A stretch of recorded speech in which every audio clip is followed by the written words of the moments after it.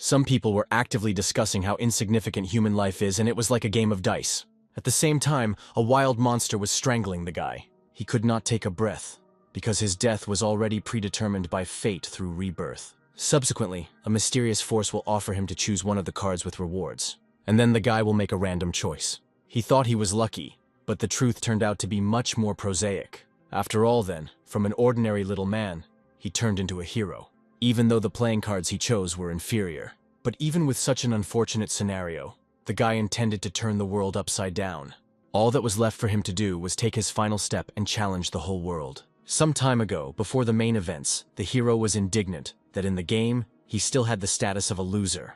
Lin couldn't believe that this was exactly what the loser's reward looked like. He placed his fingers on the phone screen and read the notifications with indignation, saying that even the game was trying to console Lin. Eventually, the hero pressed the end panel, agreeing to move. Afterwards, Lin began to wait to see what would happen in this case. Lin was furious when the system again offered him to choose the next cards with a reward. Gritting his teeth, Lin couldn't bear this kind of bullying any longer, and chose the first random card to choose from. The hour hand began to spin, symbolizing the player's choice. At some point, Lin froze. Before his eyes, a strange-looking black card appeared. Then, a beam of light burst out from the phone screen and hit Lin straight in the eye. For a second or two, he even thought that everything that was happening was someone's unsuccessful prank. Afterwards, a funnel appeared that began to pull Lin in. With a welcoming announcement about Monster Paradise, the hero disappeared as if he had never existed. Soon, all that was left of Lin was his bag and phone on the floor. Finding himself in a completely different world, Lin immediately realized that this world was alien.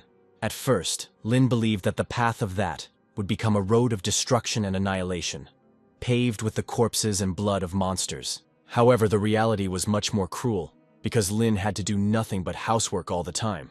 Although Lin was lucky with his body in the new world, the wheel of life was failing the hero, because it was broken, quickly burning up the allotted days. So, one day, returning home, the hero found his little sister Aya, who was the only relative in another world.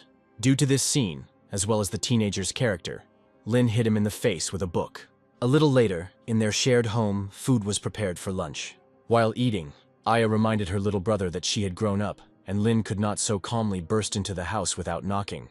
At some point, the Emperor's ring that was in Lin's hands began to shake. The ring itself served as an identity card, and also as a place to store things. Aya also showed off her ring, believing that something extraordinary had happened. As it turned out, right in the place where the brother and sister lived, the Eye of the Abyss was about to open. Lin began to calm his sister down, because the news could be a lie, and besides, the monsters could also leave the area. In fact, the situation was completely different, and Lin was simply lying to his sister in order to calm her down.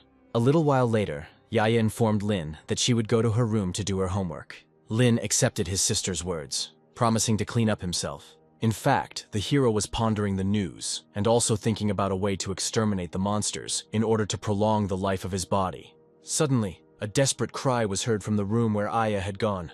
Instantly, Lin rushed forward to save his little sister. The hero immediately knocked down the door to Aya's room. Before the hero's eyes appeared a picture of a monster greedily reaching out to a girl huddled in a corner. Relentlessly, the monster tried to get into the human dwelling. At that very moment, Lin grabbed the first object that came into his hands. Holding his bag out in front of him, the hero urged his sister to stay behind. Later, after throwing a bag in the vampire's face, Lin grabbed Aya and started running away. As quickly as possible, Lin hid his little sister in the closet, telling her to sit quietly. Frightened and in tears, Aya did not want her brother to be left alone with the monster. Blocking the way to the closet, Lin intended to prevent the monster from harming his sister. The next second, the vampire broke through the wall, coming out to the place where Lin was. Having decided to take the monster away with him, Lin called out to the bloodsucker. The monster fell for the trick and tried to catch Lin in one fell swoop. Luckily, he dodged. Under the growl of the vampire, the relentless pursuit of Lin began. All this time, Aya was shaking and worried about her brother's fate, hearing similar sounds of chaos outside the closet. At some point, having stopped running, Lin stopped because he had a gun in his hands. Multiple shots immediately rang out. However, instead of killing the vampire, the bullets caused a completely different reaction. For some reason unknown to Lin, he began to transform. Lin began to run away again when the new, now spider-like creature began to chase after him. This chase lasted until Lin fell out of the window of the house. Having managed to land successfully, the hero began to think about methods of how to drive away the spider-like monster. But these reflections were interrupted, albeit unsuccessfully, by the attack of the monster. Gritting his teeth, Lin was sure that after the transformation, the monster had lost some of its former strength.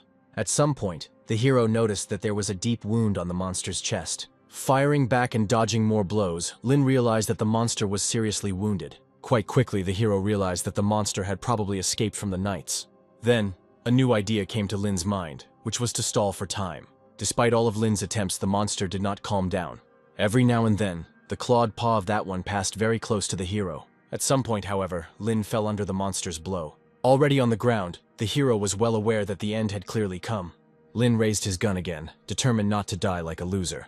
More shots were heard, but this time the bullets were smashing against some kind of protective barrier of the monster. And yet, one of the bullets managed to break through the barrier and go further. Lin jumped back in time from the place where the spider-like vampire was now falling.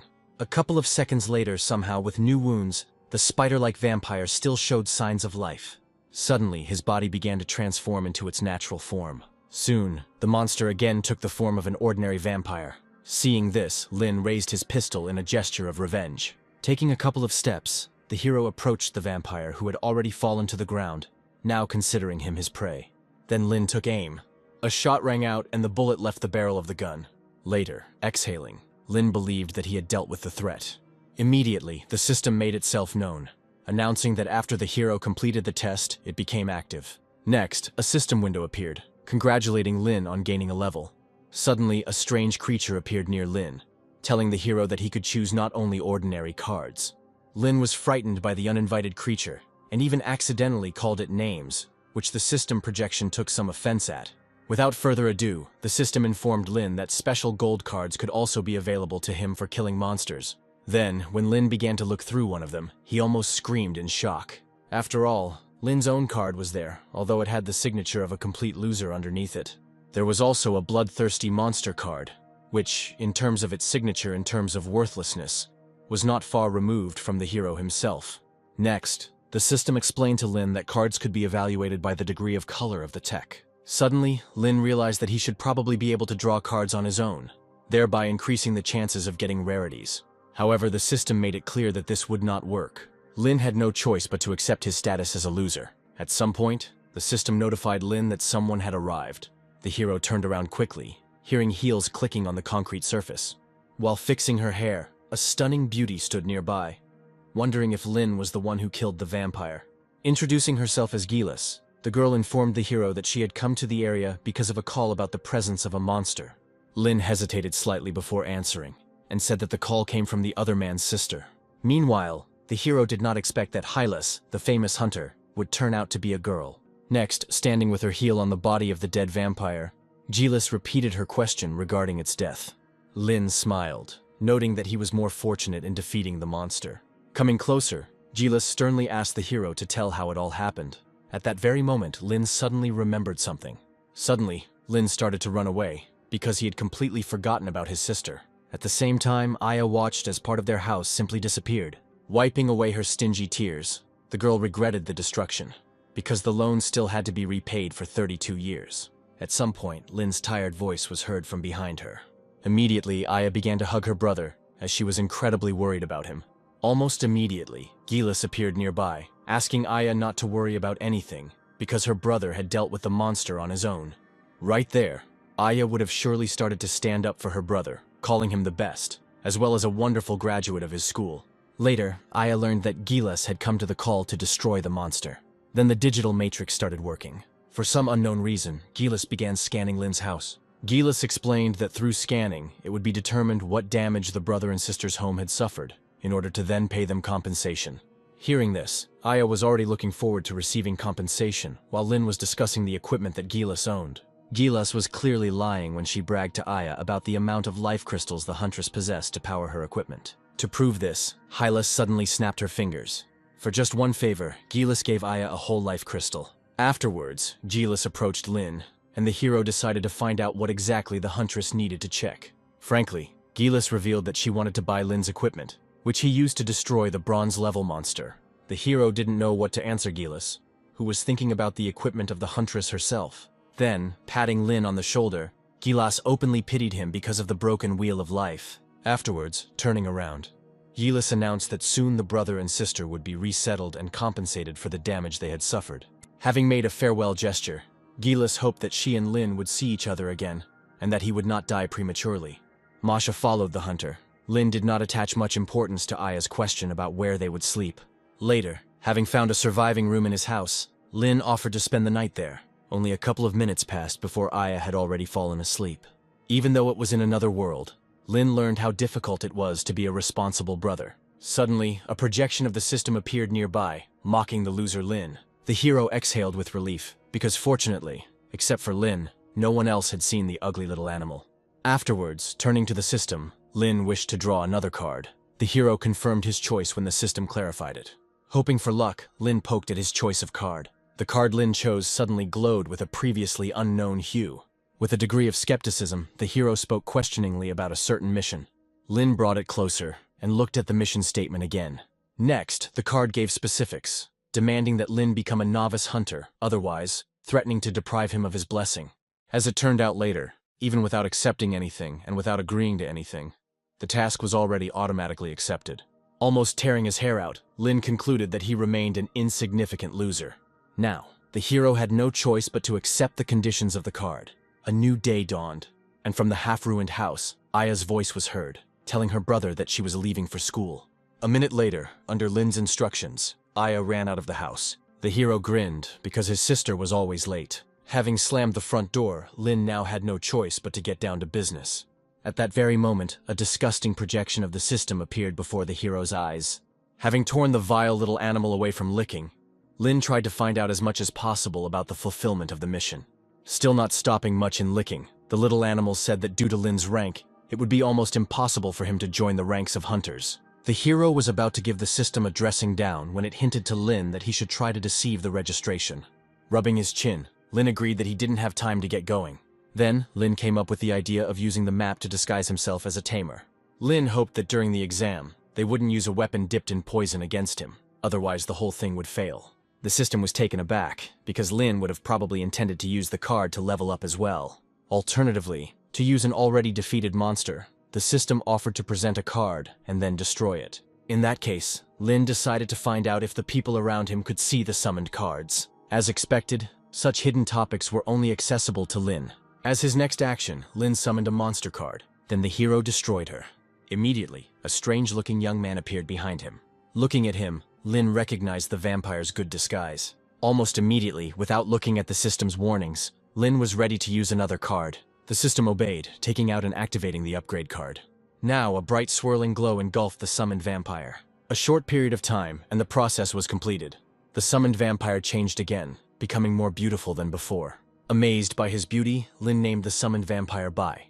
After this was said, a new glow began to engulf the summoned vampire. In Lin's hand, a map began to form out of thin air. But even in Bai's map, despite his good abilities, the overall assessment still called him a weakling. Tired, the system explained that Bai's overall evaluation had dropped because the summoner was a puny creature in the form of Lin. Now, the system laughed at Lin and his threats in the form of a lack of friends for projection. At the same moment, active knocking began to be heard from the front door. Having sent the system and its mockery far away, Lin approached the door. As soon as he opened the door, two huge thugs appeared on the threshold of the hero's house. Lin was seriously scared by the thugs who came to find out whether the owner of the house was a hero. Lin's fears were eased when he realized that these thugs were, in fact, people sent to restore the house. At the same time, scary people in tuxedos handed Lin an envelope with the words that temporary housing for the hero had already been found. With a bow, Lin accepted the contents of the envelope, which turned out to be a card to a well-known luxury hotel. It just so happened that the Hunters Association actively compensated the costs of those who suffered from the monsters. Sometime later, walking to the hotel, Aya was overjoyed, because the girl had always dreamed of living there. Once there, the hotel staff actively greeted the dear guests. But as soon as they were taken to the restaurant hall, Aya felt as if her hunger had subsided. To her shock, Lin was already wolfing down the local dishes, since the room and food were provided to the brother and sister free of charge. Without delay, the sister followed Lin's example. Meanwhile, Lin noted that it had suddenly become unnaturally quiet. For some reason, the people around them looked wildly frightened. After all, a man who was truly frightening in appearance was just passing by. Aya even pointed her finger at him to show him to her brother. Oddly enough, a menacing-looking man sat down at a table behind the brother and sister. About 5 minutes had passed since then, when Aya, spreading her arms, declared that she had finally eaten her fill. Deciding not to put himself and his sister in danger, Lin jumped up and dragged the girl into the room designated for them. The hero glanced back briefly. After all, there, with a loud bang on the table, stood up a menacing-looking man. While Aya was captivated by the beauty of the hotel, Lin himself noted that the thug tirelessly followed them. After a little more time, the room allocated for the brother and sister was found. Lin turned around and covered his sister with his body when loud footsteps of a thug were heard next to them. Suddenly, the thug informed the hero that the family was pursuing him, because something like this was necessary. Next, he announced that his room was simply next door. After entering his room, Lin caught his breath. Meanwhile, Aya plopped down on the sofa with excitement, admitting that the room alone was bigger than their entire previous house. Sighing tiredly, the hero agreed with Aya, now asking her to wash herself, start doing housework, and then go to bed. Despite protests from my sister, the hours flew by literally unnoticed. Just in case, Lin checked to see if Aya was sleeping well at such a late hour. Now it was time for Lin to highlight something useful to himself by watching the videos that were filmed during the work of the huntress Gilas. After watching one of these videos, Lin exclaimed that Gilas was indeed gorgeous. Following this, the hero heard a strange knock, probably coming from the room next door. Then Lin noticed that a strange, menacing-looking man had come out into the street. Secretly, Lin observed his movements. Although, Lin had no idea what the thug intended to achieve at such a late hour. A minute later, suddenly the menacing man pulled out his sword and swung it. Lin was completely sure that he had decided to practice for some reason. Lin even envied the thug's skills because that was exactly what the hero needed now. Continuing to observe, the hero hoped that in this way he would be able to remember the sword-fighting styles. Now, however, Lin was partly sure that staying at the hotel was worth it. Morning came and a bird flew to the window of the room where the brother and sister were staying with a delivery. Aya stuck her head out of the bathroom, asking Lin if he had ordered anything. Frightened that his sister was still at home, Lin only agreed that he had carried out the order. Next, as quickly as possible, he checked his sister out of the room so that she could go to school. After all the efforts, the door to the room finally closed. The hero sighed, hoping that the cost of the equipment would be worth it. Having opened the first box, Lin laid out the special equipment on the floor, and also paid special attention to the armor-piercing bullets. Afterwards, it was time for the most important thing. It was there, in the second box, that a long sword of black steel was found. After holding the sword in his hand for a while, Lin decided to repeat the fighting style he had recently seen. And then, exactly, the hero repeated the series of lunges and blows. Upon completion, a ping was heard from the system, rewarding Lin with a fragment of the devastation skill. Then a projection of the system appeared, announcing that in order to use the skill, it was necessary to obtain all the fragments. However, the system called the hero's desire to obtain fragments by simply waving a sword a pipe dream. The only option, the system said, was repeating techniques up to 100% accuracy. This news came as a shock to the heroes. Gathering all his willpower, Lin decided to continue practicing in order to achieve the desired result. So the next 9 hours passed and evening came. Completely exhausted, Lin lay on the floor. By this point in time, despite all efforts, the hero had obtained only 20% of the fragments. With a creak and under Aya's warning of her return, the door handle began to come down. However, along with his sister, someone else entered the room, who turned out to be the founder of the hotel. Lin looked so tired and exhausted that even the hotel founder himself prepared some invigorating tea for him. The founder of the hotel was glad to hear from Lin only extremely laudatory reviews regarding the hero's place of residence. After which, he, having come for some unknown reason, also left strangely. A little later, Aya remembered that she had brought with her a reward from the association for destroying the monster. Having put the suitcase on the table, the hero himself was interested in what the reward for killing a bronze-level vampire should be. The first surprise for the brother and sister was that the suitcase could only be opened with a fingerprint. Lin was amazed, because inside, there was a brand new Desert Eagle hiding. Poking the barrel of the gun into different corners of the room, Lin knew that such a weapon was the best among its peers. Unfortunately, Lin could only use this type of weapon after reaching the iron rank. Now, Aya became worried, because she was worried about her brother, albeit a strong one. The hero consoled his little sister, saying that he would not abandon her. Ultimately, their family idol was reduced to sending Aya to do her homework. Lin himself, having regained his strength after drinking tea prepared by the hotel founder, took up the sword again. His training continued, with new skill fragments being acquired. At some point, Lin was overcome by a strange feeling that did not allow him to stop. Hours passed since then. Morning came and Aya, as usual, greeted her brother. To her shock, Lin had not slept all night, continuing to practice endlessly. Lin completely ignored Aya's appearance, not stopping for a second. Lin exclaimed throughout the area when, a minute after Aya left, another skill fragment fell out to him. Finally, after a lot of time and effort, the hero could transform the fragments into the skill itself. Of course, Lin confirmed this waste of fragments to open the skill. Almost instantly, a gilded map appeared in his hands. Lin was surprised and questioning, because the text on the card indicated that the devastation skill was only part 1. A projection of the system then appeared, explaining that by collecting both parts of the skill, Lin could combine them, obtaining an epic rank card. Lin exhaled tiredly, now considering it necessary to thank the thug for the technique, and also to find out from him about the second part of the skill. With this idea, the hero went to the next room. Almost immediately, the door to the room opened and a thug appeared. Unexpectedly, Lin bowed to him, thanking him for 3 whole days of learning the skill. It's strange, but the thug didn't get angry, only letting Lin know that he would be able to find and understand everything else himself. Without waiting for any further thanks from the hero, the door of the room slammed loudly. Lin only managed to get out half of his thanks before he shut up. In this regard, Lin decided to find out about the second part of the skill after he passed the hunter exam. A little later, when Aya returned home from school, Lin told her about the completion of the renovation in the house and moving out of the hotel. Sadness filled the girl's heart, and she fell to her knees. Lin began to console his little sister, promising her that one day their life would take place in a good home. On their last day at the hotel, Lin asked his little sister to go to bed early. At the same time, the thug was arguing with the hotel's founder regarding the identity of Lin, who had been given early preferences. Calling the thug by the name of Gu, the hotel founder asked him if he had ever been wrong about people. Gu didn't dare argue. He only wanted to know why he was given the task of training Lin. In short, Gu called Lin a talented but not outstanding fighter. The hotel founder smirked and asked Gu how long it took him to learn the skill. Then, Gu announced 100 days of continuous training. When the hotel founder asked how long it would take Lin to master such a skill, Gu said 3 years. Later, to Gu's surprise, the hotel founder held up 3 fingers, and then saying that it was exactly in 3 days that Lin learned the skill. Gu was at a loss, calling this impossible. However, the hotel founder was unwilling to participate in the discussions, asking Gu to prepare for his departure. Hours passed during this conversation and a new day began. Returning to their place of residence, the brother and sister, unable to utter a word, opened their mouths. Instead of the previous house, there was a whole palace in front of them.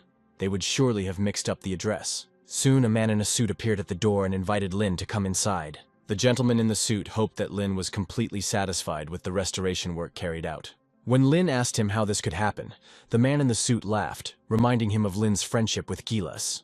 Aya, who came closer, reminded that there was probably a huntress named Gilas in mind. Then, the man in the suit whispered in Lin's ear that this was exactly how things were. While saying that Gilas and her high-ranking relatives helped with the restoration of Lin's house, the man in the suit left the tech. Whatever one may say, the brother and sister only benefited from this situation. While Aya was admiring the amazing work of the builders, Lin himself intended to take care of pressing matters. After all, in exactly 3 days the exam for hunters will begin, and Lin, he must be obliged to pass. The events of the story moved further in time, when the hero screamed from the overwhelming fear. After all, now for the first time in his life, he was being carried by a griffin, transporting him from one area to another. At some point, having calmed down, Lin began to enjoy the exciting flight. Soon, the area Lin wanted to reach appeared ahead. Already there, Lin's eyes were running wild, because it was the first time he found himself in such a big city. Lin secretly thought about Aya, worrying that she would hold out until her brother returned. Unexpectedly, the stranger called out to Lin, because he had also come to this place to take the exam. The guy introduced himself as Han, and immediately began to shower Lin with compliments as a person who went to the exam without even having a sufficient rank. Afterwards, Khan pointed to the building where hunters often took on missions, suggesting that they go there. What was exciting to Lin was how much Han knew about the Hunters Association.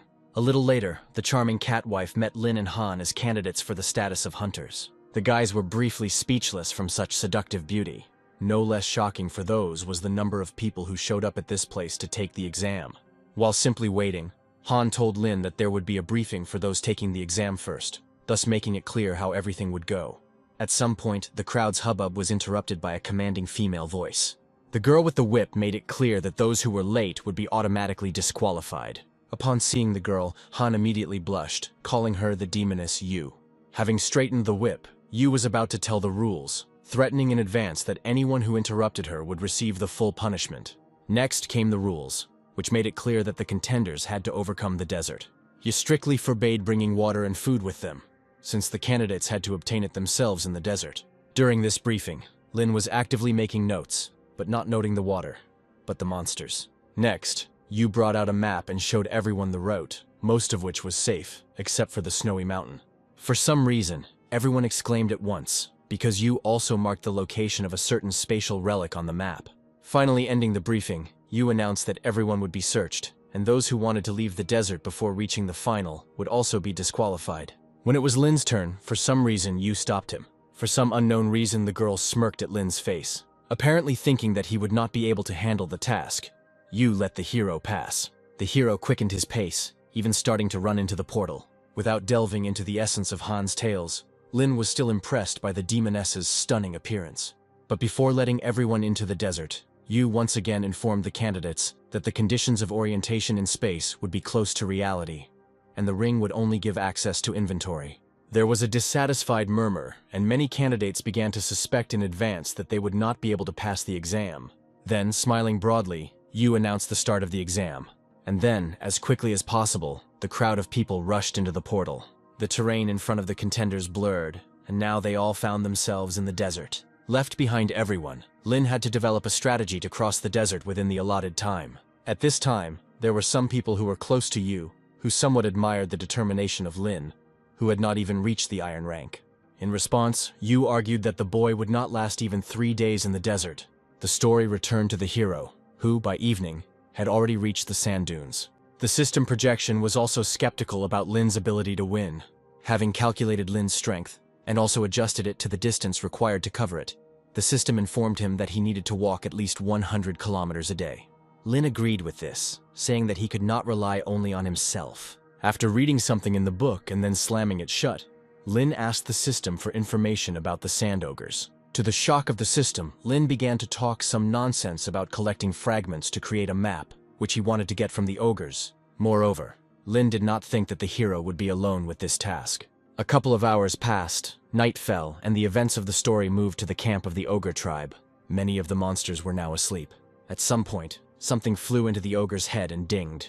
The monster looked closer, seeing in the shadow of the sand dunes an image clearly waving at him. The ogre immediately stood up and, growling menacingly, grabbed his club. Afterwards, accelerating, the ogre tried to catch up with the hero with his weapon. Using a lure tactic, Lin began to climb up one of the sand dunes. The trick worked and the ogre followed. But then something unusual happened to the monster. Like a gust of wind, something touched the monster's 2 necks. Afterwards, the one who did it landed lightly on the sand. As it turned out, this was the work of the vampire Bay. Lin was already in a hurry to praise Bai, who had easily dealt with the giant. Having seen the power of the vampire, the hero even considered that now, the ogres could not be lured out, but immediately attacked the camp of those. Almost immediately, a system notification about receiving a certain pran appeared in front of Lin's face. Immediately, the hero's wheel of life appeared and lit up. The projection of the system spoke. Having previously forgotten to notify Lin that each killed monster would replenish the hero's life wheel, Lin's spirits were lifted because even from such a small boost, the hero was no longer in danger of dying so quickly. With these thoughts, the hero was ready to continue his bloody hunt. At the same time, the ogres in the camp began to awaken. Suddenly, a strange power enveloped one of them. Following this, Lin and Bai attacked the monsters. Such an attack did not go unnoticed, and already the other ogres were preparing to give battle to the invaders. Blood began to flow, heads flew in all directions, and Lin received fragments. The hero simply could not stop. He was so infected with the idea of getting more fragments and improving his wheel of life.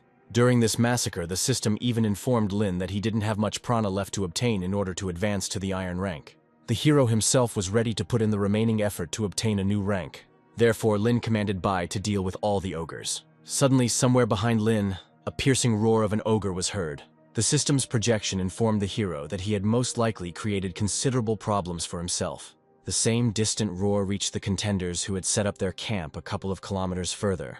The challengers were not frightened, and began to assume that the ogre camp had been attacked by saber-toothed wolves, and that there was now a massacre there. The Khan, who was among them, hoped that the lagging Lin would be completely safe. At the same time, amid wild screams, a hand appeared from under the ground. Lin stood rooted to the spot, because a monster appeared that was at least 10 meters tall. The head of the ogre tribe moved towards the hero, shaking the earth, intending to avenge his fellow tribesmen. Very soon, a fierce battle began, but no matter how hard Lin tried, the bullets could not pierce the monster's skin. His relentless attacks drove Lin across the desert. Continuing to shoot, Lin tried to find some way to defeat the giant without dying prematurely. Then, the hero came up with the idea of attacking the monster's weak points in order to buy himself some time. But even so, the tribe leader's rage was relentless. Luring the monster behind him, Lin commanded Bai to go on the attack. Another shot was fired, which was easily blocked by the giant's outstretched palm. At that very moment, Bai appeared above the giant.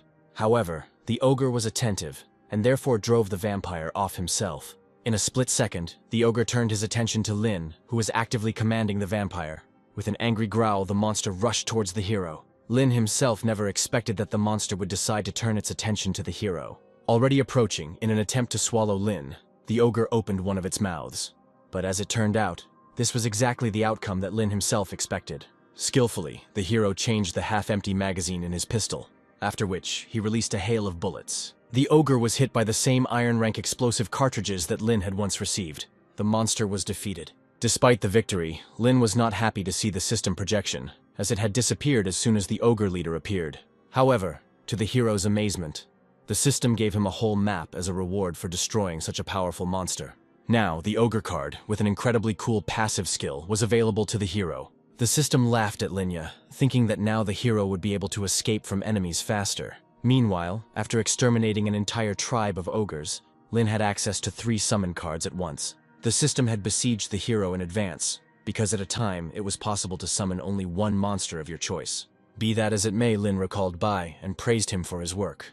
Later, the hero summoned the ogre, giving it the most unremarkable name Tyrant. The system tried to guess that with the help of the ogre, Lin intended to overcome the desert. But in fact, the hero's plan was different. Having admired this enough, Lin called the Tyrant back. Later, Lin combined a couple of cards, thereby creating a very common sand ogre. Having mounted it, Lin learned from the system projection that the Tyrant could be improved by simply giving it to be eaten by another monster. Lin took this information into account, but was not going to rush into making such a decision just yet. Then, as quickly as possible, he began to catch up with the others. The air hit the hero in the face, and he admitted that without the ogre, he would not have been able to advance so far. At some random moment, the ogre's foot touched the pre-stretched rope. With a mutual cry, Lin and the ogre fell. Unlike the ogre, having skillfully grouped himself, Lin, in a menacing voice, wanted to know who had set up the ambush for him. The immediate response was that Lin was a rude person and was not at all afraid of death. From the darkness emerged the candidates who knew of Lin as the man who had attempted to pass the exam. But at that same moment, behind the hero, stood an ogre who was ready to defend his master. A verbal altercation ensued, but then one of the guys introduced himself as Kana, assuring the hero that no harm was intended. Lin was not in the mood for dialogue and therefore asked to clear the way. Talking beautifully, Kan proposed to temporarily unite, because the ogre, with all his abilities, would not be able to climb the mountain. However, the hero was adamant and refused. Since the attempts at persuasion had failed, Ji spoke up, openly stating that everyone only wanted to take possession of the huge Lin. Looking at them seriously, Lin assumed that they would not retreat. Gradually, Kang took Ji's side, insisting that Lin should be taught a lesson for his rudeness and intransigence. Ji stepped forward and wanted to personally deal with the hero. After this was said, the attack was launched. But as soon as the swords touched the sand, the ogre disappeared without a trace. Then the scumbags turned all their attention to Lin. Lin grinned slyly, having already called Bai to help him. A couple of moments have passed since then. And now, lightning strikes have already fallen upon one of the scumbags. Others rushed to his aid. However, the hero, being ready, was already changing the summoning cards. Thus, the Tyrant appeared on the scene. The scumbags felt fear for the first time, because they had never encountered 3 monsters at once before. The Tyrant himself did not waste time on pleasantries, and struck them with his powerful blow. Jai, who came to his senses, even managed to curse at Lin. His brother Kong couldn't believe that a person of Lin's rank could summon 3 monsters at once. But the Tyrant himself testified to the opposite, demonstratively cracking his clenched fist. Having put up a shield and changed tactics, now Khan wanted to calmly discuss everything with Lin. Seeing the shield slowly crumble under the Tyrant's blows, Khan clearly understood that it was clearly no less than bronze rank. Heeding the pleas, Lin stopped the Tyrant, now wanting to listen to Khan. Amidst Jai's muttered threats, Kang admitted that he had made a mistake in attacking Lin. Suddenly turning around, Khan ordered his brother to shut up. Extending his hand, Khan was ready to make peace and even compensate for the inconveniences that the hero had suffered. Lin made a counter-proposal and pointed to Jai, demanding all of his inventory. This request infuriated Ji and he threw a star at Lin. Growling, Tyrant held out his hand in front of the hero, shielding him from the released weapon. More stars were released next, but Lin had already shot at them. The bullets ricocheted and one of them hit Ji straight in the shoulder. Falling to his knees and trembling, he began to call for help from Khan. However, the wearer of the glasses turned away from Ji. Immediately, Lin approached Jai himself. Taking aim at him, the hero gave him a few seconds to make a decision. Hatching, Jai did not believe in Lin's determination, since killing a person from a wealthy family was a serious crime. Anticipating Jai's thoughts, Lin stated that he didn't care about the hunter's qualifications in general. Lin stepped on Ji's injured shoulder, letting him know that with such skills, the hero would be hired by any other organization. After hearing this, Jai began to hiss angrily. Additionally, Lin noted that corpses would never be found in the desert. The last words nevertheless became an argument for Ji, and he began to stop Lin. But the hero himself was no longer in the mood for any deals. Suddenly, a cry was heard from Khan, who offered anything he wanted in exchange for Ji's life. Jai also began to shout, promising to give Lin all the pieces of equipment and other things. Gradually, Lin's finger began to slip off the trigger. Noticing that Ji's life was saved by Kang, Lin did not shoot. Although Lin had indeed planned to kill Ji before, at this moment, he saw the benefit in the form of a debt from the Khan family. The hero's thoughts were interrupted, because somewhere to the side, someone was calling for help. Heavy footsteps were heard on the sand, and Lin looked in that direction. A man emerged from the darkness of the night, his form painfully familiar to Lin.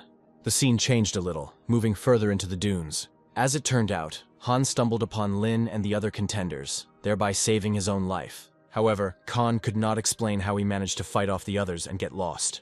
When Lin inquired about the fate of the others, Khan said that their camp had been attacked by ogres, and that everyone else had simply fled. In gratitude for his salvation, Khan took a knife in his hands and began to cut meat on a spit. The Khan offered the hero to be the first to taste the delicious boar meat. After which, Khan declared that his goal in life was to become a gourmet hunter, traveling with the further creation of the most delicious dishes. This is how Khan saw his existence. In the future, Han began to actively tell Lin about various meat dishes and their taste qualities. Even though Han liked Lin, the ambitious gourmet was still overly noisy. In time, the meal was over. Han was unhappy about something. As it turned out, Han had lost his tent, while Lin did not want to let him in. The hero flatly refused, explaining his answer by saying that he would not be able to fall asleep in the presence of someone else. Upset and hearing that no one loves fatties, Khan lay down next to the fire. Next to Khan was also Tyrant, whom Lin decided to leave as a guard of the camp. Thus, under the sounds of Khan snoring, the rest of the night passed. The fire that had previously marked the camp's location in the middle of the sands died down. It seemed as if nothing could disturb this serenity. As strange sounds were heard, Lin woke up.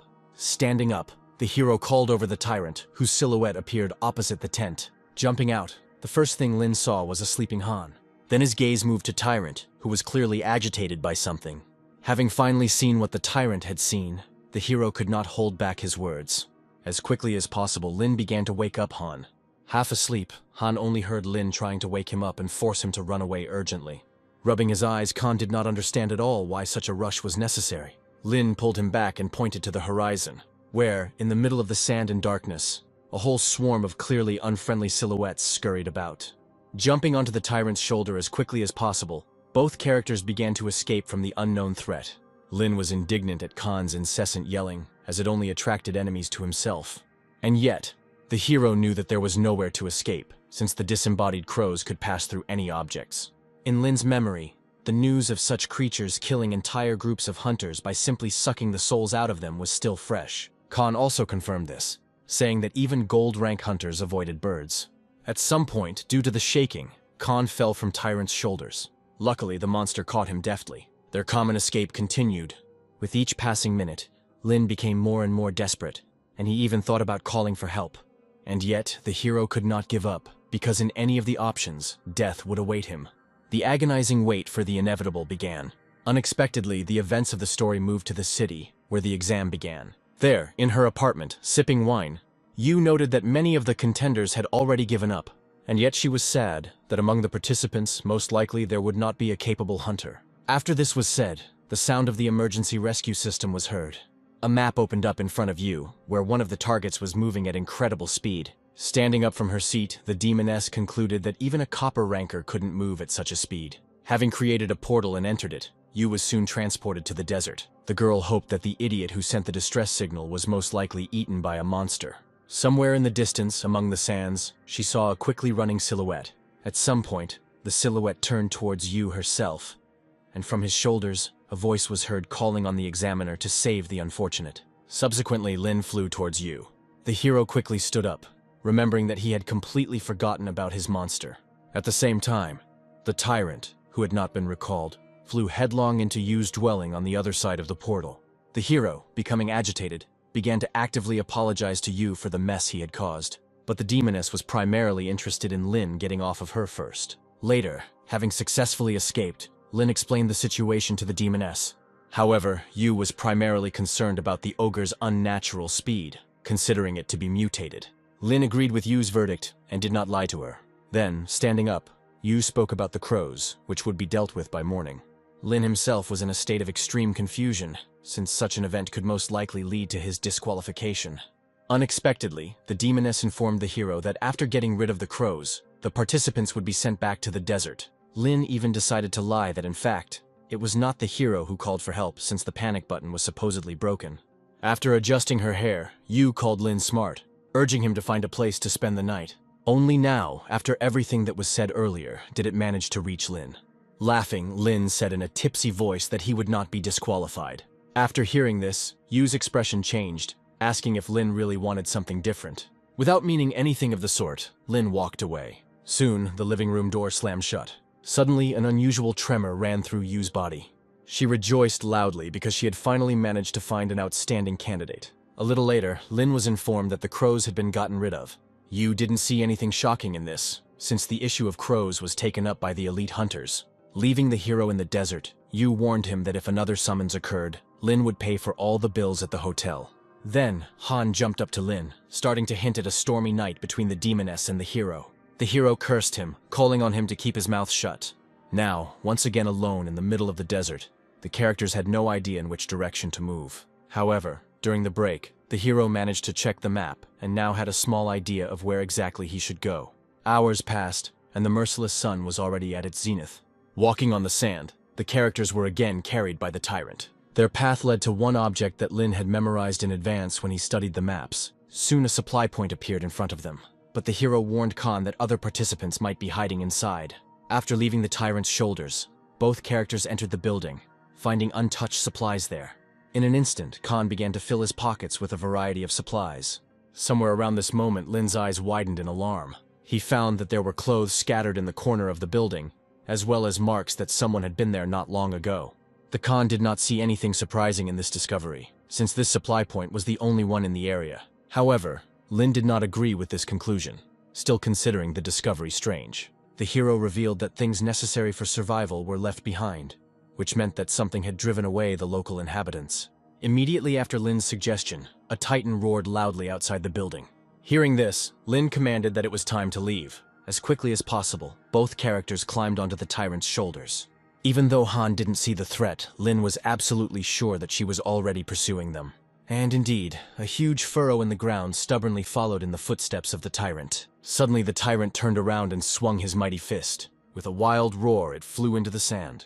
A vibration occurred, causing the great worm to crawl out from under the sand. Unanimously, both characters screamed at the horror they discovered in the sands. Lin identified the worm as a demonic creature that even the tyrant would not be able to deal with. Then grabbing a pistol, the hero began to shoot at the worm. Multiple bullets flew straight into the mouth of the hellish creature. However, this attempt did not stop the worm from pursuing. Seeing that he couldn't escape, Khan screamed that he didn't want to be eaten. At this moment, with some idea in his head, Lin asked Tyrant not to move. Lin then barked at Han to close his mouth and not move either. The worm froze, and Lin began to reason about the fact that the hellish creature had no eyes or ears. The hero turned out to be right, and in the minutes of waiting, the worm simply lost those. Then, Khan reached into his pocket for a piece of meat. The gourmet deftly threw a piece of meat, thus wanting to distract the worm. To Lin's horror, all this was accompanied by Han's abundant movements. Instantly, the worm turned its attention to Khan. The guy got excited and his foot slipped. A couple of seconds later, Khan was already falling down.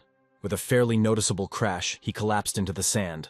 A haze of sand rose up, and Khan himself groaned. Another vibration brought the sandworm even closer to Khan. Due to this situation, Lin commanded the tyrant to act. The ogre suddenly moved and struck the worm. Now both monsters were staring at each other, ready to fight to the death. Somewhere below, between them, Khan screamed. Another command followed from Lin, after which Tyrant began to lead the worm away. The worm followed the noisy prey, leaving behind a whining Khan. A new chase began, during which Lin ordered the Tyrant to throw the hero aside at the right moment. A couple of minutes later, a similar launch of Lin happened. Having flown far, far away, the hero plopped down in the sand. After digging himself out, Lin watched as the worm continued to pursue the Tyrant. With a heavy heart, Lin asked the Tyrant for forgiveness. After all, the hero had to use the ogre as bait. Eventually, the worm's sharp teeth managed to catch up with the Tyrant. At that very moment, Titan began to dissolve. After all, the Tench, as a tamer, could do everything. Having recalled the Tyrant and summoned him again, the hero was not ready to let his monster die so easily. Leaving the bewildered worm behind, Lin headed back to pick up Han. Returning to the right place, the hero loudly called for Khan. Looking into the distance from Tyrant's shoulders, Lin tried to spot the fat man. At some point, the hero decided to move on, believing that he would still meet Khan. The hike continued, getting into a lot of trouble along the way. More and more, Lin became convinced that the safe path proposed by the association was not safe at all, and this seemed incredibly strange to the hero. But no matter how many difficulties Lin overcame, he still managed to reach the ridge of the goddess. Now, standing at the foot of the mountain and looking at his monsters, Lin said that the tyrant's size was not suitable for mountaineering. This meant that Lin had to climb with only Bai, after which, having tied themselves with ropes, their ascent began.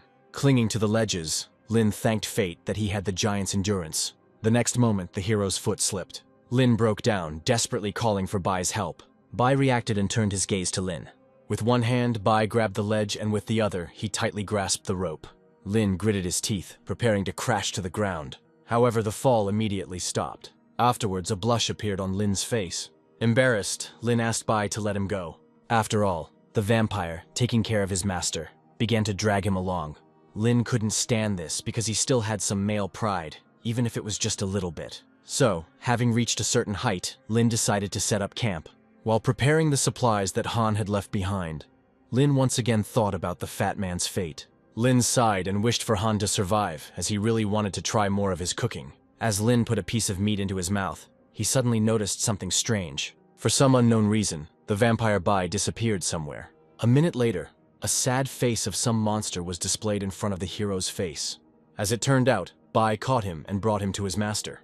Lin let out a surprised sigh because the vampire managed to catch a rare snow beast.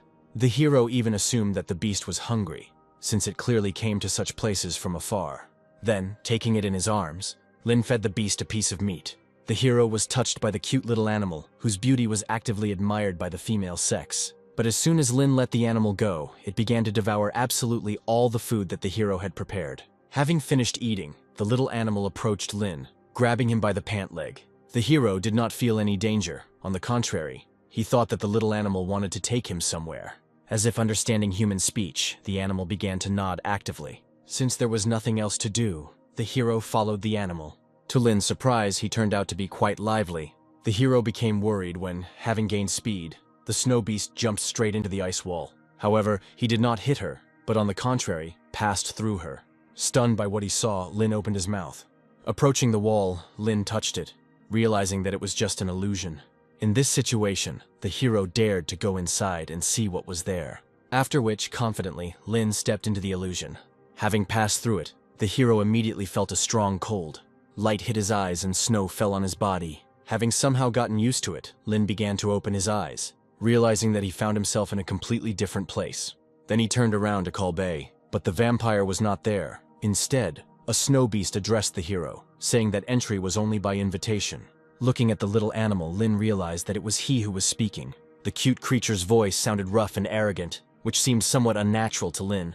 The little animal agreed with this, immediately being engulfed in the winds of magic.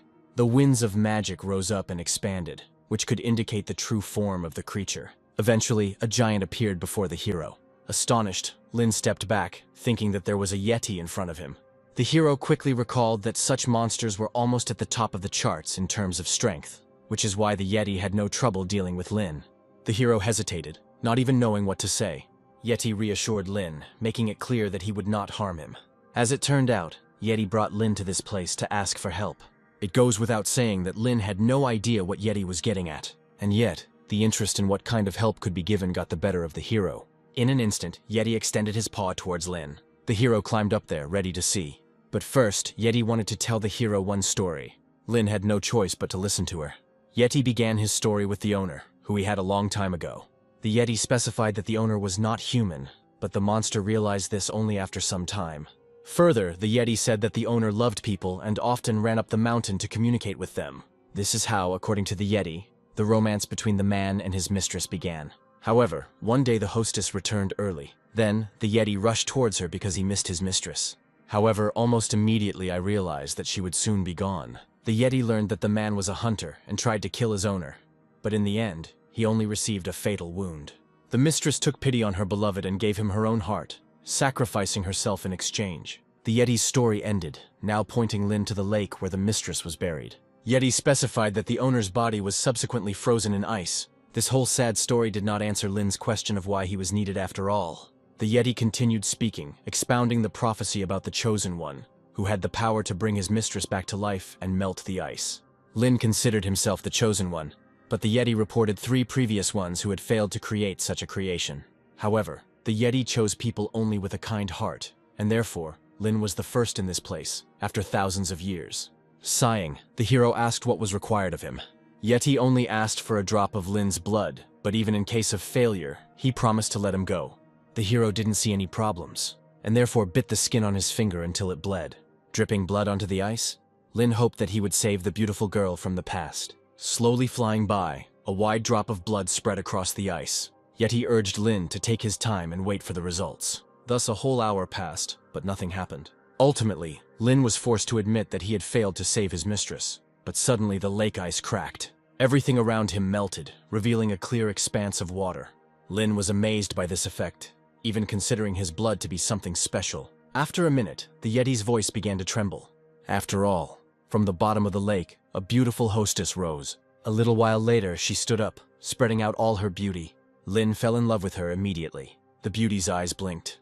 As she began to walk on the water, she turned to the Ice King, whom she had not seen for a long time. She approached and stroked the Yeti, thanking him for guarding her grave. She also looked at Lin, asking him to call himself Luo. Stuttering from embarrassment, the hero introduced himself. Still, having some suspicions, Lin couldn't help but ask if Luo was a monster. The owner denied this question, calling herself a representative of the divine race. In an instant, Lin imagined the famous creature who, in ancient times, opened the eye of the abyss with his actions. Luo quickly realized who Lin was talking about, convincing him that the scoundrel was a self-proclaimed villain. However, the hero was in no hurry to take his word for it. Then Luo told Lin that the true power of the gods was beyond human understanding. In this regard, she was ready to demonstrate it. Pointing her finger, Luo created a flowing magic that immediately began to crawl under the hero's skin. Unexpectedly, Lin felt that the wheel of life had been completely restored. This kind of healing, Luo called Lin's reward for her resurrection. But such kindness was only the first part of the hero's reward. Making a gesture with her hands, Luo summoned a heavenly beam that struck Lin. Through the crackling sounds of magic, the system informed Lin that the devastation card had been upgraded to epic tier. Now the hero appreciated what a great gift Luo had given him. The hostess giggled when she saw Lin's reaction, which was rather unnatural for a human.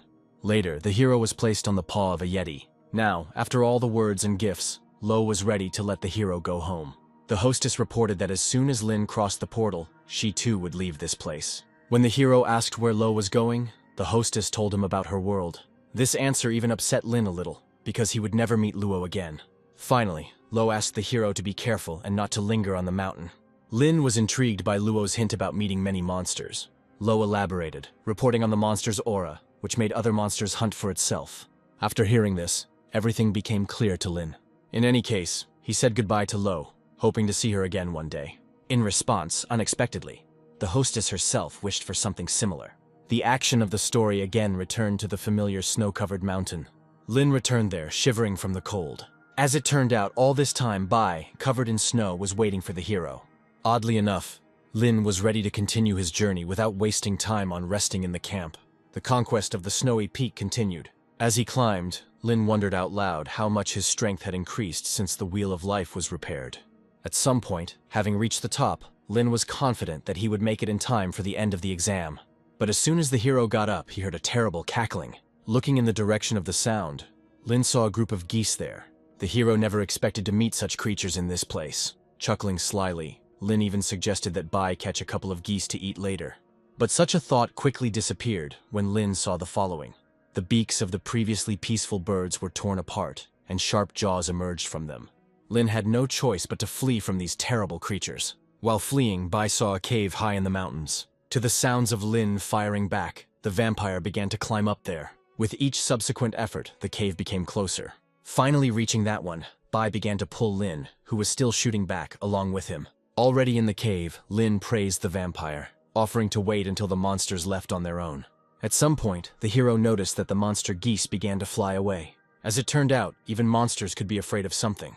An even larger bird appeared, which itself hunted the monster geese. Lin quickly recognized Black Crow, who was at the peak of his transition to the copper rank. Afterwards, the hero joyfully informed the vampire that the appearance of the raven promised deliverance from the geese. Immediately after this was said, the raven's paw entered the cave. A bird's beak appeared, completely covered in blood. Sensing danger, Lin became frightened. At that very second, the bird flew away from the cave and drew a wide circle in the air. And then, with all their might, dig their claws into the walls of the cave. At that very moment, Lin stopped Bai, who wanted to protect his master, because the vampire was not the crow's equal in rank. Suddenly, under the pretext of passing an exam, the hero himself pulled out a pistol and began to fire. The first bullet fired was already approaching the raven's body, but suddenly it just took off and ricocheted. Lin angrily clenched his teeth because there wasn't even a scratch on the crow after the hit. Such insolence only made the raven even more embittered, and he began to croak furiously and push his way into the cave even harder.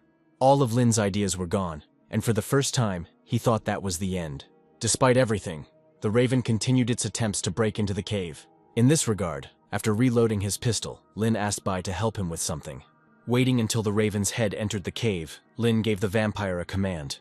Suddenly, Lin and Bai began running towards the raven's open beak. As he moved, Lin threatened the crow out loud that it was not invulnerable. And then, having successfully gotten very close, the barrel of the hero's pistol was placed against the monster's eye. The raven cawed in confusion, after which a shot rang out. The monster's body went limp, and its paws could no longer hold firmly onto parts of the mountain.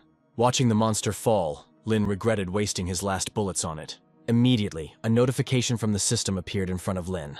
To the hero's disappointment, he was given a doubling card as a reward.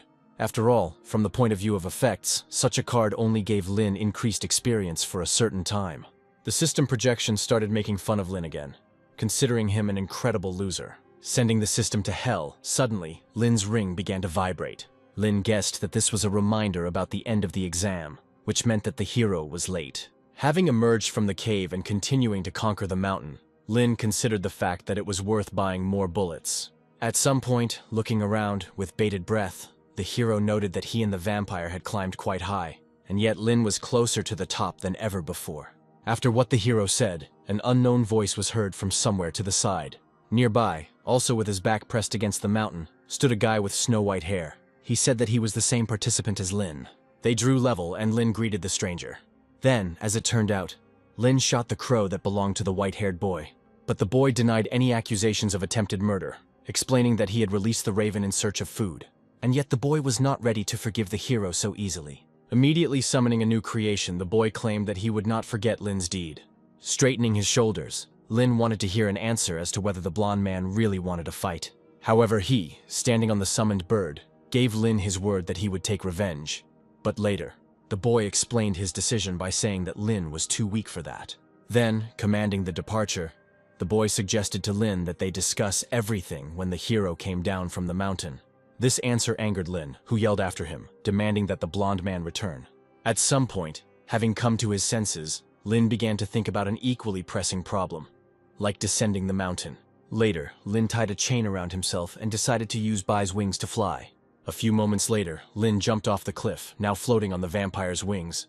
While in flight, Lin was delighted by the feeling of freedom he had never experienced before. After some time, planning, Lin reached the city from where the exam started. The hero landed, not even suspecting that Yu was already waiting for him. The demoness immediately congratulated the hero on successfully passing the exam. Lin's mouth opened in bewilderment, because he was the first one to reach the finish line. Very soon, the hero acknowledged the demoness's rightness. not daring to irritate her with his disbelief. Following this, Yu rejected the white-haired boy's candidacy when Lin remembered him. To Lin's shock, the white-haired man was not a participant in the exam, and his name was Ismuth. Yu did not quite agree with Lin's conclusions, calling Ismuth a half-participant since he was not required to take the exam. Yu's words about Ismuth being able to easily become a copper hunter echoed in Lin's mind. Later, after the conversation when Lin opened his account, he saw huge sums of money there. As it turned out, Lin sold the previously mined life crystals, and now could rightfully consider himself rich. In any case, the hero had to stay in this place for a couple of days, and therefore, Lin decided to spend this time usefully. And then the first thing Lin did was visit the gun shop. However, the local seller said that the Black Eagle bullets that Lin was looking for were, in principle, practically not sold anywhere. Lin sighed in disappointment when he was advised to look for what he needed in more exotic places. Subsequently, after visiting many other shops and retail outlets, Lin had no choice but to find a certain old man Jiang. The road led Lin into absolutely unsightly alleyways. After spending a lot of time, the hero finally came across a shop sign. Having plucked up his courage, the hero went into the shop. As soon as Lin entered the store, an elderly man came out from around the corner, offering to choose what he liked and then name the price. As soon as he looked around, the hero caught his breath, because in the local store there was a ton of equipment, both from the lowest and highest ranks. Luckily for Lin, the old man's store contained the necessary cartridges. Soon the required quantity was prepared. Lin easily agreed with the price, after which he inquired about the sufficient quantity of goods in the old man's warehouse. Taking the hint, the old man grinned slyly, assuring that for money he would fulfill any of Lin's weapon dreams. Smiling, Lin thanked the old man for his efforts, promising that he would drop by to see him again. Quite abruptly, the previous idyll was interrupted by an emergency signal. The old man said that such a signal was a warning of some kind of trouble, as a result of which Lin hurried outside. The old man only chuckled as the hero left the shop. Thus, events moved to the city streets. There was a commotion everywhere and crowds of people were scurrying past, which Lin made his way. At some point, Lin noticed that many eyes were focused on Yu, who was gathering volunteers to help the exam participants who were stuck due to a previously unseen monster. As he spoke, Lin recalled Mistress Luo's words about a monster that could control other monsters. To Lin's surprise, some of the crowd actively expressed their desire to go into the desert and save the unfortunate people. However, Yu was not ready to accept help from just anyone, especially from someone who could simply become food for the monsters. The crowd fell silent when the demoness asked which of the screamers wanted to die first. Next, Yu stated that the association had already sent a transcendent who would destroy the main monster. Somewhere behind Lin, a voice was heard calling such a venture impossibly simple. Many turned to see Ismuth pondering the possibility that the superior might not have been able to cope. Ismuth openly protested the demoness's order, making it clear that he would not sit idly by. Sighing, the hero saw a certain grain of common sense in Ismuth's words. And then, when Yu had already finished her speech, Lin hurried towards her. A little nervous, Lin started talking about the participants who were trapped, also mentioning Fatty Han. Yu reassured Lin by informing him that Han had left the exam. Afterwards, turning around, Yu strictly ordered Lin not to leave the city, and to wait for the situation to be resolved. Evening came and somewhere far from the city, a fiery mushroom opened up. Lin looked at all this, thinking about the transcendent hunter fighting against the transcendent monster. And yet, certain experiences overcame the hero. Hours passed since then, and a new rainy day arrived. Lin, as it turned out, had fallen asleep and was still sleeping, leaning against the window frame. Suddenly thunder struck, and the hero suddenly woke up. Somewhere in the distance, Lin saw a burning mountain. Leaving his room, the hero came across a crowd of other young hunters, who were frantically searching for people from the association. One of them stopped, letting Lin know that things were extremely bad and that he should head to the conference room. Then, Lin learned the shocking news that the excellent hunter had died. There, in the conference room, the hero encountered mass panic, because many, having learned of the death of the excellent, wanted to leave the city as soon as possible. Listening to all this, Lin took a seat among the crowd. Yu spoke up, calling on everyone to prepare for defense, since the main monster was wounded, which meant that its puppets would go into battle. But many of those present, who were just preparing to take the exam, were not eager to enter into an unequal and deadly battle. Moreover, none of them, residents of remote regions, wanted to die in a foreign land. At one point, Lin confidently called them all pathetic. Afterwards, Lin told about the monsters he encountered during his journey, assuring that they would pursue the failed hunters. Lin then turned to the demoness, wanting to know how long she could hold out. Yu sighed and guessed that she wouldn't last more than a day. After her, Lin announced his deadline of 3 hours and addressed the others with the same question. The unsuccessful hunters began to think about the question asked. While he was discussing this, Lin jumped over the fence. Then he climbed onto the stage so that he could be seen and heard better. Lin began to accuse the failed hunters of cowardice, and that it was their fault that the monsters, if not stopped, would move on to other populated areas. These words of the hero caused a storm of whispers in the hall. After a pause, Lin clenched his fist, saying that everyone needed to work together to achieve a common goal. Unexpectedly, the hero's call was spontaneously supported by everyone in the conference room. Only Ismet quietly called Lin an idiot. As he left, he saw a bunch of suicidal idealists. In the midst of the idea-charged and roaring crowd, Lin spotted Ismuth.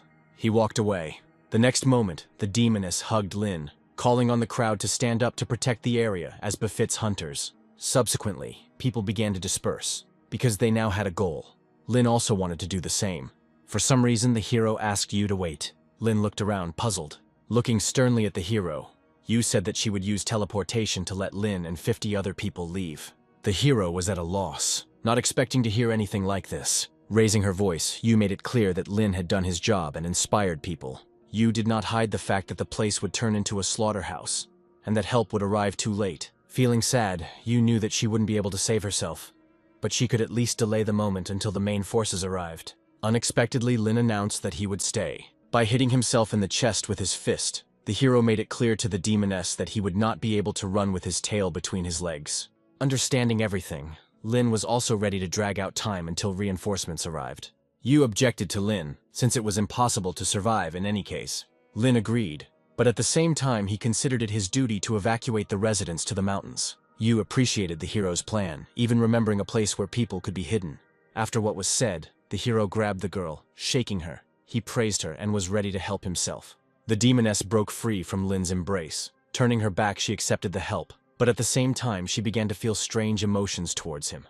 Having calmed her emotions, Yu spoke out a plan in which the residents would be evacuated. After all the discussions, the scene moved to a mountain canyon, where crowds of people could be seen. The hunters behind Lin were actively discussing the upcoming battle among themselves.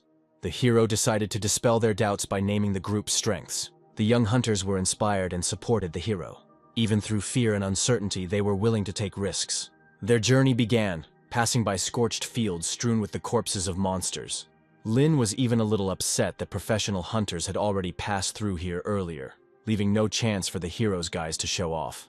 Some of the hunters walking behind even thought Lin was crazy for seeking out monsters so much. Lin didn't pay any attention to it, only mentioning that the transcendent monster had reportedly accelerated, and therefore, the hero was sure that the evacuation of people would definitely attract the creatures. At some point, Lin sensed something was wrong. As quickly as possible, he covered the hunter girl with himself. The other two were horrified and froze in place. After all, in the place from which Lin had taken the girl hunter, there was now an axe stuck into the ground. The hero was just about to say something when his speech was interrupted, as if a foot had stepped next to the axe, shaking the air. Looking up from below, Lin was late in the Minotaur monsters. A little further away, the hero saw a whole horde of these creatures. They seemed to be heading straight towards the hunters. Immediately, despite all the fears of the novice hunters, Lin called for calm. Lin drew his allies' attention to the totem. At the same time, the leader of the Minotaurs pointed his axe towards the hunters. The hero drew his sword and called for cover. The hunter immediately began to spray the monsters with magic arrows. Minotaurs that came under fire were immediately punished by Lin's sword. Immediately, Lin gave orders to the other two hunters. The hunter girl summoned magical powers. The guy standing next to her was shocked by the squeal the girl made during the cast. And yet, without standing around and being stupid, the guy began to set traps. The action returned to Lin, who was ready to try out his new devastation skill. After which, he actually cuts through one Minotaur. Looking at his sword, Lin openly expressed his admiration for his increased powers, as well as the influence of the cards. But at that very moment, another Minotaur was preparing to kill the hero. However, Lin was not so simple as to die in such a way. Jumping up, the hero cut the Minotaur, and at the same time received a fragment from the monster card. Some of the hunters even stopped fighting, so fascinated were they by Lin's abilities. Meanwhile, off to the side, traps began to snap. Minotaurs fell into traps en masse. The hunter trapper grinned slyly, because his traps should have finished off the Minotaurs very quickly. Lin himself did not finish the battle, continuing to receive map fragments. However, due to the difference in ranks, Lin's card became temporarily transformable. As it turned out, such a card allowed Lin to transform into previously defeated monsters. While studying the map, a strange shadow hung over Lin. The hero turned around but realized the threat too late. The next second, streams of blood drenched Lin, and the Minotaur himself completely collapsed. But it was not luck that saved Lin, but Bai. Smiling, the hero thanked the vampire for saving him. Now, however, Bai was arranging a bloodbath, chopping left and right. The other hunters decided not to interfere, but simply began to observe. After some time, the monsters were defeated. As Lin sheathed his sword, he called out the number of 20 monsters. Calling Bai back, Lin informed the hunters that it was time to hurry, as a lot of time had been wasted dealing with the monsters. After saying this, Lin's ring began to vibrate. It was a call that the hero answered immediately. As it turned out, it was Yu herself who called him. At the sight of the demoness, the novice hunters stood at attention, and the hero himself announced the time of arrival of his group. Unexpectedly, Yu gave less time for Lin's group to arrive. Everyone froze, because from Yu's words, it turned out that the monsters were moving precisely towards those people. At the same time, further down the canyon, a fierce battle was taking place. It was there, in the thick of things, that Yu wielded her sharpened whip. Before her eyes, one hunter after another was defeated. Panic began to spread among the rookie hunters, and then Yu ordered all the wounded to retreat.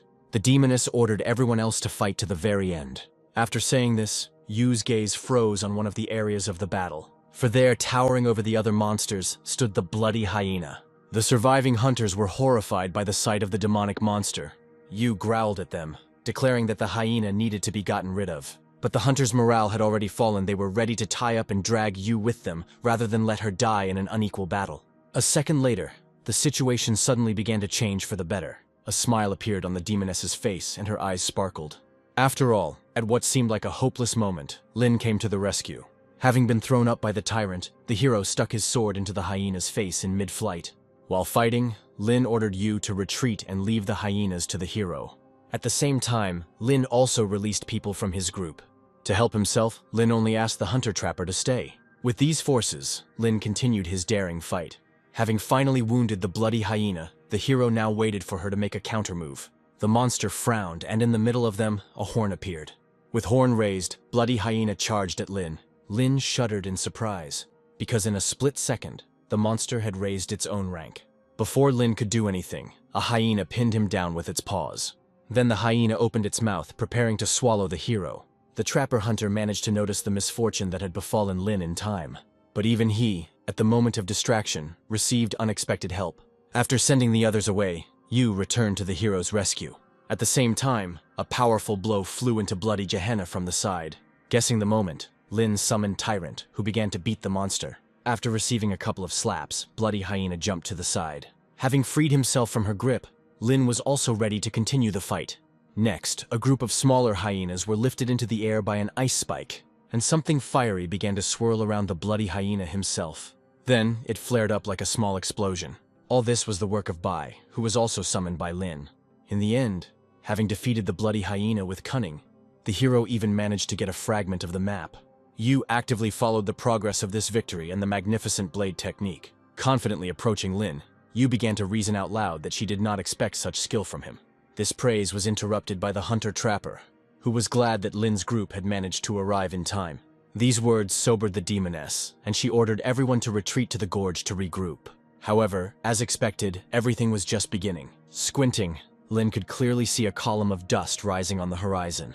And that one came from an endless swarm of insects. Even Yu was shocked by what she saw, not believing it until the very end. And yet the demoness was convinced that it was a new wave of monsters. Inexorably, the insects moved deeper into the canyon. At the sight of their endless stream, many hunters turned to flight.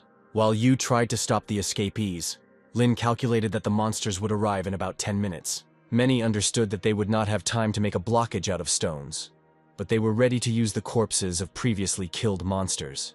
The demoness welcomed the idea and volunteered to personally detain the insects. Lin spoke out against it, believing that it would be better for him and his group to stall for time while the demoness blocked the passage.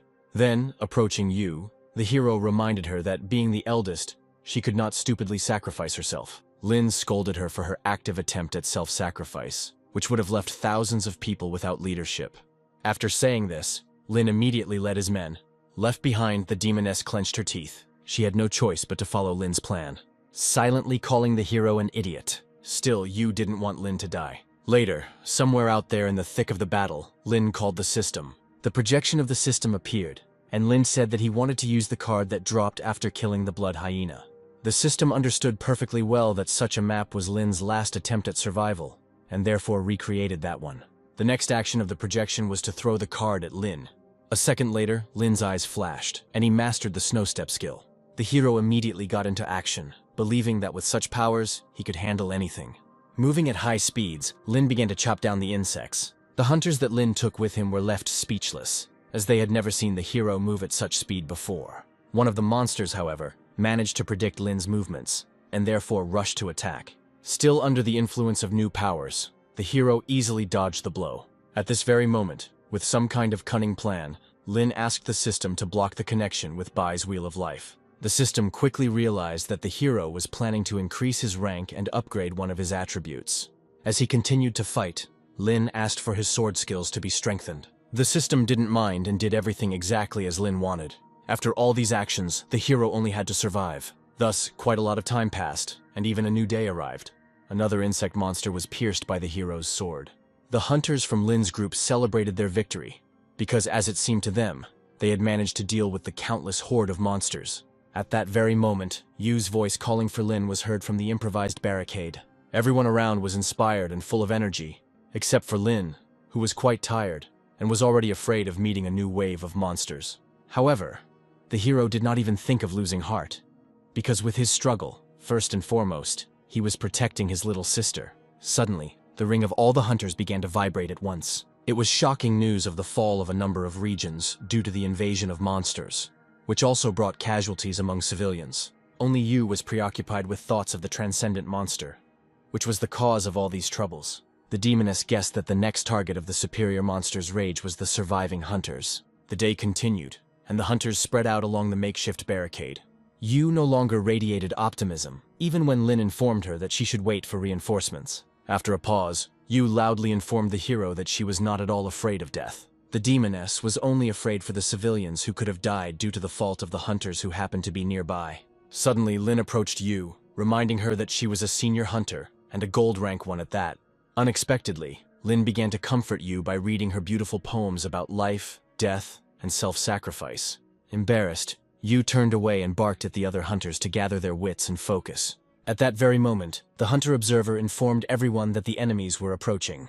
Lin peered into the distance, not really understanding what he saw. There, once again on the horizon, something new, no less eerie, was raising pillars of howl. The new monsters were the iron-armored elephants. Yu slammed her fists together. The demoness guessed that the superior monster, with the help of its pawns, wanted to break through the barricade. Out loud, the girl announced that due to the structure of the elephant's skeletons, they would not be easy, much less quick, to defeat. All the hunters were preparing to give their last, but predictably losing battle. Suddenly a shadow jumped down from the top of the canyon. It was a guy engulfed in a snow-white glow. As he flew, he swung his sword, somehow managing to injure the elephant. Yu clenched her fists, remembering from the sight of the elephant's injury that their weak point was their eyes.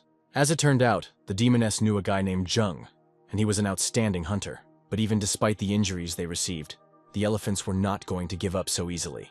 They tried to get Jung in various ways. However, the hunter avoided enemy attacks, carrying out counterattacks. Each time, his slashing sword cut through flesh.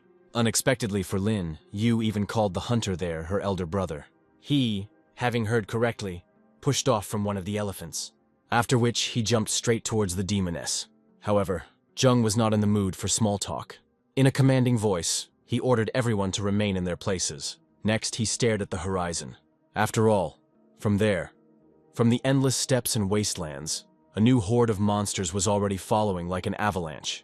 You quickly recognized those as vile arachnids. Jeng said that this was all a plan by the transcendent monster to use the arachnid web to weaken the hunter's defenses. Still, Jung didn't know how to stop such enemies with such forces and the lack of heavy weapons. Suddenly, Yu's voice was heard asking everyone to stop panicking.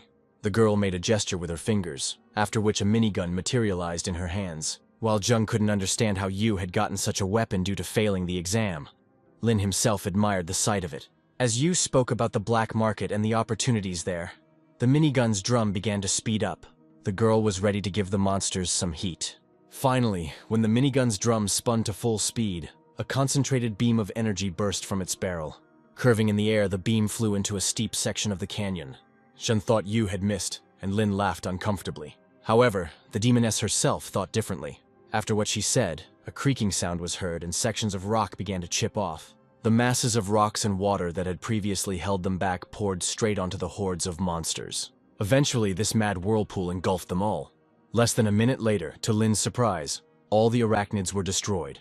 Seeing this, Zheng even admonished the hero to never anger women in his life. Despite the series of victories, the eyes of the Tench again saw a new danger. Yu had never seen anything like this, and now she was waiting for praise from Zhen. But the hunter only pushed her aside in order to get a closer look at the threat. Lin spoke up, saying that he had seen something similar before. After all, the new threat was a flock of crows capable of sucking out souls. Along with those, another wave of endless meat assault followed. Now, it was a combined attack from all the enemies the hunters had faced before. The hunters' fighting spirit fell, and they began to express defeatist thoughts out loud. For some reason, Zheng asked the demoness to activate teleportation. Zheng insisted that Yu save the outstanding hunters who had been hardened in battle and had high potential.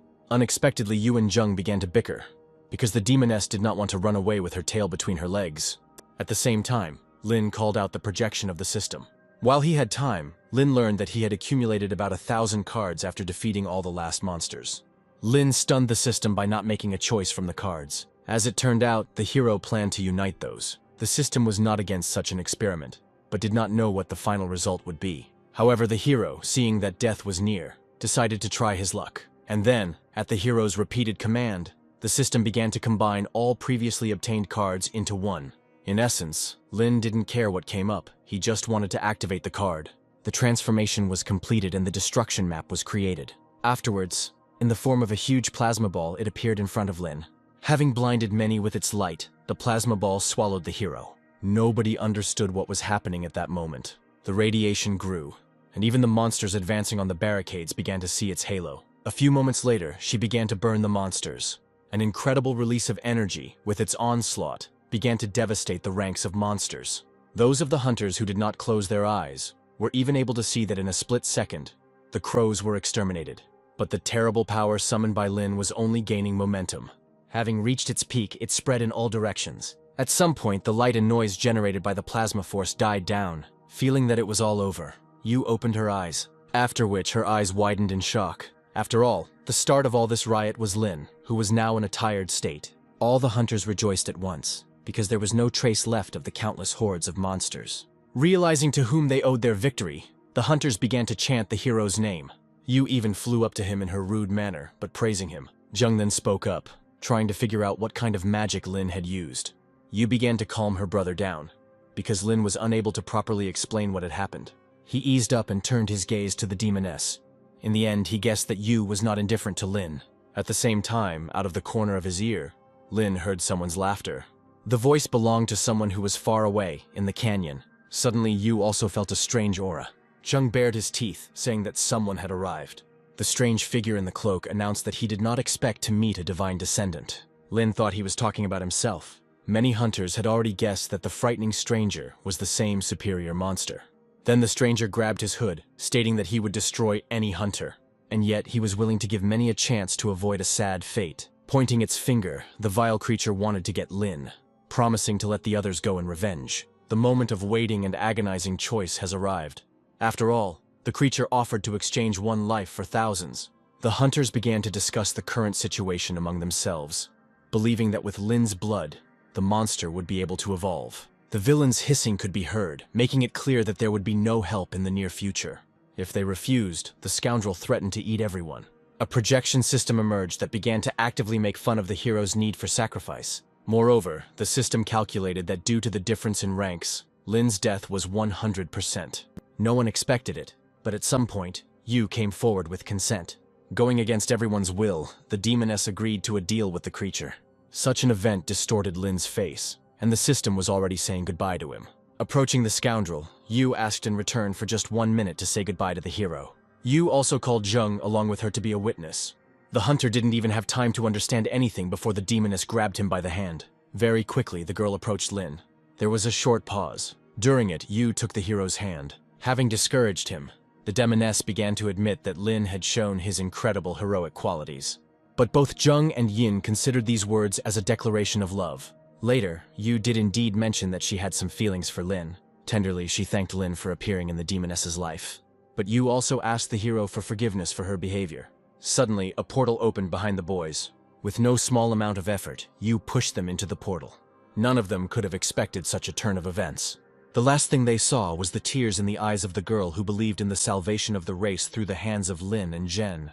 The excellent monster cursed, because Yu had tricked him after all. Gathering his energy, the scoundrel released a black arrow. She flew straight into the cluster of characters. Thunder and lightning at the sight of the fall destroyed the portal created by the demoness. Angular bolts of energy immediately erupted. One of them pierced Yu through and through. Jing shouted Yu's name, seeing that she was injured. The girl herself cursed because her plan had failed. Bleeding, she fell to the ground. Jing and Lin immediately ran up to her. Barely opening her eyes, Yu apologized for being so weak. Lin pulled back and, filled with rage, he stared towards the superior monster. The scoundrel himself growled from disappointment in the people and their meanness. The monster was now ready to destroy absolutely everyone. Transformed into a snake, she called everyone around her food. With each passing second, the size of the snake grew larger and larger. The hunters were filled with fear because they managed to irritate the powerful creature. Then the snake opened its mouth, releasing its long tongue. In a split second, the tongue wrapped itself around Lin, and then he began to rise above the ground. The snake dragged the prey into its mouth, calling the hero's fate an honor. At that moment, Lin thought for the first time about how unsightly the fate of the time travelers was. Afterwards, the snake's mouth snapped shut. Everyone froze at the sight of what happened. Only Yu quietly repeated Lin's name. Now, the snake only had to wait until Lin was assimilated and became a part of it. The next minute, some transformations began to happen to the snake. For some unknown reason, his entire body began to vibrate. Very close by, a portal opened up. From there, a hairy palm appeared. At the very last moment, the beast saw this. But it was too late to do anything, because the palm pinned him to the ground. As a result of such a blow, the snake spat out the previously swallowed prey. Lin was free again. The mysterious palm itself, having completed its business, went into the portal. But the snake was not going to let go so easily of the one who dared to interfere. However, the palm did not allow itself to be bitten and gave the snake a bream. Being driven back into the ground, the snake coughed up blood. At the same time, a hole formed in the rock, from which the hero began to run away. During this escape, an unknown voice called out to Lin. The hero looked to the side, seeing a familiar image. Lo and the Ice King came to Tom's aid. Naturally, Lin hurried to them. Answering for his mistress, the Ice King said that Lo missed the hero. Blushing slightly, Lin thanked the two for their unexpected help. Lin turned around and was worried that others might see the two divine beings. However, Lo asked not to worry about anything like that. After all, right before her arrival, the hostess used magic and put everyone to sleep. Next, the hostess turned her stern gaze to the snake, which was beginning to disintegrate before our eyes. So the mistress's magic worked again to repay Lin for saving her. Next, Luo handed Lin a tiny snake. By offering to absorb her, Luo promised that Lin would unlock the potential of the dragon blood within herself. Lin thanked Luo for the gift, but first he wanted to save someone. The hostess turned her gaze to the hero's friend. Relying on Luo's divine powers, Lin began to beg her to save the demoness. After some thought, Luo suggested using the snake to heal Yu. Without a shadow of a doubt, the hero agreed to this option. In response, the hostess smiled. After which, she suddenly threw the snake into the hero's hands, because in fact, Lo had soul stones with him. Subsequently, the Ice King's huge paws were extended around Yu. The hostess slowly approached that place. Crouching close, she brought her hands to Yu's body. Then, sharply raising one hand, Lo seemed to catch the bird's fiery spirit. The space beneath Yu began to sparkle and fill with an extraordinary radiance. Finally, the mistress completed her mysterious ritual. Luo told the worried Lin that the girl would soon wake up. Delighted by what he heard, Lin assured that he was now the mistress's debtor. In response, Lo stated that she was already leaving, as she had admired this world enough. Then, carefully the hostess took a step towards Lin.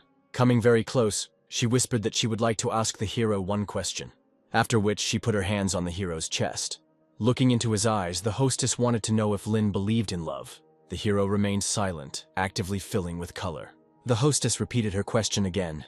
Finding nothing better to do, Lin asked in response why Luo needed to know such things. Thinking about it, the hero thought that such a question could be connected with Lo's past. Finally, in response, somewhat contemptuously, Lin uttered the word love itself. Lin began his long speech by explaining the function of love, gradually leading this word to a mutual feeling, which could result in sacrifice. but Lin emphasized that love also gives strength to forgive. Taking his mistress by the hands, the hero called love an inexhaustible source of energy that gives strength for action. In particular, Lin emphasized that love is available to everyone, connecting both gods and mortals. This monologue clearly touched the hostess to the depths of her soul. Turning sideways shyly, Lo said that she might have realized what Lin was getting at. Luo guessed that in this manner, Lin had rejected the feelings of the goddess, and therefore, she said goodbye to him. As she walked towards the Ice King, the hostess kept looking back at the hero. The giant himself held a sleeping man in his palms. At some point, Lin assumed that the owner wanted to take the hero with her in order to protect him from future dangers, but she didn't answer and just said goodbye. Afterwards, she began to rise into the air. Looking after her, Lin said goodbye to his mistress, and she said goodbye to the hero. A portal opened, into which divine creatures left. With sadness, Lin said that perhaps there would be no more meeting. As soon as the portal closed, Yu came to with a deep breath. Zheng ran up to her and couldn't believe his eyes. Zheng told the demoness a strange story about the excellent hunter who arrived in time and saved everyone. Yu believed this fable, but deep down inside, she still thought that the girl would surely be returned from the other world. Further, looking around the surroundings, the image of Lin froze in her eyes. Yu was confused about her feelings. It seemed to her that something extremely important had been forgotten. Some time passed, and the hero returned to his native region. Entering his house, Lin approached the door of his sister's room. Lin opened the door slightly and looked inside, deciding not to wake his sister. A little later, in his room, Lin plopped down on his soft bed. A projection of the system appeared, informing Lin that, in fact, no one believed in the hero's survival. In response, Lin only smiled, expecting a well-deserved reward for all his efforts. The system projection winced, but eventually handed the map over to the hero. Lin smiled broadly, because the reward card had the ability to cure any ailment, but Lin wasn't going to waste it, already having one idea in mind. The system was somewhat surprised by Lin's decision. The hero explained his plan as an opportunity to increase his chances of victory in future battles. Next, Lin summoned the vampire Bai. As it turned out, the hero was going to fulfill his duty as the tamer and take care of the creatures that obeyed him. Following this, the hero shattered the healing card. Immediately, a strange force began to swarm around Bai. In the end, to the shock of the system, Lin's plan worked. The system even believed that through Lin's experiments, it had discovered new methods of improving monsters. However, after all that was done, Lin fell asleep, asking the system to recall the vampire one last time. A new day dawned, marked by Aya's joyful cry. The sister hugged her brother, admitting that she was very worried about it. Suddenly, a strange voice was heard in front of Aya. Through the hologram screen, Zheng addressed her, calling Aya very cute. Feeling shy and recognizing Zheng as a certain famous person, Aya bashfully rushed to her room. Be that as it may, Zheng continued to talk with the hero as he chose the six-armed demon as his opponent. Lin was confident, because only the six-armed demon met the hero's requirements for developing sword skills. Zheng agreed with Lin's conclusion, but reminded him that for an iron rank, the six-armed demon was the most dangerous opponent. The hero understood all this perfectly well, but had no other choice, because he needed to develop his skills and raise his ranks.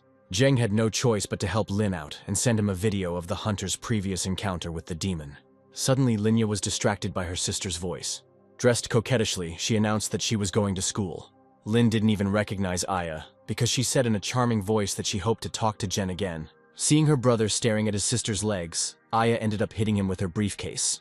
The pervert was punished, and to Zheng's laughter, Aya left. Immediately after that, Zheng remembered that he had not conveyed a certain message from the demoness to Lin.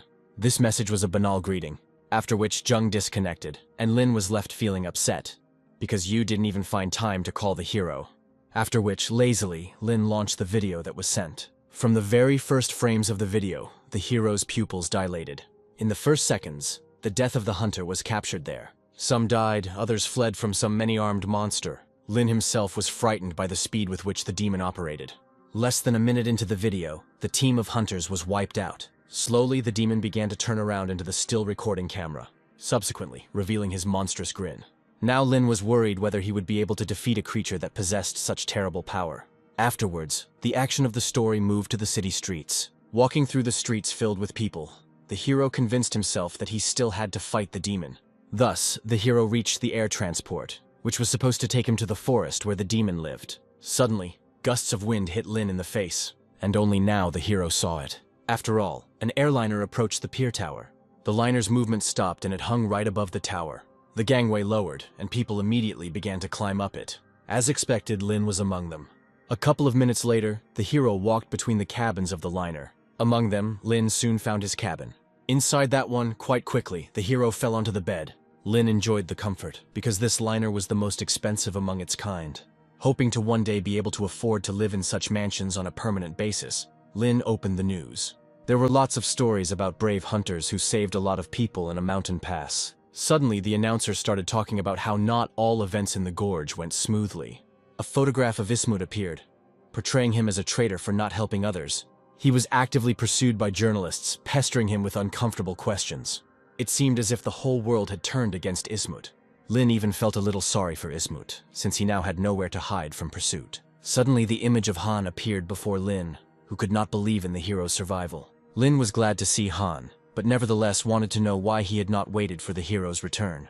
Wiping away his tears, the fat man admitted that, in fact, he was simply expecting a call from Lin himself. In response, Lin laughed, telling Han about the chaos and that there was no time to call. Even more tears welled up in Han's eyes, and he even admitted that, out of ignorance, he had created a grave for Lin. Having calmed down, Han started talking to Lin about the hero's desire to fight the six-armed demon. Lin confirmed this, saying that he was already on the ship. Further, the hero agreed with all of Khan's reproaches against himself, because the six-armed demon was extremely strong. Han later admitted that he called Lin on Yu's instructions. As it turned out, through Khan, the demoness tried to convince Lin not to seek a meeting with the demon. Han recalled that a certain brother Yu had already tried to dissuade Lin, but the attempt was unsuccessful. At the moment of this conversation, some unbearable noise was heard. The hero jerked back in horror. Following this, Lin immediately terminated the communication session. Multiple voices of people were heard in the corridor. All of them were also frightened by the strange noise. Then the loudspeaker began to sound, informing the flight participants that danger was approaching in the form of a flock of birds. Hearing this, Lin gritted his teeth. The hero already guessed what kind of disaster was about to fall upon the liner. Lin regretfully admitted that wherever he went, he was pursued by monsters. The situation developed in such a way that the ship was attacked by dangerous explosive birds. The passengers were in a panic, but Lin himself remembered that the explosive bird's favorite delicacy was human brains. In the hero's opinion, they were the most unpleasant opponents that could attack from the sky. A minute later, the first bird tried to get on board the ship, but a protective field appeared around the liner, which did not let the flying reptiles through. Even with such protective measures, Lin couldn't shake off the strange feeling of danger. When the protection was activated, the condition of many passengers returned to normal, because they thought that the worst was already behind them. But among them, only Lin felt true excitement. After all, in the clouds, the wings of the king of explosive birds himself appeared. The one, flying higher than the airliner, suddenly dived. Next, he dug his claws into the aircraft's protective field with all his might. From such a blow, the entire ship began to shake. From the strength of the blow and the impact, Lin guessed that the monster must have been a full gold rank. At some point, one of the people even fell down, because he was in complete despair due to the attack of such monsters. Lin arrived in time to the man who had fallen to the ground and who kept repeating that the protective field would not protect the passengers. Now, Lin himself was also at a loss, because he understood that even the vampire Bai would not be able to sort out this situation. Meanwhile, the king of explosive birds continued to reduce the liner's defensive capabilities, but suddenly Lin noticed something else in the sky. Out of nowhere, a hunter appeared, surrounded by a glowing sphere. This is what a fighter who had gold rank equipment at his disposal looked like. Suddenly, the elderly-looking passenger became kinder, calling the local hunter by the name Sin.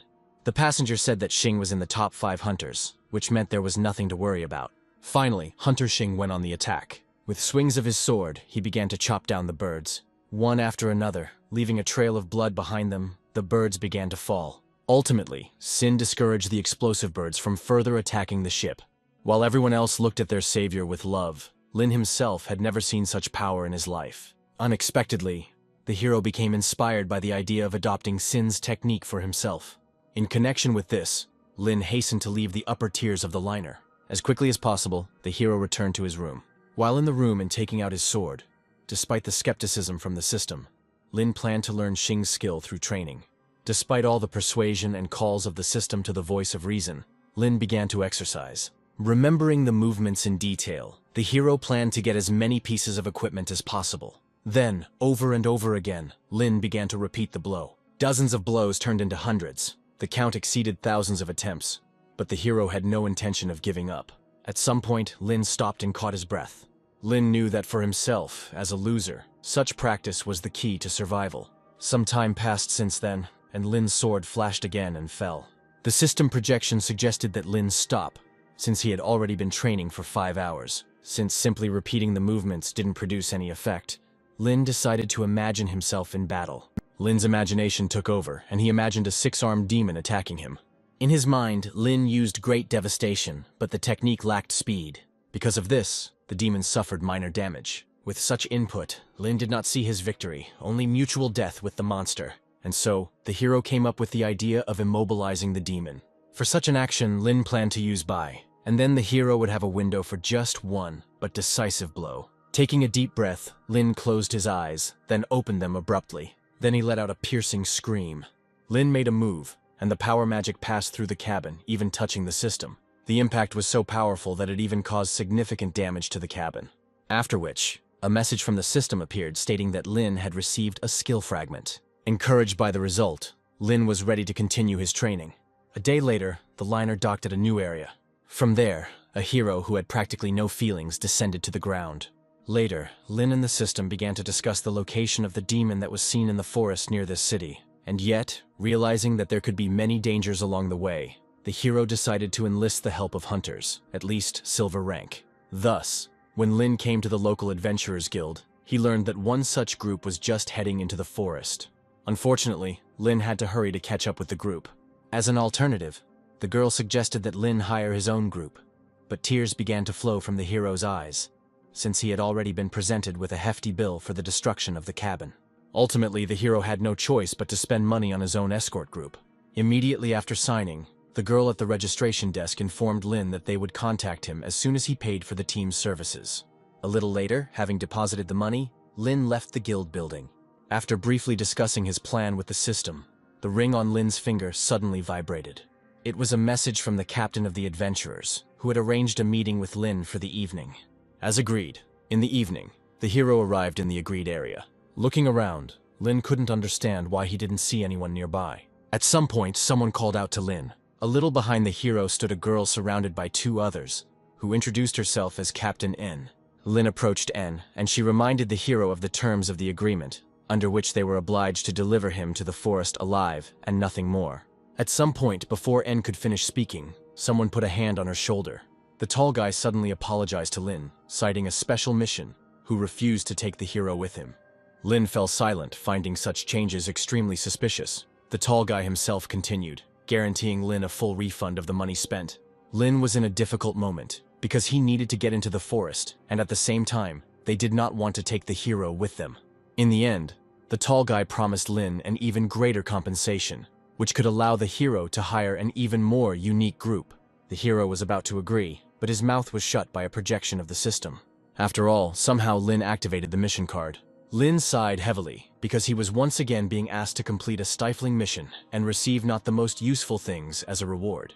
Biting his nail, Lin thought about the words of refusing compensation and still persistently participating in the expedition. When the tall guy spoke about compensation again, Lin exploded with indignation. The tall guy fell silent, looking at the hero with complete incomprehension. Then, he decided to check whether Lin was really ready to go on a campaign, without any guarantees of his return. Lin stubbornly agreed with this. As soon as the hero finished speaking, N called on everyone to begin their journey. Taking a quick look back, she didn't want to waste time. Lin agreed, proudly calling the girl captain. This development of events was not to the liking of the adventurers of N. Ultimately, they decided to play their part. Some time passed and night fell. But even her serenity was deceptive. A giant bird flew thousands of kilometers in a couple of wing beats. Sitting on that one and being behind N, Lin admired the speed with which the adventurers would reach the forest. Sometimes, looking back, Lin thought that N's companions were probably from rich families. Unexpectedly, Lin noticed the sour face of one of the riders, thinking that he was jealous of N towards the hero. Around the same time, N spoke up, wanting to know the reason why Lin was heading into the forest. Lin described his visit to the forest as a desire to achieve a new rank. The girl's gaze changed when Lin mentioned that the destruction of the demon was necessary for these actions.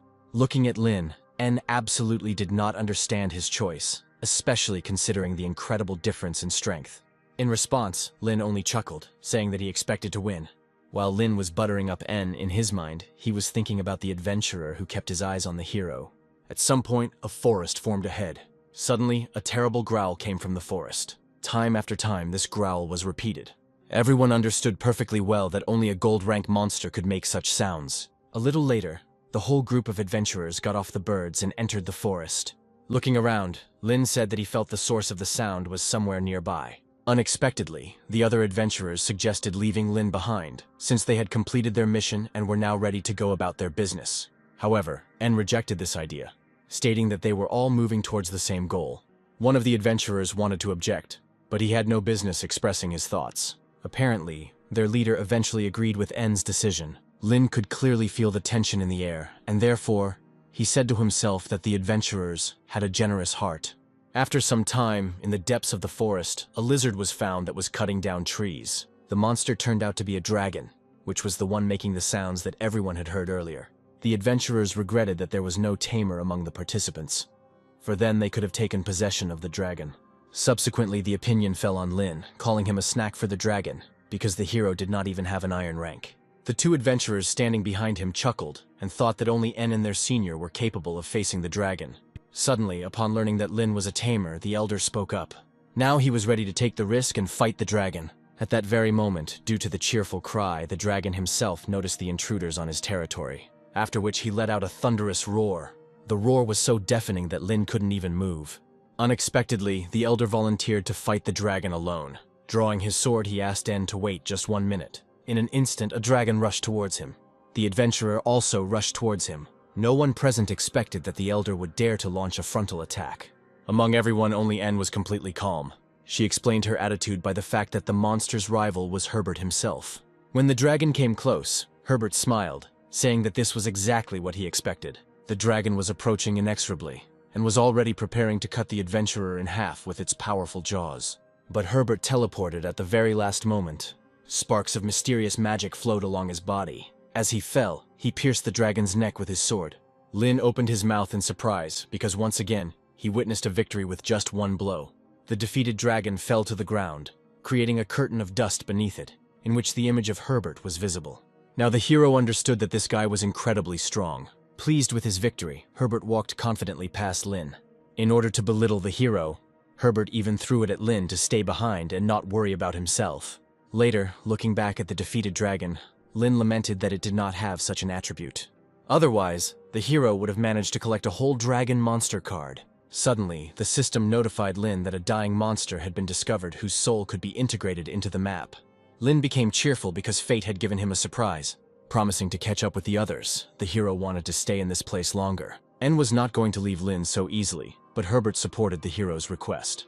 The other adventurers snickered, thinking that Lin wanted to profit from the dragon's corpse.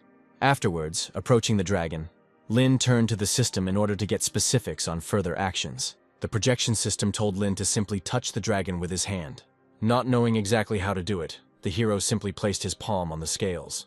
Urgently, the hero felt how the power of the great serpent began to be released. The body of the former dragon itself began to rapidly disintegrate into small particles. The particles of the former dragon began to form into a thin stream of fragments. They began to reach out to Lin, penetrating straight into his head. Soon a dragon card appeared in front of the hero. Lin couldn't believe his luck because he received an epic card. Moreover, the summoned dragon itself possessed the property of immortality. Reading through the dragon's statistics, Lin called up a system that explained what level the monster was at, and that this value directly affected the creature's combat properties.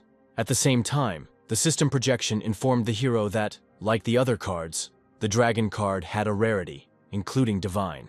After hearing this, the hero again began to look at the map with satisfaction, whose value had grown incredibly in Lin's eyes. After a short period of downtime for the hero, the system was about to go away, when Lin stopped it, asking for a card for his services. As always, the system made a random choice. Lin's premature joy quickly turned into complete disappointment. Lin soon came to his senses, because in fact, the card was not so bad, since it provided protection. The system further curbed Lin's fantasies, since he could only summon a dragon after reaching the iron rank. Soon the hero caught up with the group of adventurers. Irritating Herbert, Lin drew level with N again. Walking alongside, Lin began to ask N about dragons. The girl launched into a long explanation. letting Lin know that with a certain amount of success and mutations, the defeated dragon could reach the heavenly level. At the same time, En made it clear that in these lands, there was once a real dragon, and not half-breeds. Unexpectedly, Herbert climbed in between the doves, ready to answer all of Lin's questions. Herbert began to tell Lin some tales about demigods, as a result of which the hero thought that the dragon card he had received was, in fact, quite unique. At some point during their journey together, Lin was given directions to go in order to meet the six-armed demon. But as soon as the hero took a step, someone pulled him by the hem of his clothes. For some reason, worrying about Lin, En asked him to evaluate his strength and, if necessary, not to kill himself over the demon. Lin smiled sweetly in response, thanking En for her kindness and guidance. She also smiled in response, accepting such warm words. Now, alone, Lin thought about En, no longer considering her a cold and unapproachable person. After which, Lin began to prepare himself for something. Having summoned Bei, the hero was ready to begin the hunt. Somewhere in the distance, a separate part of the forest stood out. Recalling, Lin said that the six-armed demons were cruel creatures that sucked the life out of everything. Looking out from behind cover, Lin decided to wait until the morning, when the creature's fighting power would decrease. Next, Lin decided to look for some more victims, because attacking two demons at once would be sheer suicide. And so, very quickly they both left their hiding place. Next, calling up the experience panel, Lin stated that in order to achieve the required rank, he had to kill two demons. Suddenly, the vampire's hand fell on Lin's shoulder. The hero looked back and his eyes widened. There was another demon nearby, but one that was clearly different from its fellows. Lin was inspired, because he had a good chance. Immediately, he commanded Bei to go on the attack. Suddenly, another demon appeared nearby, however. Knowing that they could not communicate with other relatives by voice, Lin planned to deal with them one by one. The demon himself threateningly held out his hands, seeing how the vampire was approaching him. At that moment, Lin remembered that the demon's life force was contained within the mask, and therefore the hero commanded that Bei aim specifically at the mask. The vampire began to carry out a series of blows, from which the demon put out his hands in defense. Afterwards, Lin himself moved to deal with the second demon. With each subsequent step, the sight of the second demon in the unusual dress approached Lin. Being very close, but not in time, the demon noticed the hero. Immediately, all six bony hands reached out to the hero. Lin was taken aback by the fact that they used a combination of physical and magical attacks. Afterwards, a wave of magic swept over the area. Having drawn his sword, Lin successfully dodged the first attacks on himself. Then the hero commanded that the vampire not be distracted and restrain the other demon. Next, Lin took out his trusty pistol and began firing from it. The demon in the purple dress held out his hands, protecting his mask from the bullets. Afterwards, Demon launched a strike, but it again failed to hit Lin. The hero clenched his teeth, knowing full well that he was lucky to be alive now. The next moment, one of the demon's hands was released towards Lin at incredible speed. Lin didn't have time to do anything, and then it pierced right through. However, the hero was saved because he used the traceless step skill. At the same time, Bai did not slow down his pressure on the other demon. Very tightly, magical fetters bound him. The next moment, the mask of the chained demon was pierced by a sword. Taking advantage of the moment, Lin dealt with Bai's target. But not even a couple of seconds passed before the demon in the purple dress appeared behind Lin again. Too late, Lin and Bai managed to see this threat. As the demon's hand moved towards Lin's chest, the system began to urgently develop a plan to save its host. The claws were already digging into Lin's body, as the system suggested that he carry out a transformation. Lin began to shout in agreement with the system's proposal. An urgent and repulsive force burst out from Lin's body. The hero seemed to scream in pain and was doubled over. Next, flaming wings sprouted from Lin's shoulder blades. In a new body, with a new bloody gaze, Lin looked at the world. Finally, Lin understood very well how great the power of vampires was, after which he grinned wildly. The second round of the battle has begun. With a roar and flashes, the two forces collided. Screaming like a madman, Lin tried his best to break through the demon's defense, almost defeating him. The hero was ready to end this whole farce. The next moment, unexpectedly, the demon opened his mouth. Immediately after that, a beam burst out from there, pushing Lin away. Lin raised his sword and began to fiercely resist the demon's power. At some point, the hero froze in surprise, because now, something strange was happening to the demon in the purple dress. In a split second, the demon flew up, spread his arms, and emitted a magical wave. Magical fragments rained down, from which the hero was protected by the shield of his recent skill. After waiting out the attack, gritting his teeth, Lin decided to use his other skills, despite the transformation, after which he used Traceless Step. As quickly as possible, Lin left the demon's magical influence zone, becoming closer to it again. Next, Lin extended his sword and used the devastation skill. Suddenly, at that very moment, the demon opened his mouth again. The hero was surprised, because now, for some unknown reason, the demon was able to make a sound. One of the other demons, further away, looked back in the direction of the sound. Afterwards, he hurried to help his fellow man. Somewhere further away, another demon also heard this call. Baya's magical bonds began to stretch. How suddenly, the demon they had previously held twisted, releasing one of his arms. She immediately punched the vampire. However, Bai responded with a new magical effect. The bonds tightened, now strangling the demon. Eventually, the demon was defeated. Lin even glanced back at Bai to make sure everything was okay. Meanwhile, the demon in the purple dress began to move away from the hero. Lin was really angry because the enemy was planning to escape. The hero decided to pursue the demon because the experience from that was not enough to obtain a new rank. The vampire immediately went into pursuit mode, but the demon skillfully broke his bonds. Thus, time was gained for Lin, who was already approaching with his sword at the ready. Finally, the hero delivered his killing blow. Lin's sword struck right across the demon's body, cutting through the mask as well. The dangerous enemy was defeated. Instantly, a strange notification from the system appeared in front of Lin. After all, the wheel of the hero's life suddenly began to turn. At the same time, a strange clot of energy came out of the body of the defeated demon. Looking closely, Lin recognized in this clot the very seed of life. Almost immediately, through the efforts of the system, it was transformed into a map. The card itself gave a lot of passive improvements, which is why Lin immediately split it. Now all these additional properties spread throughout the hero's body. Having a new rank, as well as improving himself, Lin grinned slyly. Because from now on, Bai wouldn't be the only one responsible for everything. Next, clenching his fist, the hero prepared to take a good walk through the forest. Afterwards, Lin summoned a projection of the system, which was torn away from important matters at the most inopportune moment. As it turned out, Lin wanted to demonstrate his skills to the system. After which, the hero finally summoned the immortal dragon. The beast immediately began to fawn on Lin, and he named the dragon Cole. Still, Lin planned to improve the dragon in the future by raising its rarity. Abruptly, the system projection slapped Lin in the face, suggesting that he use the progress map for such purposes. Lin looked at the system projection with displeasure, since the hero only had one such map. With its arms folded, the system projection suddenly announced that it would not be worth using the cards on Ugolka. As it turned out, the system projection linked the map's improvements to Lin's rank itself, which could cause the improving effect of those to weaken. Lin waved it off, because even under such circumstances, nothing could stop him from walking in the forest. Lin then commanded his monsters to attack. An attack was carried out on a random monster, from which fragments of skills began to fall on Lin. Later, Lin found a pack of blue wolves. Having defeated them all, the hero managed to obtain a sufficient number of fragments to summon a new creature. Later, one by one, the system rewarded Lin with various skills. For the hero, all this could only mean a continuation of the hunt. The last 7 days have passed at this pace. Having made a halt, Lin tried to treat the system with meat, which was more eager to know why the hero had separated his wheel of life. While chewing the meat, Lin started talking about the prana that would be produced by this separation. Suddenly, as an example, the hero gave a piece of meat to Ugolko.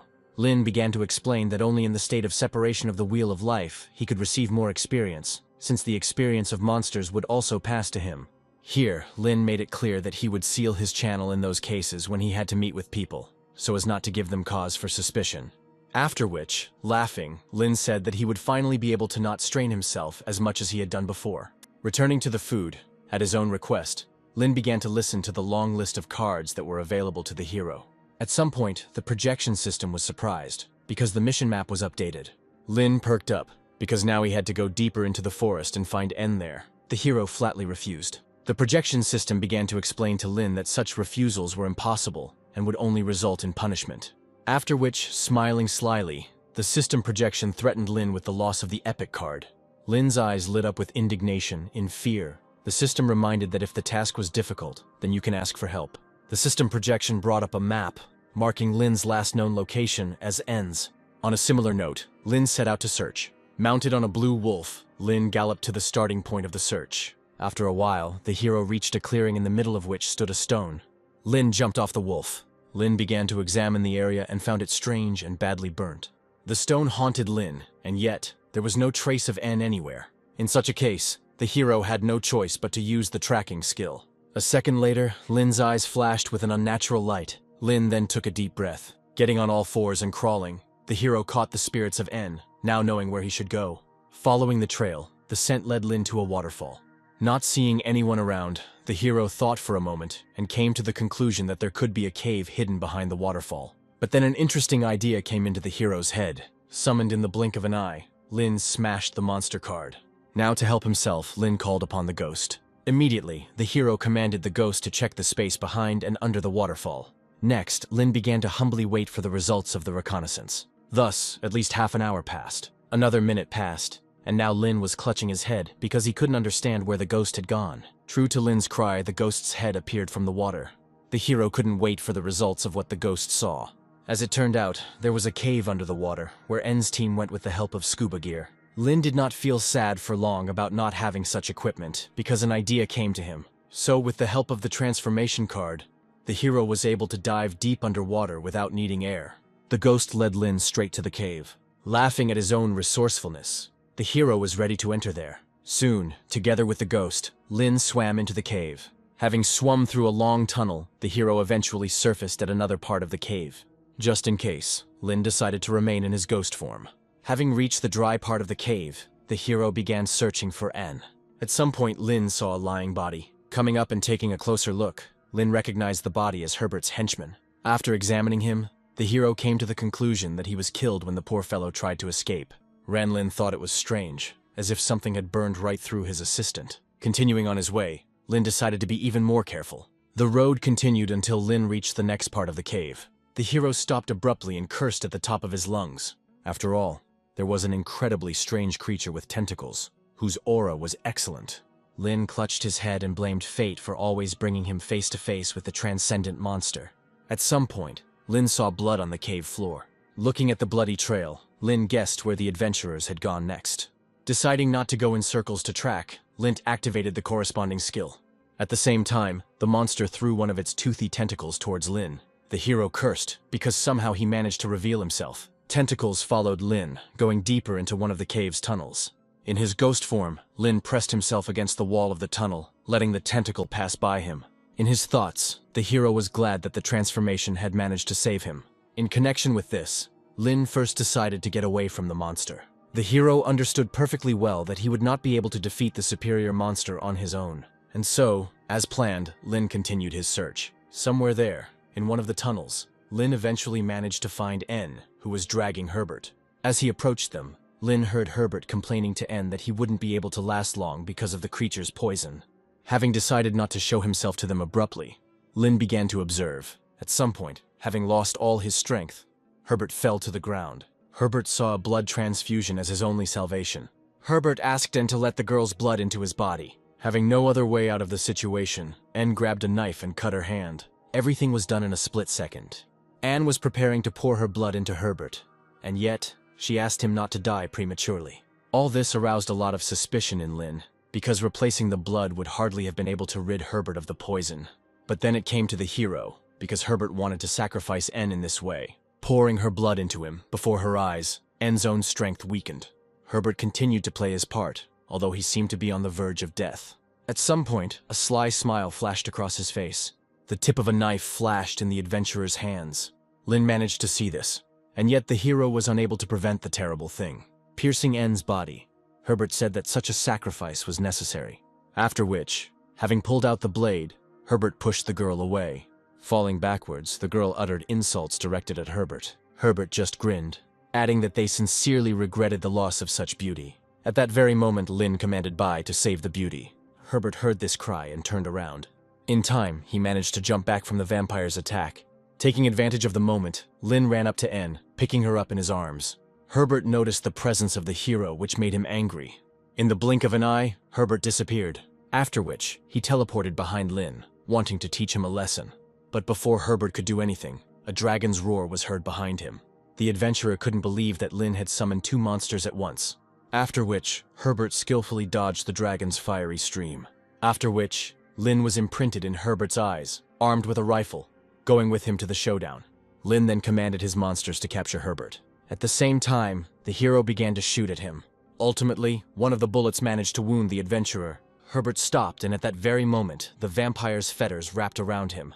Ugolyok flew up, now preparing a new fire mixture. Suddenly, Herbert shouted that he was the Golden Master. Rage gave Herbert strength, and he broke Bai's bonds.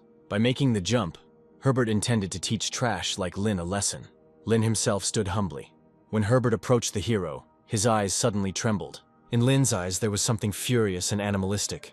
Suddenly transforming, Lin pierced Herbert with his vampire wings. A moment later, bleeding, Herbert collapsed. Lin just smirked when Herbert assumed the hero was a vampire. After which, Lin spared Herbert further suffering. Lin suddenly discovered that even for killing people, he could receive cards. This was good news for the hero, but he was distracted by En's heavy sigh. Lin came to his senses, because he had almost forgotten about the girl. After taking out the map, Lin decided to himself that he would not let En die. Ultimately, for such a purpose, Lin clenched the healing card in his hand. The healing effect immediately arose and began to take effect. En's severe wound literally healed before our eyes. A couple more moments and her eyes opened. Lin began to calm the girl down. At the same time, the hero also told about the fate of the bastard Herbert. At the same time, En turned her attention to Lin's monsters, but the hero was ready to tell everything later. But suddenly, one of the tentacles of the superior monster burst out from the ceiling of the cave. Soon, other tentacles followed through the hole. Frowning, Lin ordered Bai to pull En out. Lin asked not to worry about himself, hinting that it would be very difficult to kill him. Under En's discouraged gaze, Bai carried her outside. Almost immediately after that, the tentacles of the superior monster went on the attack. However, the hero managed to dodge them. Judging the strength of the transcendent monster, Lin knew that going head-on against it would be sheer death. In light of this, Lin used the ghost skill. Lin decided to stall for time. As the superior monster was focused on the hero's scent, the hero actively changed his location, becoming almost a shadow on the stones. The tentacles could not reach it, and because of that they destroyed everything around. As a result, the main part of the superior monster had already passed through this destruction. Under such circumstances, Lin could only take one last risk.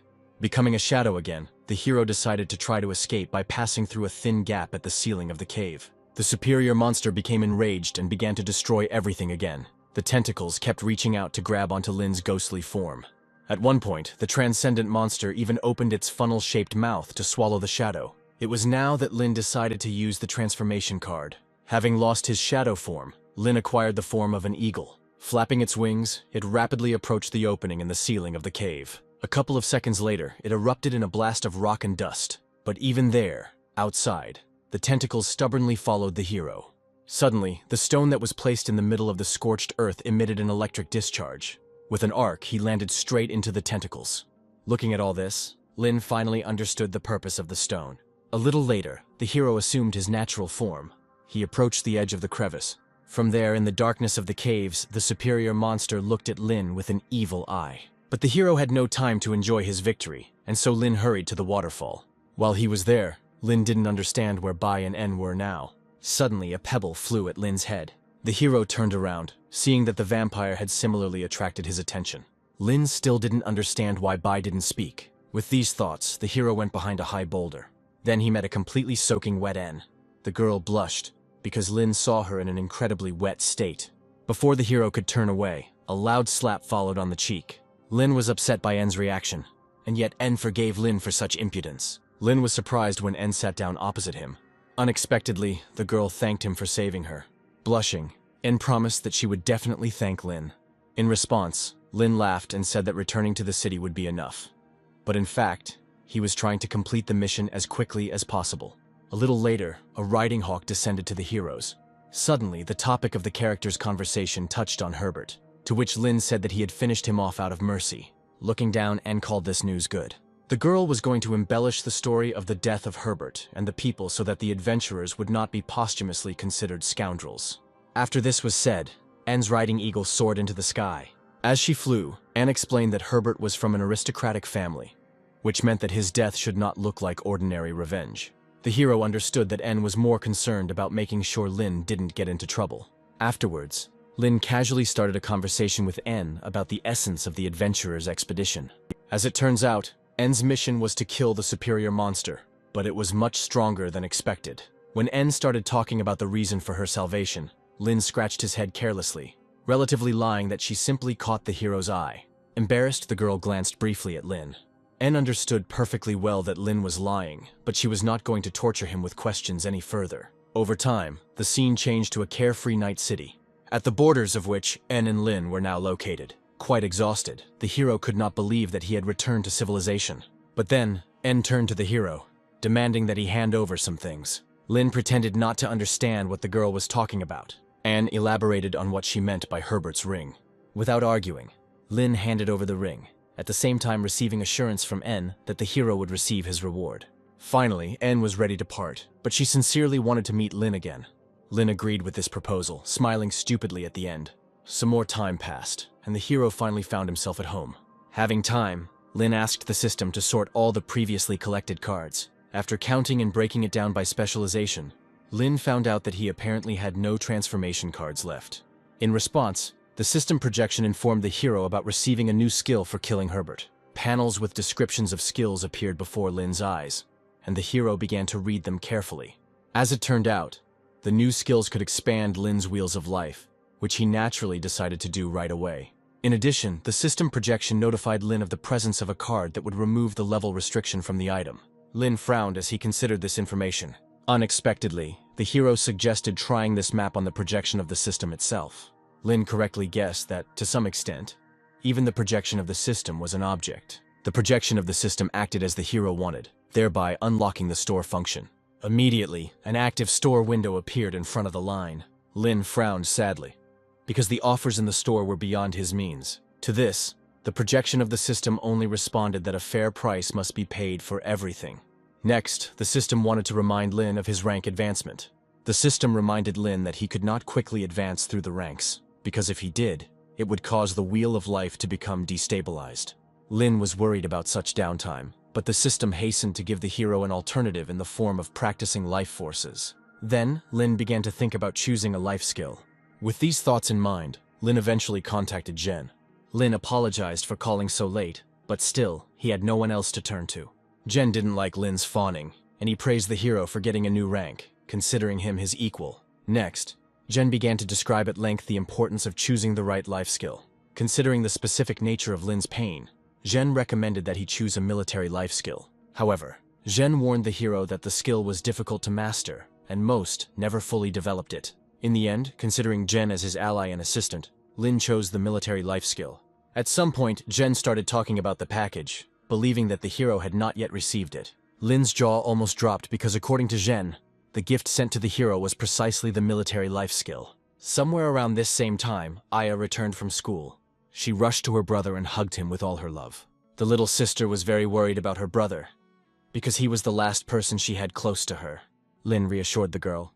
After which, the hero informed Aya that both of them would go on a journey. Overjoyed, Aya began to run to her room to pack her things in advance, when suddenly Lin asked about the parcel. Aya glanced back briefly and confirmed to her brother that 2 packages had arrived at once. Soon, Lin was looking at 2 boxes from the Hunters Association at once. When Lin opened the first box, he found a note inside.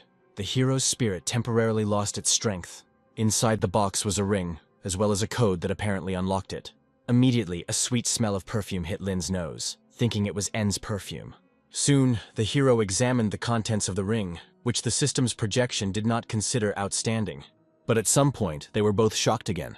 After all, there, among the items, was the battle sword of Yangsing itself and other precious artifacts. Smiling, Lin also wanted to take a look at the money vault. The hero's eyes widened when the sum of 35 billion was displayed. Seeing such sums, Lin now understood how much global influence the aristocrats had. As Lin began to open the next box and discuss the resources he had received, he began to think about how to improve Ember and Bai. However, the system suggested that Lin should not rush into these things, as it could attract unwanted attention. Right there, Lin looked at the bronze token that gave the hero the official status of a hunter. Next, Lin took out the very same Life Martial skill crystal from the box. A moment passed, and suddenly a glow came from the crystal. Very quickly, the glow grew into the image of a certain grandfather. The image frowned and looked at Lin. The hero himself recoiled in disgust. Suddenly, with a wild cry, the image of the grandfather used a fighting technique. In horror, Lin crawled back to the wall as the image continued its demonstration. Having calmed down, Lin realized that he was being shown lethal blows of close combat techniques. At some point, having finished, the image of the grandfather stopped. Suddenly, turning to Lin, the image informed him that this technique was used with the military life skill. Soon, the image repeated its movements again. Exactly, Lin followed the teaching given there. Lin found it strange that during these training sessions, he was required to divide his life force into streams. By following the exercises, Lin eventually gathered his life force into a single flow. Very quickly, a vortex formed in the hero's palm. Seeing this, Lin finally understood why military life skills were so often chosen to be mastered. And yet, the technique did not come so easily to the hero. Eventually, by giving form to his power, Lin was able to reach the first level of the skill. Suddenly, the system started to scream, informing Lin that from now on, he could turn the military tactics of life into a map. Taking the card, the hero wanted to know what the rules for improvement were. With its hands folded, the projection system let Lin know that he had to collect at least 8,000 fragments. However, the system assured the hero that with each upgrade, his strength and skill grew exponentially. Even despite the difficulties with the collection, Lin was ready to achieve such a goal.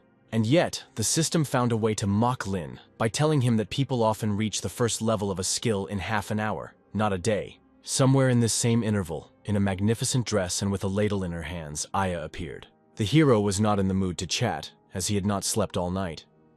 But these thoughts were interrupted by a strange smell. Suddenly, the sister began to push Lin in the back, promising to thank him for the upcoming journey. Soon, a disgusting sight appeared before the hero's eyes. Lin was completely wilted by his sister's culinary delights, and yet the hero decided to take a piece of Aya's cooking. The girl froze expectantly. Lin himself took one last look at her, after which he took a breath and took a deep breath. Amidst the praise for Aya's cooking, Lin began to actively use his spoon. Seeing how much her brother liked it, the little sister brought more. Some time passed like this. The food was eaten, and now the sister was going to take things for the upcoming trip. In response, with the last of his strength and the excess of poison in his blood, Lin mumbled something. After some time, the brother and sister left their home.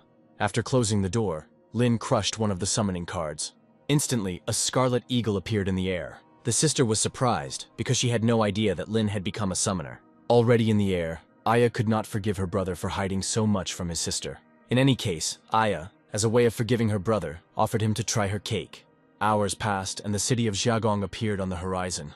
Walking through the streets of this beautiful city, Aya was amazed by the aesthetics and beauty there. At the same time, Aya made a list of establishments she would like to visit. Thus began their common campaign. Aya visited every eatery where Lin always paid for the food. Later on their way, they encountered carnivals with dressing up in national costumes. At some point in time, Aya asked her brother to look in one direction. The hero glanced towards the outside news screen, which was broadcasting about a certain Len family. Lin quickly remembered that this was exactly the last name that N had, which meant that she was doing well. As the announcer spoke about the mass disappearance of young girls in one city, Aya grabbed the hero by the arm. A little later, the characters arrived at one of the hotels. Now, Lin was carrying his sister on his shoulders, since she had fallen asleep. Already in his room, the hero for some reason called the system. Despite the rudeness from the system, Lin expressed that he wanted to continue improving his life combat skill. It was precisely this occupation that the hero subsequently began. Given his previous training, Lin had already mastered the ability to separate his life streams. The system's projection informed the hero that, despite his efforts, Lin would need quite a long time to obtain even one fragment. And yet, despite the reproaches from the system, Lin found a way to reduce the time it took to obtain a fragment. At the same time, Aya woke up and decided to take a look at what her precious brother was doing.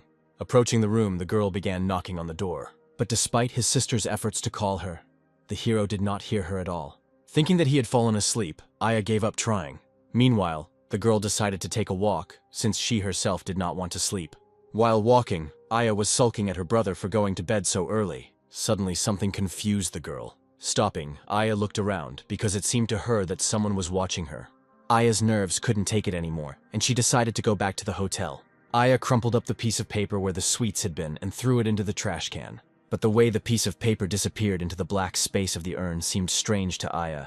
And indeed, the next second, the trash can unnaturally stretched out in size. Almost immediately, she grabbed Aya, after which he began to push the girl inside himself. A little later, a lot of police cars were parked at the hotel where Aya had previously stayed. The hotel owner led the police to the surveillance room to show them what the cameras had captured. Soon, they reached the right place. The pot-bellied policeman waited for the footage from the cameras to be shown to him. The hotel owner laughed nervously, each time convincing the policeman that he had nothing to do with the guest's disappearance. After watching a short clip of Aya leaving the hotel, the policeman was informed that the first person to find out about the girl's disappearance was her brother. However, as it turned out, even Aya's brother himself mysteriously disappeared somewhere. At the same time, some action was taking place somewhere in another part of the city. Something spat Aya out of itself. Having come to her senses, the first thing Aya saw was a girl sitting opposite her, who asked her not to worry about anything. Immediately, many questions burst from Aya's lips. The strange girl introduced herself as Lily, and the worm behind her back, justifying it as a member of the family. This answer frightened Aya, and she began to hysterically ask where her brother was. Almost immediately, in a tender, suffocating manner, Lily grabbed Aya by the throat. She asked Aya not to rebel, otherwise the worm would feast on the young, uninhibited girl. Closing her eyes, Aya begged her brother to save herself quickly. Around the same time, Lin's foot stepped loudly. Thanks to the tracking skill, the scent led Lin to a certain private property. The guards there grabbed their weapons, warning the hero not to come near. How suddenly, behind them, Bai landed. In an instant, Bai scattered the guards in all directions. As Lin passed by the scattered guards, he gave Bai the task of not sparing anyone who got in his way. The hero even allowed killing without mercy. Meanwhile, inside the building, a crowd of other guards had gathered, waiting for the uninvited guest to break in. They were ready to shoot to kill. The elevator, whose doors they had all been aiming at, finally reached the desired floor. There was a ding, and the doors opened. Immediately, the guards began firing into the elevator cabin. But to their dismay, the hero appeared from a completely different side. His eyes sparkled with rage. To the horror of the guards, no one could have imagined that they were being attacked by the hunter himself. There were screams, and Lin's blade began to spray fountains of blood in all directions. Soon, in the name of his beloved sister, the hero dealt with the threat. But then someone called out to Lin. The conversation was about his sister, and Lin turned around instantly. In one of the passages stood a man with his daughter, who convinced the hero that there were no other women in this building. Introducing himself as Wei, the man asked the hero not to scare his daughter. But the requests did not touch Lin. He still wanted to look around. Then, Wei closed the passage behind him for Lin, claiming that he had brazenly invaded someone else's space. In response, Lin threatened Wei with the tip of his sword. The hero was ready to cut down anyone and everyone, just to find his little sister. Unexpectedly, Lily burst into tears, complaining to her father that Lin had frightened her. The hero didn't pay attention to this chatter, still trying to find Aya, whom he clearly sensed. At some point, the hero turned away from his father and daughter.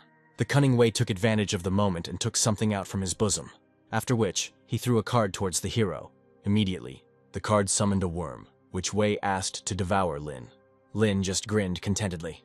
A situation like this could only mean to Lin that there was nothing else holding the hunter back. The hero made a couple of swings, skillfully cutting the worm. With the blunt side of the weapon, Lin even hit Wei himself. He grabbed his shoulder, seeing the remains of the once frightening monster in front of him. Ignoring Wei's cries of pain, Lin reminded him that he would cut down anyone who touched Aya. Suddenly, a voice was heard from the side. It was Lily, holding Aya hostage. Seeing this, Wei was inspired and praised his daughter for her resourcefulness. The hero took a step forward, asking if Aya was hurt. In response, the sister mumbled something indistinctly into the gag. Lin calmed her down, because her brother was nearby. Lily then spoke up, demanding that Lin let Wei go.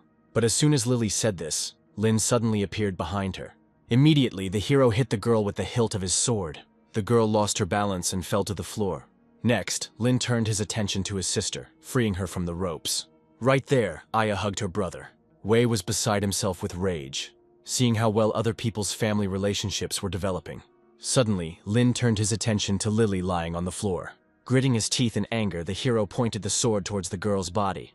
But nothing terrible happened, because the police burst into the room, which did not allow Lin to continue to take justice into his own hands.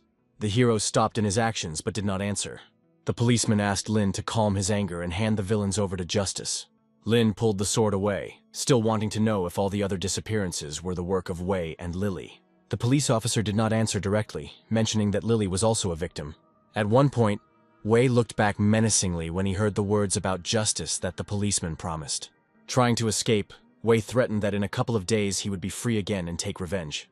Wei burst out laughing and threatened Lin that he would turn his sister into a sex toy. The hero only sighed wearily from such threats. The policeman, not wanting to hear such things any longer, ordered Wei to be taken away. Meanwhile, without further ado, Lin began to lead Aya away. Fearing what might happen next, the police officer asked Lin not to act hastily, as Wei had many connections. The hero responded to these warnings with his faith in justice. One of the policeman's subordinates decided to find out why Lin himself had not been arrested, since he had injured many people.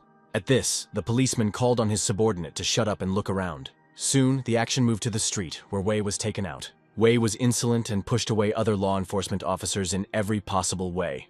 Not intending to accept his humiliation, Wei loudly threatened that he would definitely take revenge on Lin. A couple of seconds later, as if in answer, something landed on one of the police cars. Wei looked back and froze in horror. Bai rose from the pile of scrap metal. The vampire made a movement, and thin golden threads began to curl around Wei. A few moments later, they were tightly tightened all over Wei's body. Another moment, and with an incredible crunch, Wei was destroyed. As soon as Wei was finished, Bai seemed to disappear. In fact, Lin simply recalled his monster. Somewhere behind, a summoned bird spread its wings. While on top of her, Ayu asked her brother if they could leave this place. Lin smiled sweetly, informing Aya that now all matters were settled. Lin hoped that from now on, no one would threaten the safety of his sister anymore. At the same time, someone was actively watching the hero. The unknown person was filming Wei and was now sending the data to his employer. The observer reported that it was Lin who killed Wei. Also, the unknown person wanted to make sure that Lin was not working for anyone. And if this fact is confirmed, the hero was ready to be eliminated. Some time passed, a new day arrived. To Lin's surprise, after the shock she had experienced, his sister recovered very quickly. Only a day had passed, and Aya was full of energy again. In one of the shops, Aya was actively looking at dresses, hoping that she would finally start to look like an adult. But now the hero suddenly felt someone's evil presence. Lin urgently called Bai, who also sensed something was wrong. The sister was shocked not so much by the sight of the vampire, but by the combat mode he entered. Immediately after this, a consultant called out to the visitors, as they seemed to have become distracted from their purchases. Having come to his senses, Lin dressed Bai in a robe, deciding to buy an outfit for the vampire. After some shopping, the walk continued. Aya clearly noticed that Lin was overly nervous. The hero, although he was making excuses, still looked around from time to time. All around, it seemed, there were only unremarkable people scurrying about. And yet, among those, there was one who followed closely behind the brother and sister. As time went on, the pursuer became closer and closer. At some point, he took a knife out of his inside pocket. Suddenly, a frightening creature materialized in front of the pursuer. The creature snapped its teeth, growling menacingly. In this regard, it was clear that those passing by were not the most ordinary people. The next few moments, and lo and behold, the pursuers had strangely disappeared. Lin saw none of this, but nevertheless felt the premonition go away. While Lin couldn't figure out what was going on with his premonitions, someone was watching the hero again. Someone else regarded Lin as having great potential. Then something else caught the stranger's attention. A man appeared in the alley and was talking about attacking the second team. Almost instantly, the unknown person moved behind the man in the alley. He skillfully intercepted his hand. The famous one wondered if the man from the alley was the main one. At that very moment, a voice came from the human ring, trying to find out why the transmission had stopped. Then, suddenly, a man from the alley shouted out, trying to warn. But without really saying anything, a strange creature immediately grabbed him by the throat. The unknown person intercepted the hand with the ring, inviting the man on that side to meet. The voice from the ring agreed to meet, because he also wanted to know who was putting spokes in the wheels. The unknown person was pleased with the outcome, and at the same time announced the meeting place. The voice from the ring agreed with this as well. The conversation had barely ended when the man from the alley froze in horror. Again, the creature's mouth was open, but now it was much wider. The stranger walked away, leaving the poor fellow to be fed to his pet. Gradually, the scene moved to the tower, which served as a meeting place. The stranger humbly waited for the meeting to begin, being at the top of the tower. At some point, a figure in a robe appeared in the air behind him. The strangers clearly knew each other, and began discussing among themselves the defense of a certain brat. In response, the first one decided to first find out why the excellent one was sent to perform such tasks. The second was not in the mood for revelations, only wanting to know about the determination of the first's family. The first one also did not give a clear answer, now lighting up his eyes with magic. Afterwards, having summoned the creatures, he said that he was ready to kill anyone who interfered. As soon as he finished speaking, the summoned creatures rushed at the second. He managed to shout that the first had clearly gone crazy. Then he made the jump. Snatching his sword in midair, the second accused Feng of intending to start a war. And yet, one of the creatures was inexorably approaching the second.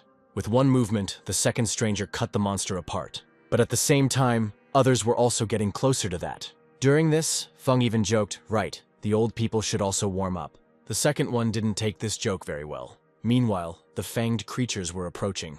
Not seeing a particularly advantageous way out, the second cursed. A moment later, the creature's jaws began to close, but they only captured emptiness. Soon, Feng also descended to the place where the second had been. He raised his head and watched as the second escaped through the air. Smiling, Feng called this outcome not bad. After which, Feng called An over the link, letting the girl know that everything was okay with Lin. And yet, the girl found her uncle's voice somewhat alarmed. Sighing, Feng complained that the enemies had deployed the Transcendent, apparently considering Lin to be their enemy. En told Feng that the problem was not so much with Lin, but with the important person he killed. Still, En asked Feng for help with this problem. Feng willingly agreed to help protect Lin. However, when the conversation ended, Feng remembered that there was no one to take care of him. After this conversation, the events of the story moved to the place where the second division was located. Somewhere there, inside the building, on a pedestal stood a skull, which was addressed, calling it disobedient. The skull was not blamed for love, but was condemned for its immense thirst and greed. The busty woman took the skull in her hands, reminding him that its owner was born with a broken wheel of life, which led him to such an outcome. And yet, the woman was not ready to accept the death of her son. Holding the skull close to her, she called it by the name Shan. Suddenly, the cheekbones of the skull opened, and from there, pleas to his mother were heard. Then the empty eye sockets of the skull filled with magic, and he said that the mother was obliged to take revenge. The mother was not averse to avenging the death of her son, but was afraid of war with another family in power. Afterwards, the woman guaranteed that after 3 years, she would find a suitable vessel for her son. Besides, the woman had her own plans for revenge. Then, the woman suddenly ordered that someone be brought to her. A minute later, the maid and Lily appeared on the threshold. The girl immediately ran up to the skull and both characters exchanged pleasantries. Stroking the girl on the back of the neck, the woman became convinced that Lily also wanted to avenge her daddy's death.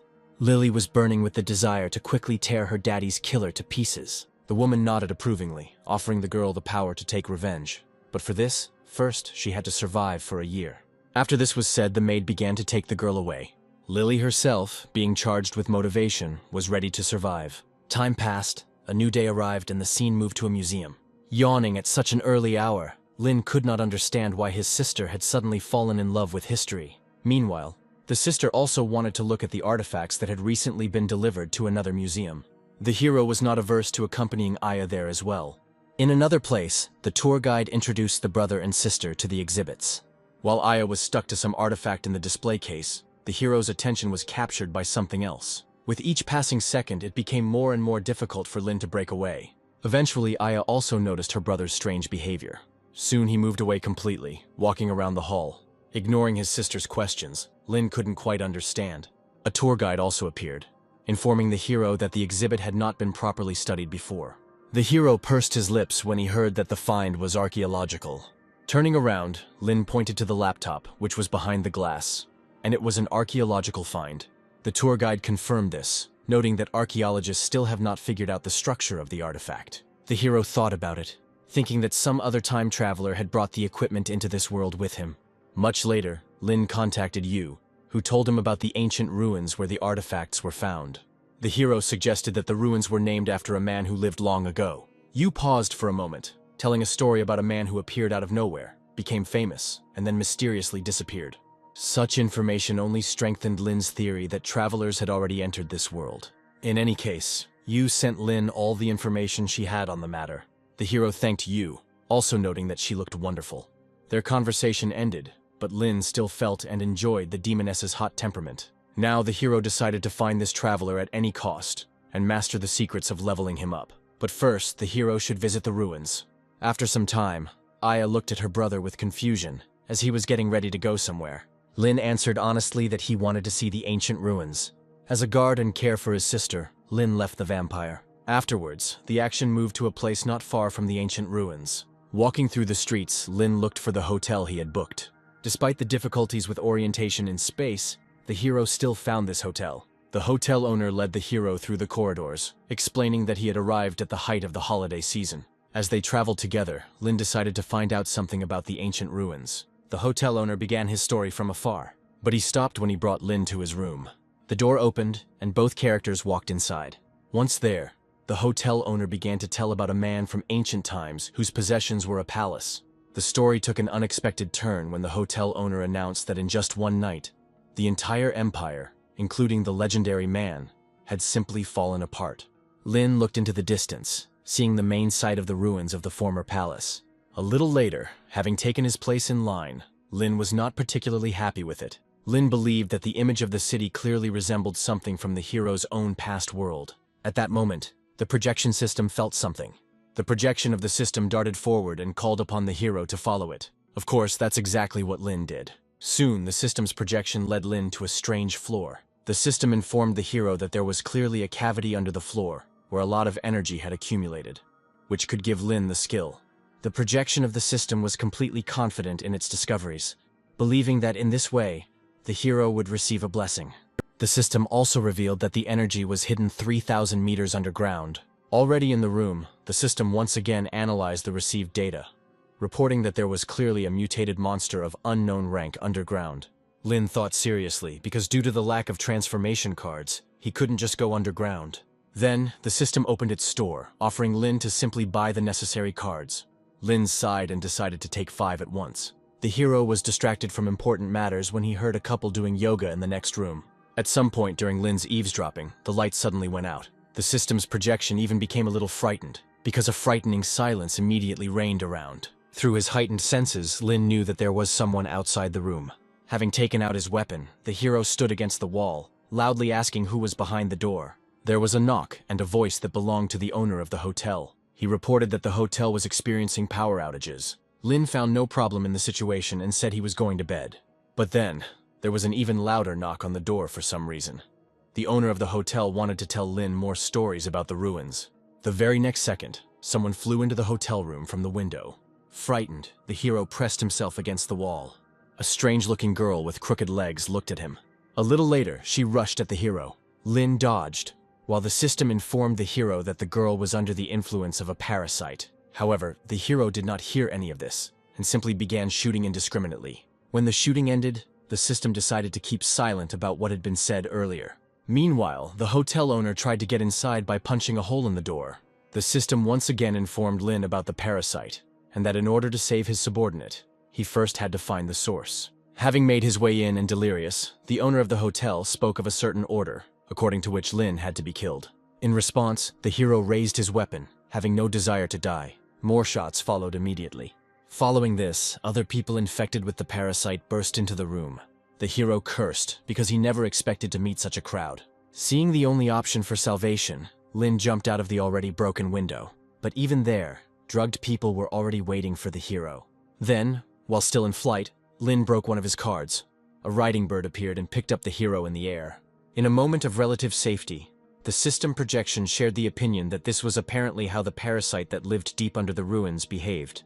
Thinking about it, Lin assumed that by its appearance, the system had awakened a monster that had been sleeping until then. The projection system found Lin's reasoning to be not without meaning. In this regard, it became clear to Lin why the ancient monster suddenly became active. Out of the corner of his eye, Lin glanced down at the streets where crowds of people were steadily following him. And yet, the hero decided not to run, because people infected with the parasite would look for him everywhere. Then, Lin dialed a special number, contacting the Hunters Association. The system was surprised to hear that Lin had asked the association for help in bringing order to the city. Lin considered his action to be the only correct one, and also safe for many. However, Lin understood perfectly well that an encounter with the parasite would definitely happen. A little time passed and additional traffic began to appear on the city streets. The hunters actually arrived and began to restore order. Seeing this, Lin decided to head straight to the ruins. He was willing to take the risk. Minutes of flight, and here Lin was already walking among the ruins. Lin praised the system for masking its energy waves, meaning the parasite shouldn't have detected the character's presence. At a random moment, the smile on Lin's face suddenly disappeared. Unexpectedly, the hero grabbed the projection of the system. Clutching the system projection to himself, Lin hid from the crowd of infected. The drugged people moaned, repeating every time that they had to kill the little man. Now Lin realized that the parasite also felt him, and as a result, he took out the transformation card. While in his ghost state, Lin easily passed by the crowd of infected. Having decided not to delay and having reached the right place, the hero began to dive underground. Already there, deep underground, looking at something strange. Seeing the energy body, the projection system called the situation catastrophic, because in just a little time the parasite would be able to move to the rank of superior. Having called and crushed another card, Lin expressed that such a situation could not be left to chance. Instantly, Ember appeared nearby. At the hero's command, the dragon immediately began to burn the parasite. Quite successfully, the fire burned away the growths that had entangled the energy body. Lin and the system could not stop admiring this spectacle. However, for some unknown reason, the recently burned growths were restored very quickly. and then they fired in the direction of the dragon. The dragon was wounded and losing altitude. Lin wanted to prove himself and help Ugolko, but the system could not allow this because the hero clearly would not be able to cope with the parasite. The system insisted that Cole, being a dragon, could resist the parasite, even if it was not easy. Thus, even after receiving damage, the dragon continued to stubbornly roast with flames. A new stream of fire hit the parasite. Despite the ongoing battle, Lin noticed that the parasite did not move away from the energy body under any circumstances. Suddenly, Lin's transformation time expired. The parasite immediately detected the hero's presence. Lin was seriously scared, because immediately, the parasite's tendrils began to reach out towards him. A few more moments and they all hit the place where Lin was. However, when the smoke and fire cleared, Lin was nowhere to be seen. Luckily, the hero had some transformation cards on hand. Meanwhile, having lost sight of Lin, the parasite went into a rage. At some point, Lin raised his head and cursed. After all, through the cracks in the layers of earth, the parasite's spores began to seep out again. Through a small hole in the place of the ruins, they entered the general airspace.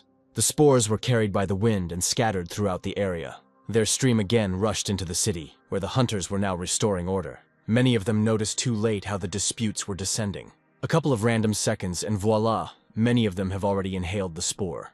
The changes in their behavior were immediate. Afterwards, vague lights began to rise into the air from the city streets. Then, like rain, they headed towards the place of ruins. Through the cracks in the ground, they began to converge on the parasite. Looking at this, the system projection explained that the parasite was thus stealing the prana of the infected. The system saw a way out of the situation with the help of a destruction card, but Lin didn't have the money to buy it. Right there, the system noted that there was not much time, since the parasite was very quickly striving to attain the rank of superior. The projection became angry when Lin suggested that the mutated and upgraded parasite would be even more powerful than the entire system put together. Lin even envied the parasite to some extent, who could so easily raise his rank. In the end, their general dialogue came down to the idea of cutting off the parasite from its energy source. The only way to do this, the system saw, was for Lin to physically touch the sphere. Suddenly, an idea was born in the hero's head. Finally, having decided everything for himself, Lin moved from his place. Flying closer, Lin decided to touch the sphere from underground. The hero saw no other way, much less a safe one. All Lin had left to do was hold out for 3 minutes. At that very moment, the system projection indicated that the parasite had managed to upgrade to the next rank. A violent energetic reaction erupted. For the first time, the system became concerned about the life of the hero, who might not last 3 minutes. Following this, prominences burst out from the sphere. Ripples of energy began to strike in all possible directions. Lin closed his eyes and understood that attacks of this level were capable of killing him even in his ghostly form. Afterwards, the parasite's own shoots began to act again. They began to intertwine and tighten around the dragon's neck. Holding Cole tightly, the parasite launched its attack on him. The system immediately notified Lin to recall and thus save his monster. Subsequently, an energy wave hit where the dragon was. Immediately after this, the parasite began to create improvised drills around itself. A second later, they were lowered into the ground beneath the sphere. The system was alarmed again, claiming that this was definitely the end for Lin. Breaking through the earth, the parasite's drills approached the hero very quickly. Holding on with all his might, Lin hoped that the necessary time had already passed. At the last moment, when defeat seemed inevitable, a system panel appeared, letting Lin know that everything had gone well. A projection of the system appeared, letting Lin know that only part of the energy had been absorbed. Inspired by this news, the hero called Bay. Ahead of the hero, a vampire appeared out of thin air. The parasite did not hesitate and released its appendages towards him. Lin himself was ready to take the risk, and therefore, he threw 2 advancement cards towards Bai at once. Having been greatly strengthened, Bai easily repelled the parasite's attack. Seeing this, the system praised Lin for his cunning for the first time. When the hero thought that he was being flattered, the projection system unexpectedly prescribed Lin a slap in the face. Meanwhile, the parasite did not slow down, trying to get to the vampire. At some point in time, the protective sphere surrounding the bay cracked. Afterwards, the dome began to burst and a hand appeared from there. The projection system said that thanks to Lin's efforts, something unusual was born. A second later, the sphere shattered and a renewed Bai emerged from it, now the Bloody Baron. Its wings changed color, and their total number immediately increased to 4. Seeing that the target was available again, the parasite again extended its appendages. Flapping his wings, Bai soared into the air, dodging the new attack on himself. Lin and the projection of the system rejoiced, because after all the previous manipulations, the parasite lost the ability to regenerate. In an instant, at Lin's command, Ugolyok was sent into battle again. However, despite how well things had been going previously, the system immediately sensed something was wrong. After all, for no apparent reason, the parasite began to absorb even more prana. The system informed Lin with horror that, thanks to the efforts of the parasite, its spores began to spread further and further. Thus, they could soon reach the main tourist city. In response, Lin frowned and declared that he would not allow a loss to happen. Despite the warnings from the system, Lin asked Ugol to distract the parasite for a while. The hero no longer had the desire to chat, fearing that the situation could finally get out of control. Lin ran and jumped, catching hold of the dragon's hind leg. Bai also continued his offensive. At some point, under shock acceleration, the vampire landed on the parasite's body. Immediately, the system indicated that the parasite had developed a new mutation. However, Lin no longer cared about such things. The hero swung his sword, screaming in rage. Suddenly, Lin's pupils twitched. One of the parasite's appendages pierced its body. Seeing this, the system's projection became worried about the hero for the first time. At some point, the world around Lin disappeared, becoming impenetrable darkness. But this did not last long, because soon, through the serenity, the voice of the system's projection broke through. Taking a deep breath, Lin couldn't believe he wasn't dead. The system explained that at the very last moment, Lin cleverly used a healing card on himself. After hearing this, the hero naturally remembered the parasite. Pointing to the remains of the parasite, the system projection reported that thanks to Lin's dedication, the monster had been dealt with. After hearing this, a new epic card appeared in the hero's hands. Calling it Demonic Vine, Lin recalled his other monsters. The projection of the system finally relaxed, letting it know that soon all the other people would come to their senses. In that case, Lin decided to level up the tyrant. The hero used an epic card on the tyrant, whose skills would be revealed gradually. At the same time, the system suggested that the hero free up the skill storage for monsters, as it was full. While the hero was pondering this question, the energy ball into which the tyrant had plunged began to burst. Eventually it crashed and a completely new monster emerged from it. Now the tyrant had a new status, becoming an armored giant. When Lin's business was finished, he, riding the summoned bird, left the excavation site. While flying, the system advised Lin to get away quickly, because after everything that had been done, a superior monster would certainly have come to this place. Meanwhile, the system explained to Lin that the renewed tyrant had special blood in his body, which now designated him as a servant of God. At the same time, the system notified Lin that the card resurrection function had opened. The system specified that with the help of this skill, a destroyed monster could be replaced with a similar copy. Thus, before the card was completely destroyed, Lin could resurrect the monster about 3 times. Returning to his place of residence in the tourist town, Lin now intended to go on a vacation. Again ignoring the system's chatter, Lin hissed to make it quieter. Next, the hero carefully looked out the window. There, in the light of the half-open moon, his sister slept.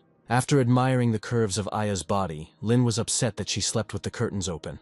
The system finally managed to get through to Lin, deciding to find out what he was up to. Smiling slyly, Lin was ready to give the energy sphere to the system projection, but in return, he also wanted to receive something.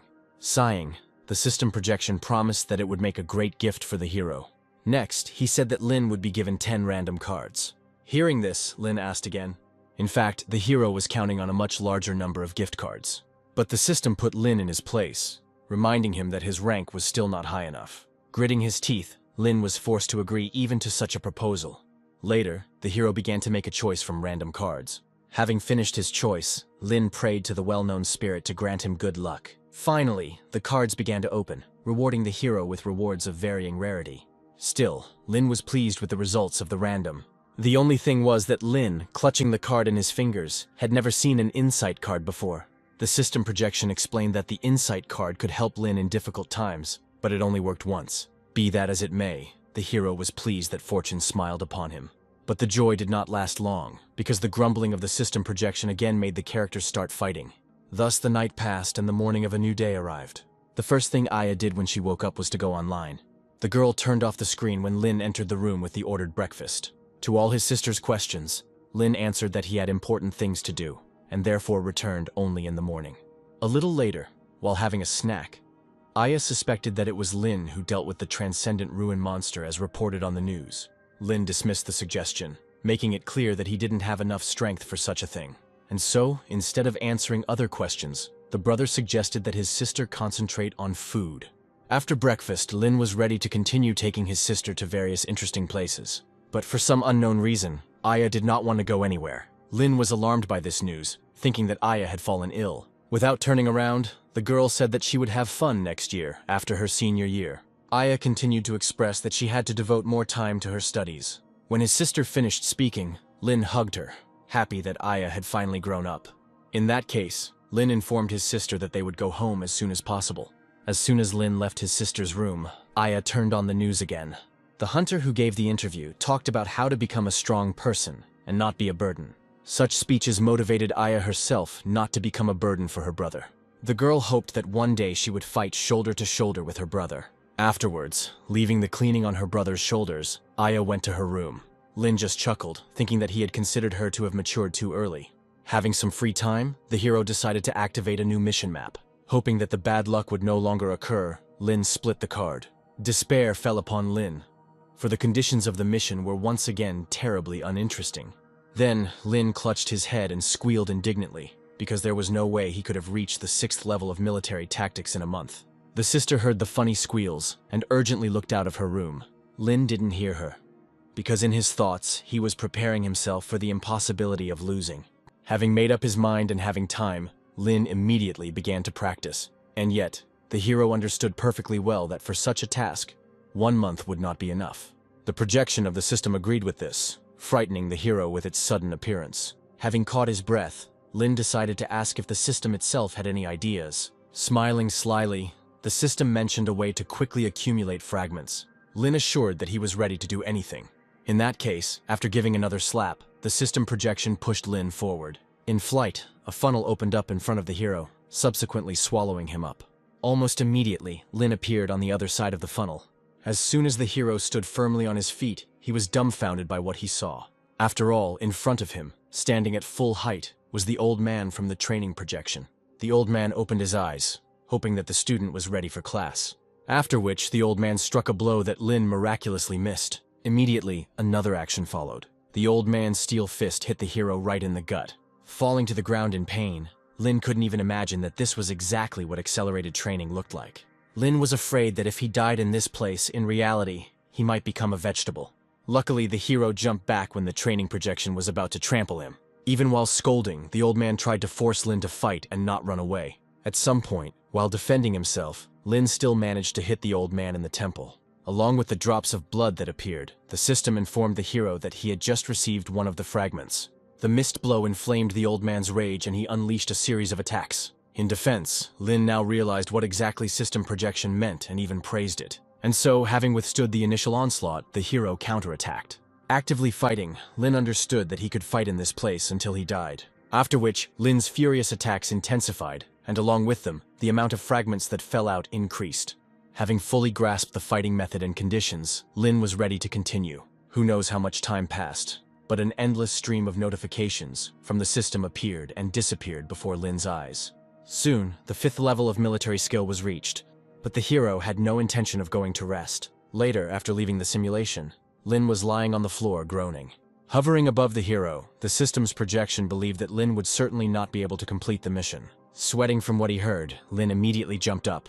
The system informed the hero that he had spent a lot of days, and he still had to collect thousands of fragments. Lin asked again in panic. A heavy burden of despair fell upon him. The system didn't see any problems in this case because Lin was simply parting with one card due to failure. Stopping the system's chatter with a gesture, Lin decided to use the insight card. Reminding him of the danger of using the card at the level Lin was at, the system initiated activation. The hero confirmed his choice.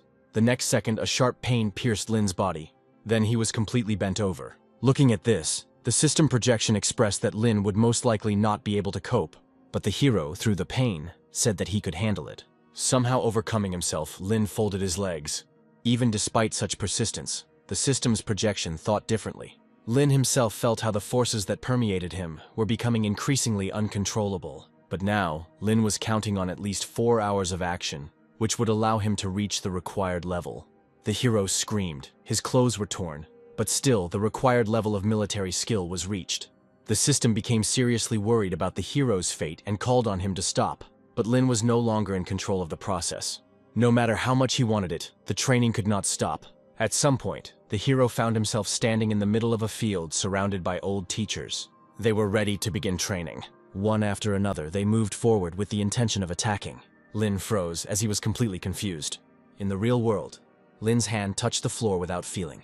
The projection of the system that flew up to Lin only became convinced of its conclusions that he would not cope. Looking at Lin's face, the system was absolutely sure that the hero was broken, sympathetically saying that Lin will not wake up again. Meanwhile, in the dream world, Lin was being beaten profusely. But despite all the hardships, the hero was not ready to give up. Stubbornly, he responded with his own attacks. Lin's strength was added by the thought that he had lived too little. At some point in reality, Aya broke away from her work. She seemed to sense something connected with her brother. Meanwhile, it was getting on towards evening. The crystal that Lin had once interacted with began to shake. At some point, a glimmer of light flashed on its surface. It is not known how, when, or why, but Lin suddenly woke up. The hero lay in bed and his sister was toiling over him. Aya shared her experiences, as well as the fact that even a doctor was looking at Lin's unconscious state. Helping him up, Aya reported that Lin had slept for at least a week. While Lin was trying to comprehend everything that had happened, his sister left to get something. Next, a system panel opened in front of the hero, informing him that he had mastered the necessary military tactics skill. Later, while driving beside himself, Lin listened to congratulations from the system projection. In response, Lin laughed, reminding that no one believed in his success. Be that as it may, the system gave Lin the go-ahead for further rank promotion. Wiping the crumbs of food from his face, Lin guessed that now he should start looking for the bronze rank monster. The system took the floor, making it clear that it had already compiled a specific list of monsters. The final decision on the projection of the system was left to Lin himself. Grabbing and stroking the system, Lin, like last time, decided to ask Zhen for advice. However, the hero did not rush to this conclusion and thought some more. At this very moment, Lin's ring vibrated, which could mean an incoming call. Lin replied before N's satisfied face lit up. Rubbing her hair uncertainly, the girl called because she was simply interested in the hero's affairs. Lin took this call as fate, deciding to ask N for advice. The girl was glad to help the hero. After listening to the details of the request, N decided to look at the list of monsters. For a second or two, N froze, because Lin, who had recently been at the iron rank, was now aiming for the bronze rank.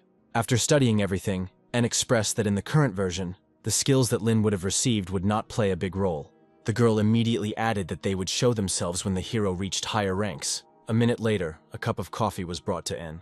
Taking the cup in her hand, she eventually reported that she had managed to choose a suitable monster for Lin. First, N called out the monster's name, which sounded like Ugly Puppet. As a prize for destroying such a creature, N named the ability Substitute. N continued, ensuring that in the future, the skill would help Lin to be revived in the event of death. For such detailed information and invaluable help, the hero thanked N. Finally, Lin thanked N for being with him. The girl immediately hung up, and the hero himself still didn't understand why their conversation was cut off. As Lin leaned back in his chair, the projection system began to tell about the characteristics of the new monster, as well as where it lived. Forgotten Lands. That was what the system projection called the territory where Lin should move. Perhaps as a joke, perhaps not. The system hoped that Lin would find his death there. When their conversation ended, Lin discovered that someone had called him again. Almost across the entire room, Han's face appeared, inviting Lin to go together to the Misty Canyon. The hero and the system were both surprised by such a proposal. The next day came, where Aya, who was not particularly fond of the idea of her brother, who had just come out of a coma, going somewhere. Lin got off easy, saying that he was just going to hang out with friends for a couple of days. As he left, Lin asked his sister to be obedient. As soon as her brother stepped over the threshold, Aya went online.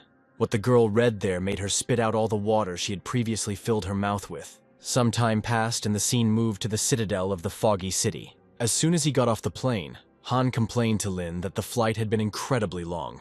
Looking at the surrounding contingent, the hero believed that the new arrivals should have behaved quietly in the city. Han thanked Lin over and over again for agreeing to the trip, assuring him that from now on the characters were best friends. Han casually whispered into Lin's ear the information about the secret skill of the Ugly Puppet, which the hero already possessed. Although Lin didn't say it out loud, he understood that he and Han had common goals. As they continued walking through the streets, the characters shared ideas among themselves on how best and safer it would be to reach Misty Canyon.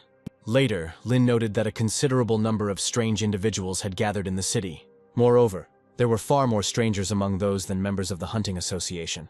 At some point, Han called Lin again. The hero accepted the challenge, having learned that the fat man had managed to assemble a team, which was about to set out on a journey. Lin found this news strange, since there was no need to rush. Therefore, before agreeing, Lin decided to take a look at everything. Arriving at the appointed place, Han called Lin. Han immediately told Lin that the mercenaries would deliver the characters straight to the Misty Canyon. After all 3 of those were silver rank. The hero looked at them, thinking that the mercenaries were probably looking for problems for themselves. The mercenaries themselves behaved defiantly, and, having already summoned their riding animals, could not wait to be sent off. Sensing that they might cause problems, Lin still agreed to follow. An hour later, riding on riding animals, they were racing across the desert. During the trip, the mercenaries actively discussed Lin's figure among themselves, calling him a good catch. After a while, the desired canyon appeared ahead. Having reached his destination, Lin got off his wolf. Recalling the riding monster, the hero examined the surroundings. The mercenaries did exactly the same. Then, standing opposite, they announced their price for the escort. So far, the mercenaries have been friendly, expecting payment to be received. Looking sideways at Han, Lin didn't understand why the price of payment was so high. But then, Lin noticed that the fat man's behavior was incredibly strange. Han jumped up to Lin and used his last bit of strength to say that he had been manipulated. As best he could, he pointed at one of the mercenaries. The culprit grinned and stuck out his tongue. As it turned out, he was none other than the Master of Words. After the truth was revealed, the mercenaries repeated their price. The hero understood the threat from such masters perfectly well. And yet, he did not consider the mercenaries his equal. Lin chuckled and said out loud that the situation looked like a robbery. The mercenaries confirmed Lin's guess, offering a barter in the form of exchanging money for life. Unexpectedly, Lin indicated the number 0 as the third option, and then he even suggested that the mercenaries go to hell. The mercenaries laughed in response, saying that they knew everything about Lina, and yet, the insolence for insolence that the hero showed had to be answered. Sticking out his tongue, the mercenary Master of Words decided to sentence Lin. He then went on to say that the hero would be overcome by paralysis. Lin looked at him in surprise, after which there was a strange pause. Nothing happened, so the mercenaries decided to deal with Lin with good old-fashioned violence. The hero was prepared for this and had already called Bai. With his usual speed and agility, Bai quickly entered the fray. The 2 mercenaries only had time to be surprised, after which they began to spit blood. The Wordmaster couldn't understand how Lin, with his rank, could have such a monster. The hero laughed it off, calling the mercenary stupid. But before Lin could finish his speech, the mercenary started running away. At the same time, Khan fell to his knees. As it turned out, in this manner, Han showed his respect to Lin. Later, walking along the crevices of the canyon, the characters had a conversation about the hero's rank. Lin tried to hide nothing and described Bai as simply a mutated monster. The hero only laughed when Han doubted the veracity of Lin's stories. On the way, the characters found a cave where they were now going to spend the night. Having barely settled into his sleeping bag, Khan began to snore. Looking at him, Lin thought out loud that the mercenary who had fled would hardly dare to return. In connection with this, he recalled the vampire. Still, Lin wanted to be on the safe side with the guards, so he took out another summoning card. The very next day, a heartbreaking cry was heard from the cave. Khan was the first to wake up, trembling and pointing at something. As it turned out, he was pointing at a parasite, but Lin reassured his friend. After a short scene, their march resumed. Having discussed Lin's skills in summoning monsters until now, the hero suddenly stopped. The characters came just to the lair of the ugly puppets, but they had already been killed by someone. Khan also did not understand anything, and therefore suggested that they immediately go to another point. So the characters set out on the road again. This time, Khan walked ahead, actively checking the map. However, upon arriving in a new place, the characters' emotions were similar to those before. After all, in that same place, all the monsters had already been defeated. At some point, Lin learned from Han that the fat man had told the mercenary why he was going to the canyon. After hearing this, Lin now understood what had really happened. After all, the Master of Words moved ahead of the characters. The Master of Words planned to get rich by killing monsters and then deal with Lin and Han. At some point, an unknown man in a hat put his hand on the mercenary's shoulder. The Master of Words couldn't move, believing that he had been caught off guard by one of the 2 brats' partners. Suddenly, the mercenary's lush breasts began to heave, and a voice ordered the Master of the Word to be taken away. The charming woman said that she would find a use for it. The mercenary froze, as he was overtaken by the Purple Crow members themselves, after which they dragged him away. At a certain distance, Lin heard someone's cry for help, but Khan, who was preoccupied with other matters, did not attach any importance to this at all. After all, thanks to Lin's advice, the characters were lucky enough to stumble upon the active lair of the ugly puppets. Having summoned Bai, Lin was ready to begin the fight with the monsters. Obeying the hero, Khan was the first to go into battle. Swinging his whip, the fat man threw it at the first monster he came across. The whip twisted around the monster's body and closed tightly. Then, with all his strength, Khan pulled the whip back. The first ugly puppet lost its head.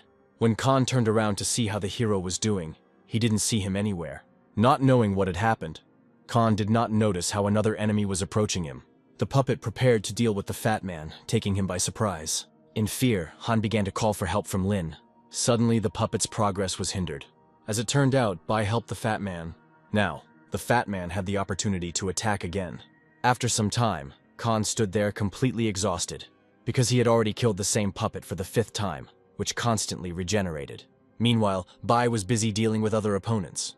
Eventually, Khan was filled with a glow, indicating the destruction of the monster. Lin congratulated Han, because he not only took part in the fight, but even increased his rank. In his joy and thanks to the hero's help, the fat man even wanted to kiss Lin. Han was not even averse to staying with Lin for a while longer if he needed company. The hero brushed it off, citing his low rank and the long time it took to level up. In this case, the characters said goodbye and went their separate ways. Having gotten rid of Han, Lin clenched his fists, because now it was his turn to level up. Suddenly, the action moved into the heart of a foggy canyon. It was here that the Purple Raven members brought the mercenary for some reason. Approaching a small body of water, the woman said that she had been creating it for 12 years. Right before our eyes, from the touch, the water began to change its color. To the mercenary's horror, the man in the hat offered to test the water on him. With the last of his strength, the mercenary shouted that he knew of 2 more who were in the canyon, and yet he was thrown into a reddish-colored body of water. At the same time, another ugly puppet was defeated. Sighing, Lin stated that destroying the puppets was a real pain. Finally, after much hard work, Lin reached another bronze rank. It goes without saying that Lin turned all the life seeds he received as a reward into cards. From now on, Lin decided to avoid Han's company, so that he would not reveal the hero's true powers prematurely. But then Lin's gaze froze. After all, an aura was spreading from the depths of the canyon. The hero had no idea what kind of strange monster could be there. Meanwhile, the hellish water increasingly disfigured the mercenary. His face changed beyond recognition. The hands lost fingers, and he himself eventually became an ugly mutant. The woman looked at the resulting mutant, stating that the effect of the water was impressive. Now Lin was secretly watching these transformations. Suddenly, the woman made a strange gesture with her fingers. In clots, dark magic burst from her fingers. In a split second, the mysterious woman would have surely absorbed the hellish water. Looking at this, Lin decided that such enemies were too tough for him, and therefore he had to flee. But at that very moment, a strong hand fell on the hero's shoulder. Lin didn't have time to do anything, because he completely lost control of his body. Then the man in the hat decided to get rid of Lin. Taking the hero by the throat, he suffocated him and lifted him above himself. A woman appeared who approached a hatter named Marf, asking him not to kill Lin. Marf obeyed, releasing Lin from his grip. The woman immediately guessed that the hero owned a monster with 2 mutations at once. Introducing herself as Nula, the woman presented herself as the Purple Raven. Lin had heard a lot about this organization, and, for the sake of salvation, began to declare that he ended up in such a place by accident. But Nula, approaching, called Lin an outstanding hunter, since, given his rank, he had achieved a lot. Marf stood behind the hero, addressing Null and declaring that Lin could not be accepted into the organization. However, Nula thought otherwise, since Lin could potentially become a threat to the organization without being recruited. Therefore, the woman gave Lin a choice in the form of joining or death. Subsequently, the scene moved to a certain prison. The heavy iron door of the chamber closed. Behind bars, Lin had no idea what was happening. As it turned out, this is exactly what the Purple Crow training camp looked like. The manager honestly stated that Lin would have to survive for a few days before he could earn the right to join. After a brief information, the manager left the hero. Lin's outrage ceased when someone from the depths of the cell asked him to be quieter. Lin looked back, seeing another person in the cell. There was a boy named Mo there who introduced himself as a neighbor. Mo made it clear to the hero that after arriving in such a place, there would be no connection with the outside world. Then, having named a period of 3 months, after which only the corpse would be thrown out. Further, Mo stated that only truly strong people are brought to this place. Mo did not recommend that Lin try to escape, because there were traps and guards waiting for him outside. Having listened to everything, Lin lay down, deciding to come to terms with his fate. To Mo's shock, Lin fell asleep in a second, especially on the boy's own bed. A new day began, and events moved to the interior of the training camp. It was a plentiful and well-fenced area. Mo and Lin looked at the tower, which acted as a testing ground. Having learned that there were battles to the death with monsters in the tower, the hero was not sure that there was any sense in such things. Unexpectedly, Mo asked Lin to look somewhere. Lin turned his gaze and was horrified to see the hanged men. The hero urgently opened the local network, where, according to the available information, he was only convinced of the veracity of the things Mo had previously said. Finally, Mo also mentioned the rating, which was no less important. After which, the unfortunate boy was kicked in the back. From the words of the offender, Lin understood that Mo was the last in the ranking. The offender stood in front of Mo, believing that he did not need breakfast, because the boy would not last long. Wanting to punish the boy, the offender reached out his hands towards him. Mo burst into tears and asked him to forgive him. The execution did not happen, because the hero stopped it. Despite the arrogance of the offender, Lin wanted Mo to apologize. To make his point, the hero twisted the bastard's arm. At some point, the people around started shouting because a man named Gun was walking past them. Lin let go of the offender's hand, remembering that from the information on the network, Gong was in second place on the ranking list. Having caught up with Lin, Gong wanted to know if the hero wanted to go against the rules. But Lin only ridiculed such animal rules. Their conversation did not take place, because the manager appeared, lashing the ground with a whip. Deciding not to get caught in his hot hand, Gun made it clear that there would be no fight. Lin didn't blame Mo for meeting Gong, because sooner or later, something like this would have happened. In addition, the hero offered Mo to stay close to learn how to survive. After some time, Lin reached the 6th floor of the training tower. Lin was warming up his hands before what was to come. The rules of this place were simple, so Lin only had to destroy the creatures. First of all, the hero summoned Bei. The fight itself reminded Lin more of a meat grinder than training. Lin saw only 3rd bronze rank monsters as the most suitable opponents for himself. Unlike others, Lin could infinitely accumulate energy in his life wheel. Such training took Lin an average of 8 hours a day. Lin was breathing heavily as he finished. After all, this pace had been going on for 3 days in a row. As usual, in the end, the hero left the tower. Dusting himself off, Lin was pleased with the results of filling the wheel of life. Calling up the system menu, Lin looked with satisfaction at how many monsters he had managed to kill in total. While the hero was looking through the information and his place in the ranking, he was quietly surrounded. Suddenly, a brawler appeared in front of the hero who wanted to fight. Lin asked again, because the fighter clearly didn't understand who he was dealing with. And so, turning away, Lin declared that this idea was not interesting. The hero tried to leave, but the system reported that a fight to the death had already been initiated against him. Already armed, the brawler dreamily declared that after killing Lin, he would take all of the latter's points. Looking at him, the hero nodded understandingly, after which the fighter flew up to Lin. The gathered onlookers already imagined that Lin would not be able to emerge from the battle alive. Meanwhile, the fighter was getting closer and closer, already anticipating Lin's death. Another moment and he rushed past the hero. Afterwards, the fighter stopped and looked at himself with confusion. Lin's voice was heard, declaring that he had lost. After all, the hero, with all his power and skill, counterattacked. Later, bleeding, the fighter fell to the ground. Then Gong appeared, declaring that Lin had to finish off his opponent, because then the fight would not end. Lin didn't understand what benefit this would bring to Gun. Gun had no time for sentimentality, simply linking everything to the rules. But the hero did not follow the rules and simply began to leave. Gong only cast a disdainful glance at Lin. Then a chain was wrapped around the fighter's neck. The hero stopped when he heard a crunch and a sob. Lin turned around urgently. There, Gong collected his chain, asking Lin not to thank him for following the rules. He also threatened that next time he would deal with Lin himself. Later, Mo was shaking from the events that happened in the yard. All this shaking and nervousness on Mo's part did not allow Lin to rest peacefully. The characters began talking again, from which Lin learned that Mo simply had no choice, and that was why he ended up in the Purple Crow. Mo pulled down the hem of his clothes to reveal a tattoo, calling himself the Fruit of Sin. Lin recalled that a similar term was used to describe those who were born from intercourse with monsters. Mo was ashamed of his origins and even burst into tears. Lin began to stroke the boy's head, but he didn't blame him for anything. Mo turned around abruptly and decided to say goodbye to Lin, because the boy would definitely be eliminated and die due to his low rating. Lin didn't answer but just hung his head. Then, out of the blue, the hero offered Mo to defeat him and split the points. Mo protested, because this was a violation of the rules. Lin saw no problem in this outcome, being a hero who fears nothing. After a few minutes of waiting, Mo took a deep breath. Then with all his might he challenged Lin. Having accepted the challenge, the hero immediately declared his defeat. Much later, when the ratings were being calculated, everyone learned about the drastic changes. It came as a shock to many that Mo scored 5,000 points at once. One of those who suddenly became out of the system was already receiving messages from other people. The poor guy didn't believe until the very end that something like this could happen in principle. Gun knocked him out with one blow. As before, the informal leader followed the established rules. While also outside, Lin gave Mo advice on how to best fight in the tower. Their conversation was interrupted when Gun appeared. In response to all claims of deception, Lin began to pretend that he had not heard Gong. The characters almost collided. So close were Gong's claims and Lin's insolence. Witnesses believed that Lin's insolence would come back to haunt him. In the end, Gun challenged the hero. Lin accepted it with joy. Suddenly, a manager appeared nearby, unhappy with the crowd.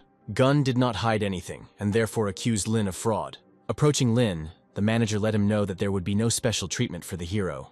From the manager's words, many finally understood that Lin was Madame Hong's man. In connection with this, the manager ordered everyone to disperse. And yet, Gun did not forget the insult he had received in his thoughts, promising to take revenge. Turning away from Lin, Gong decided not to rush these events. He was already leaving when the hero's voice was heard, stopping Gun. The guy stopped and turned around. Unexpectedly, Lin challenged him to a fight to the death. According to the rules, the hero initiated the countdown. Many, including the manager, felt that Lin had thus condemned himself to death. Gun accepted the challenge, already feeling sorry for the hero, since he had personally opened the gates of hell. Lin chuckled in response, calling for Bai. When the countdown reached 0, Lin asked the vampire to destroy Gong. However, Gun was not afraid and also attacked. The chains thrown by Gong shattered against the barrier that Bai had put up in front of him. Seeing this, Gun panicked and said that this simply could not be. After which, like an arrow, Bai flew past Gong. The guy froze, not believing the speed at which it was impossible to react in any way. Then, Gun's head tilted and separated from his body. Seeing the remains of his opponent on the ground, Lin only chuckled at his shameful defeat. The onlookers around began to grumble, because none of them knew about the power that Lin possessed. The manager interrupted the multiple voices, ordering everyone to disperse. Now, after what he had seen, the manager understood perfectly well why Lin had been so strongly recommended for admission to the organization. For some reason, Lin leaned over Gong's corpse. In fact, Lin was looking at the talent card that fell from the defeated Gong. After consulting with the system and reading the card's properties, Lin broke it, now hoping for a random talent drop. Later, Lin met a joyful-looking Mo. The characters were cheerfully discussing their recent victory over the bully goon. Their path lay towards the glasses exchange office. After looking at the prices of the items, Lin was amazed at how this place was clearly cheating on points. The hero had no choice but to exchange everything he had earned for equipment of his rank. But even with my request, the price in points for the equipment was inflated by as much as 8 times. The man at the exchange point described the pricing policy in such a way that often the project participants received not just a weapon, but a modified one. Almost bursting into tears at the price, Lin nevertheless agreed to the deal. Later, Lin returned to his cell. The hero stopped because someone was calling out to him. As it turned out, some people were already waiting for Lin near the camera. Lin frowned, suspecting that they had come to avenge Gong. There was a short pause. Lin did nothing, waiting to see how exactly events would unfold. But unexpectedly, those gathered began to express their respect and willingness to help Lin. After introducing themselves by name, people announced their places in the ranking. Even though Lin greeted them, he understood perfectly well that after killing Gong, the balance of power had shifted in favor of the hero.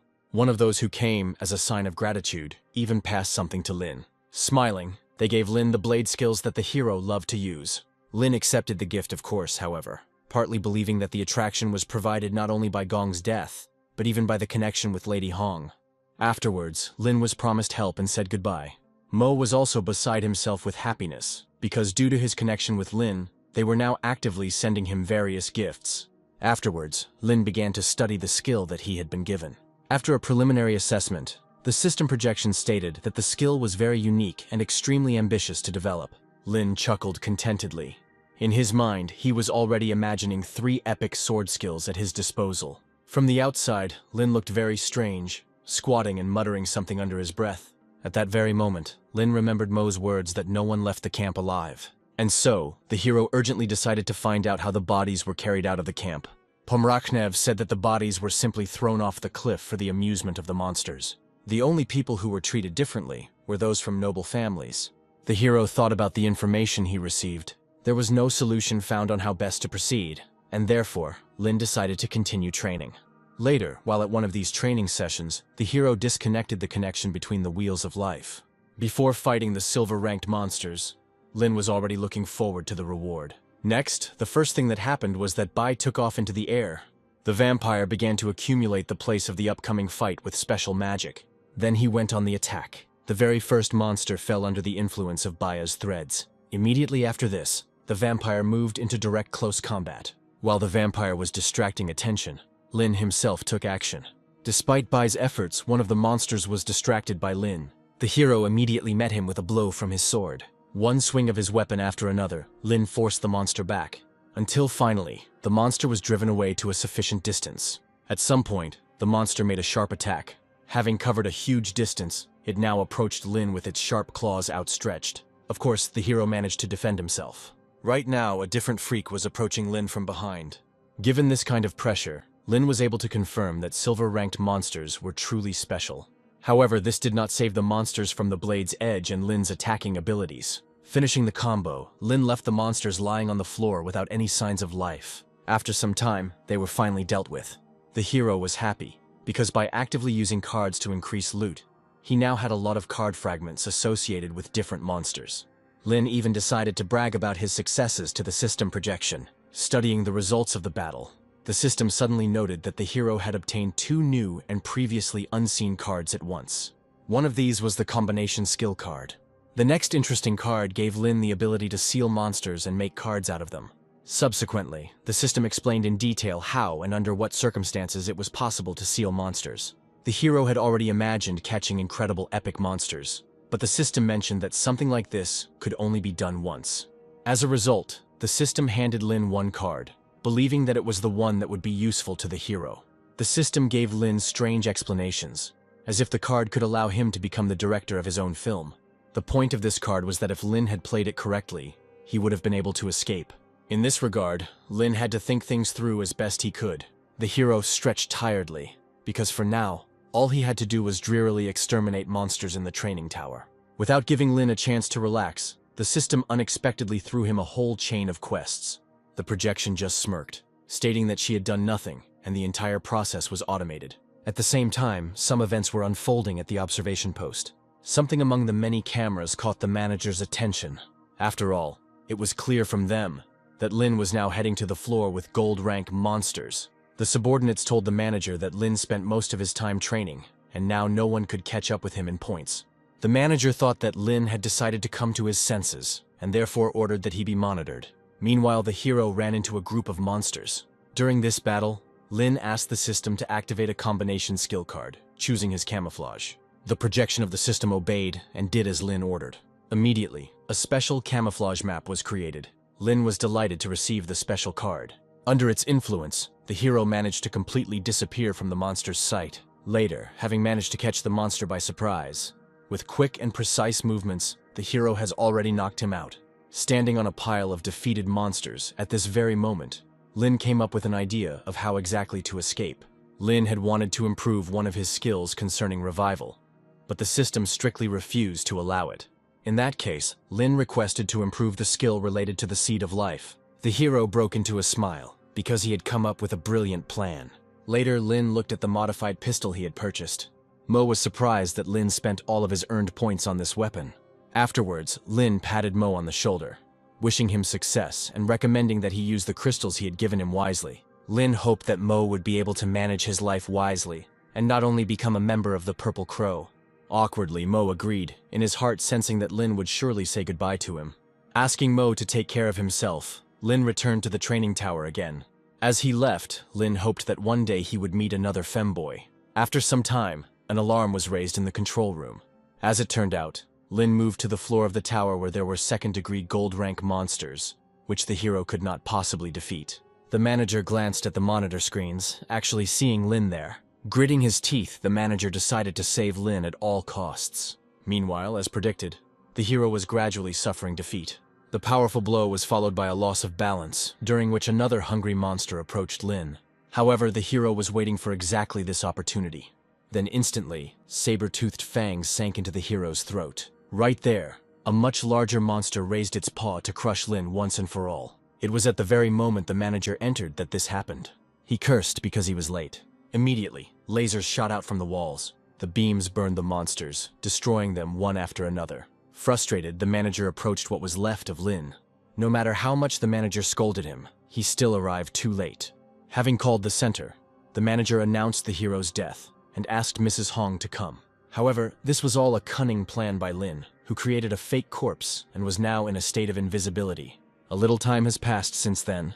Under the derogatory remarks, the manager was thrown against various objects. Hong arrived and was furious because they couldn't cope with the trivial task of saving Lin. Still, some doubts plagued Hong. The manager confirmed that the body did indeed belong to the hero. Sighing, Hong gave orders to burn the body. Seeing that he was believed to be dead, Lin decided that the moment had come to escape. Making his way through the corridors, the hero spotted Mo in one of them. Lin hoped that there would be someone to look after the femboy. Gradually, the backyards of the camp gave way to views of the surrounding nature. Now, Lin walked briskly on the ground. Looking back and taking a breath, the hero said that he had finally found freedom. A few minutes later, a wolf was galloping across the barren lands of the canyon. The hero surveyed the lands, believing that he was too far from the city. Having called up the map, Lin calculated that it would take him a whole year to get to the city on his own. Moreover, Lin could not yet divulge his identity since he was considered dead. This meant that Lin would have to create a completely new biography for himself. Still, with disguise, pulling off something like this would clearly not be a problem for Lin. The hero already imagined in advance how he would completely change his image. Lin even burst into villainous laughter from such wild fantasies. But, thanks to the efforts of the system's projection, he was brought to his senses. After some time, the hero managed to reach the city. Still sore from the system's slap in the face, Lin thought that the disguise was excellent. The projection of the system suggested Lin not to draw unnecessary attention to himself. Ultimately, mutual quibbles turned into a struggle between the hero and the projection of the system. During the fight with the air, someone called out to Lin. A certain person wondered if it was Lin who wanted to fake his identity. The hero agreed, and then the unknown person offered to follow him. At first, it leads to an unremarkable alley. There, overcoming a series of flights of stairs, finally leading to his home. Having led Lin into a cluttered room, the unknown person asked the hero to settle in and prepare money. At the same time, an unknown person was tearing off a canvas from something. Next, showing the hero a strange flask. The hero entered the flask, after which the unknown person assured that the result of the new personality would fully satisfy Lin's requests. To begin with, the unknown person asked Lin to choose a new name for himself. Without even thinking, the hero instantly called himself Yeshu. The stranger almost burst out laughing at such absurdity. And yet, I entered the data I received from Lin. In a split second, the hero's new personality was ready. The stranger was happy with the deal and offered the hero his services in the future. Lin was grateful. But there was still something else that was bothering him. After all, the hero's attention was focused on something else. Among the various things in trash, there lay a very ordinary soccer ball. The unknown person explained to the hero the name of the object and its purpose. Suddenly, the unknown person said that he made the ball so as not to forget about his native world. Lin glanced at him excited. Uncertainly, the hero pointed towards the stranger. The stranger did not understand what Lin was getting at. The hero slowed down, still deciding that at this hour, having such conversations was not the best choice. Gathering some courage, Lin recognized the stranger's name, which sounded like Yang. Meanwhile, the characters agreed that when Lin reached the gold rank, he would be given an even better personality. Next, the action moved to an area outside the city. Once there, Lin continued to rise in rank. Bai actively contributed to the fight against monsters. By actively defeating monsters time after time, Lin obtained fragments of a new skill for his sword. The hero's path could be easily traced by the piles of monster bodies left behind, and even having acquired a huge number of fragments, Lin still could not combine them into the desired map. Meanwhile, the system projection believed that Lin had been sitting in one place for too long, but in fact, the hero was actively discussing methods of his movement, hoping to use teleportation. Finally, Lin calculated the number of days it would take to complete the next journey. At that moment, a loud sound came from somewhere. Everyone perked up, thinking that an attack was about to take place. The hero looked up, noticing that right above him, the Eye of the Abyss had opened. But it was not looking at Lin, but at the city that was nearby. Another echo rang out and monsters began to pour out of the windows. The dome raised around the city actively protected the residents from the penetration of monsters inside. However, in the city itself, panic reigned. At the same time, 3 people sitting peacefully, despite the prevailing commotion, were discussing whether it was worth getting involved in the battle. However, they were in no hurry to intervene because they were afraid to reveal their identities in advance. The eldest of the 3 interrupted the arguments. Instantly his eyes widened. After all, The protective dome could not withstand and was broken through. Unfortunately, the city was visited by the superb monster himself. Rising from their seats, the trio began to wonder what kind of monster could break through such protection. In fact, the monster was a demonic dragon. Then other monsters went into battle. The battle between the monsters and the city's defenders was about to take place. In an instant, something wrapped itself around the group of monsters, after which they burst, leaving behind only a smokescreen. This is how the guard who came out to protect the city acted. Seeing the guard, the hellish dragon let out a roar. The guard only hoped that the dragon was not of the immortal species. With loud steps, the dragon began to approach. The guard refused outside help, deciding to fight the dragon one-on-one. The guard did not expect to win, only to drag out as much time as possible so that the others could escape. Lin watched this whole situation from the side. The projection of the system saw something amiss in this state of affairs. Nevertheless, the fight began. The guard and the dragon both made their first moves. The dragon lifted him up and struck him with his paw, trying to finish off the pathetic man in one fell swoop. Standing on the sidelines, the trio also watched the progress of the battle. As expected, the guard did not die, and while in the air, attracted the dragon's attention to himself. From above, the guardian used the lightning sword ability. A bolt of electricity erupted, piercing the dragon all the way to its tail. Many believe that with just one attack, the guardian was able to defeat the hellish dragon. But the eldest of the three had a completely different opinion. At the same time, the guard's expression changed to one of excitement. After all, now something strange has started to happen to the dragon. The one who disappeared before everyone's eyes. The great lizard was enveloped in a fog that was shrinking in size. But then the guard looked somewhere to the side. Something unknown attacked him at the most inopportune moment. The phenomenon was so powerful that it even split part of the nearby rock. Witnesses of these events were horrified. No one could understand what had happened or who had attacked the guard. The projection of the system has already spoken out on this matter, stating that the superior monster deceived everyone with an illusion. The senior representative of the strange trinity from the city held a similar opinion. On this basis, the elder's followers even managed to quarrel, because their opinions on the need to protect the city were divided. The eldest of the three called them to order, because he knew that the guard was still alive. And indeed, when the smoke and dust settled, a guard appeared, albeit exhausted, but still looking quite alive. The guard clenched his teeth in hatred, after which he let out a cry of rage, swearing that he would destroy the creature. In an instant, he thrust his sword into the ground, creating a magical tremor in the soil. In this way, the guard intended to draw the dragon into a fair fight. Such power and its manifestation frightened even Lin, who hid behind the tree. After the action was completed, the guardian looked somewhere out of the corner of his eye. It seemed that he had found his target and was now swinging his sword again. Streams of electricity began to flow along the blade of the guardian's sword. And yet, the guardian of the city was unable to defend himself from the new vile attack. It was not the dragon that threw him aside, but a completely different creature, the three-eyed ghost. Rising to his feet in an instant, the guardian now realized that events had taken on a more ominous tone. Suddenly, snow-white jaws clicked, and a grinding voice was heard, mocking the little people. There was a whole group of monsters nearby, where one of them wanted to end the stupid performance. The truth came out, but the trio seemed to not react to it in any way. Apparently, the eldest among them had already guessed everything in advance. Meanwhile, the guardian was warming up his knuckles because he still had more work to do. Finally, the Trinity deigned to come to the guardian's aid. Meanwhile, one of the superior monsters continued to provoke the humans. After his threats, the superior monster burst into hysterical laughter.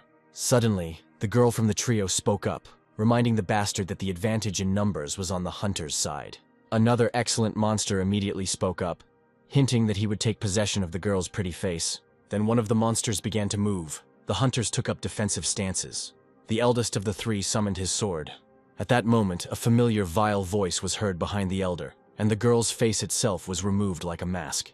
The monster that had taken over someone else's body said that now the chances for all sides were equal. Immediately after this, the possessed girl attacked. The elder tried to reach her, but first of all, he was forced to parry the blow. Finally, other participants in the events also witnessed that one of the hunters lost control of his body. The girl continued to fight, and every now and then hysterical laughter burst from her throat.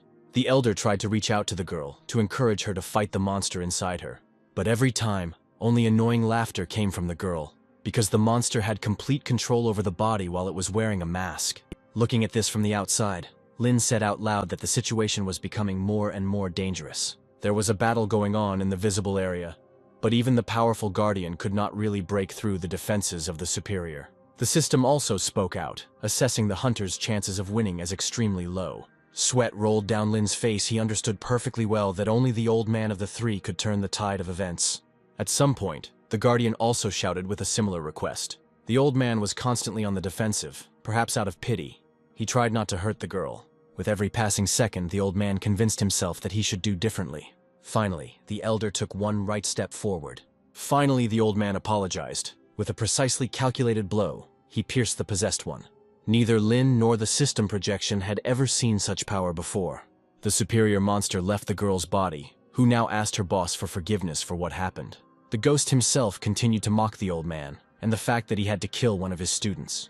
Changing his faces like masks, the superior monster wanted to hear if the old man felt sorry for the little girl. In response, the old man said that the monster had ignited a flame of hatred in him for the first time in a long time. The excellent one only laughed, wanting advice on whose body to take possession of now. The old man's expression suddenly hardened. Jumping up on the spot, he wanted to finish off the excellent one. The monster again mocked the old man's efforts, pretending that he was afraid. Having reached striking distance, the old man lunged. But at that very moment, the excellent one asked the old man to guess what the monster had become now. And indeed, the excellent avoided being hit every time, simply playing around. The voice changed, and now shots could be heard in the old man's direction from another possessed student. The old man held out his sword, cutting the bullets with the blade's tip. At the same time, the Guardian continued his fight with the other superiors and their minions. Using high-level techniques and skills, the guard cut them into pieces. At some point, a fireball formed on the battlefield, and then thunder struck. Tiredly, the Guardian said that the opponent's defensive relic had been broken. To encourage himself and others, the Guardian roared that he would not allow the monsters to destroy the city. With all his strength and vibration in all directions, the Guardian thrust the sword into the ground again. Destructive and penetrating magic began to burst forth from the layers of soil. The hero watched the Guardian, inspired by the fact that even though the system knew that he could not defeat the superior, where during this same period of time, the old man was still continuing his unsuccessful battle. The excellent monster was delighted with this game, asking the old man to continue. Floating around like a fly, the excellent one practically begged the old man to hit him one day. The old man himself gradually grew tired, but nevertheless felt that something was wrong in this fight. At some point, the old man decided to use a special deceptive technique. Like a taut spring, he curved his sword, then release, with tension and speed, still hitting the mask of the superior. The disciple was freed from the influence of the monster. At that moment, somewhere behind the old man, a familiar laugh was heard, regretting that the fun game was coming to an end. This impudence added rage to the old man's veins, and he was ready to continue the fun.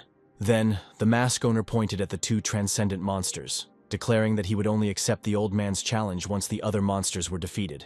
If the outcome were different, the owner of the mask assured that he would not let anyone out of the city alive. Many of the townspeople heard the superior's verdict without even knowing whether they had any hope of success. On this matter, even the projection of the system spoke out, recommending that Lin prepare to flee in advance. The old man himself accepted the challenge. Immediately, one of the monsters moved towards him. The old man responded by delivering a series of piercing blows with his sword. All of them hit the approaching monster. Apparently, it caused considerable damage, but the old man's first action was only a teaser for something bigger. Having waited for the attack to come his way, the old man at the same time directed his own sword. The fire magic that burst out from the sword began to flow around the monster's stone hand.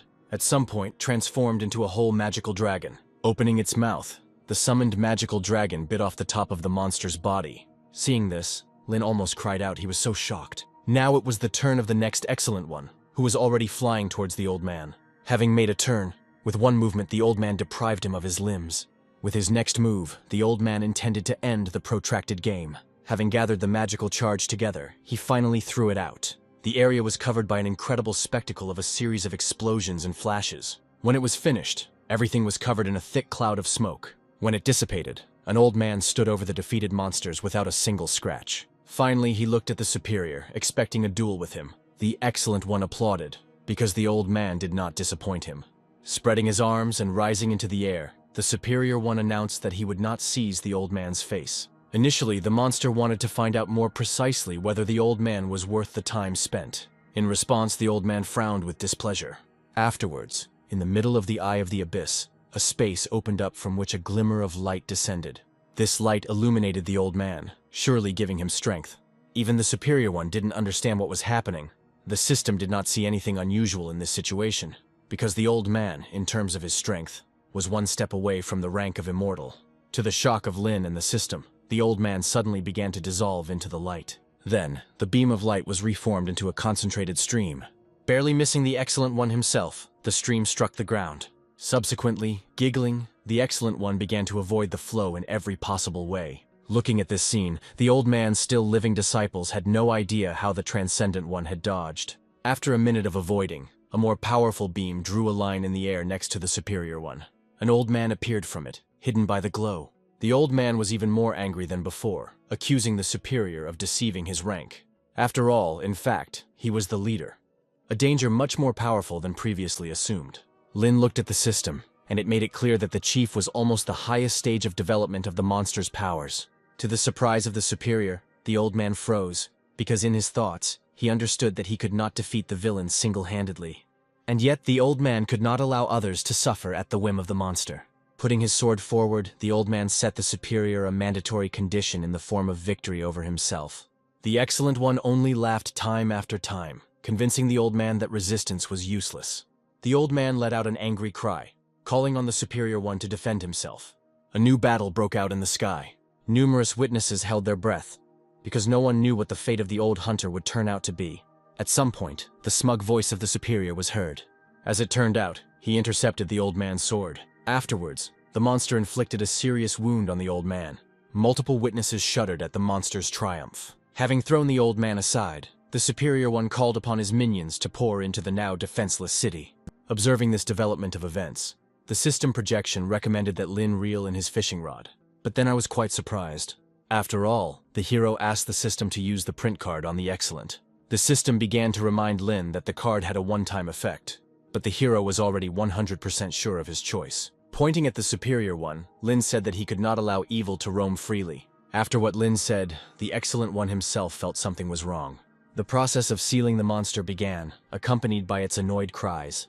Until in place of the once majestic villain, nothing remains. Witnesses of this event remained in conjecture as to what was happening. Until the end of the sealing, the card transformed in Lin's hand. Now, Lin looked at his new epic card with adoration. Immediately after the disappearance of the Superior, the Eye of the Abyss immediately began to close, at the very end, leaving behind only a scar on the sky. Even an old man, to whom the students provided first aid, observed this event. The strange disappearance of the Superior inspired the remaining hunters. They regrouped and engaged in battle with the small remnants of the villain's army. Meanwhile, in his hiding place, Lin breathlessly looked over the skills of the captured Transcendent. Deciding to try his luck, Lin ordered the system to extract one of the Transcendent's skills. To the hero's happiness and the system's disappointment, he was lucky enough to receive a rare skill. Although it had considerable limitations, the mask skill allowed Lin to take control of any creature in his field of vision. Finally getting up, Lin hoped that the other hunters would be able to deal with the remnants of the villain's army. Therefore, now the hero decided to go to the suburbs, where he will wait out the dangerous time. During his journey, Lin asked the system to tell him about the ranks of superior monsters. With a boring face and voice, the system explained to Lin all 6 levels of strength that the Transcendents could obtain. The lowest of these ranks was described by the system as the Flame of Life, an ancient and most powerful magic known. The system immediately mentioned that this rank was difficult to master, and many burned out, unable to cope. As for what Lin saw, the system hinted that the old man had a similar rank. Rubbing his chin, Lin asked the system to also tell him about the captured villain. In dreary detail, the system began to inform Lin of the powers and rules of the powers with which the villain was endowed. Once again offending the hero, the projection of the system said that he should not even dream of such powers. Yet Lin imagined the power of a person who possessed the strength of the highest rank of Transcendent. Even if it was just a fantasy, Lin was planning to reach such heights. A couple of days have passed since then, and the action of events has moved to the portal gates. After finally passing through, Lin left the Purple Crow Zone. Now the hero was in a peaceful city that was famous for its high quality and impregnable walls. Walking along the streets, Lin felt the comfort here. But then someone shouted from behind. The hero didn't have time to really look before someone knocked him down. Rubbing the back of his head, which Lin had hit, the hero wanted to know what the hell had happened. But then, Lin's gaze froze and his pupils trembled. The man who shot him down looked at the hero in much the same way. The next moment, Lin saw that the owner of the shop was running after the man who had hit him, shouting about a theft. Urgently, Lin grabbed the boy by the hair. Suddenly, hugging the boy close, Lin asked the angry male pursuer to discuss everything. However, the big guy in the apron was not in the mood for friendly conversation. Lin apologized, but noted that he liked to poke his nose into other people's business. About a minute later, the big guy in the apron was resting somewhere in the garbage dump. Shaking his hands, Lin was somewhat disappointed by the big guy's fighting skills. When Lin began to stroke the boy, he suddenly said the number 327. The hero looked at him in confusion, considering such a name strange. The boy repeated the number again, but this time he pointed to himself.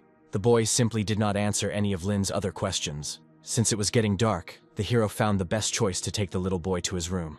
There, in the courtyard, until the day finally turned to night, Lin was engaged in training.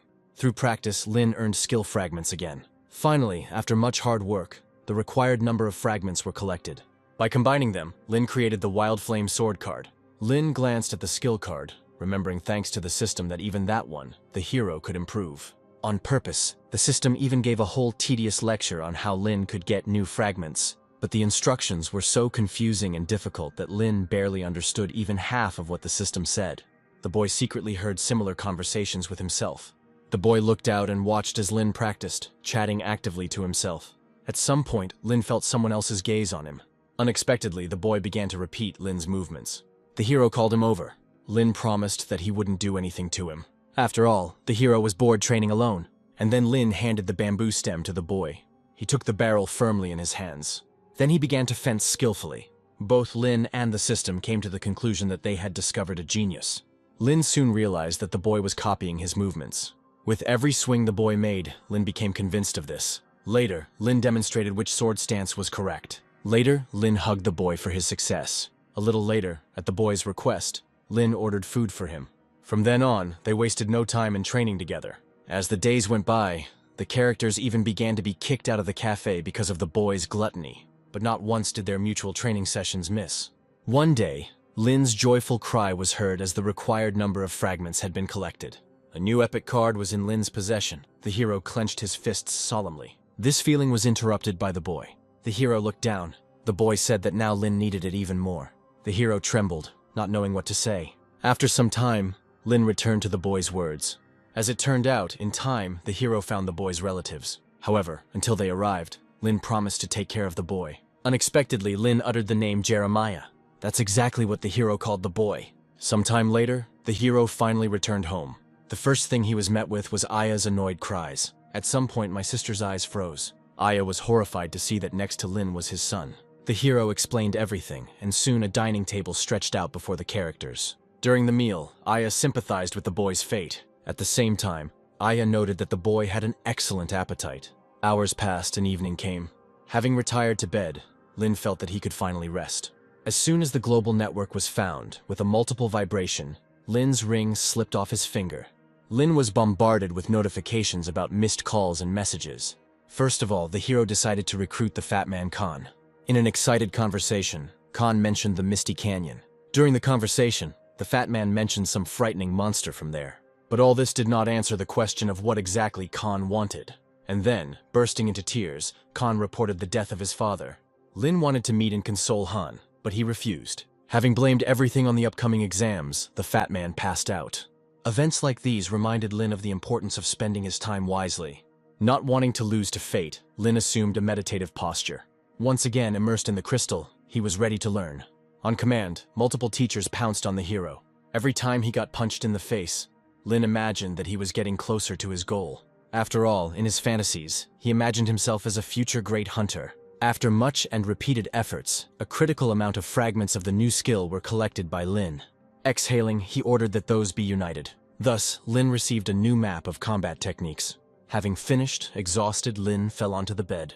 Suddenly, Aya called out to Lin in fear. Running out of the room, Lin hurried to help his sister. She pointed to Jeremiah, who was eating something. In a stern voice, Lin asked the boy not to eat raw food. Lin approached carefully and asked Jeremiah to give him a piece of meat. The boy threw the meat aside and ran to Aya. He hugged her young body, asking for forgiveness. Lin laughed, realizing that his sister's alarm was false. Lin hoped that he could leave the two alone without incident. After all, later, this is exactly what Aya assured her brother of. However, nervous thoughts haunted the hero every now and then. But most of all, Lin was worried about himself. At some point, the gates in the round arena opened. Lin knew that this was how the exams began. At some point, a tall man with dark skin appeared. Standing before the crowd, he introduced himself as the chief examiner.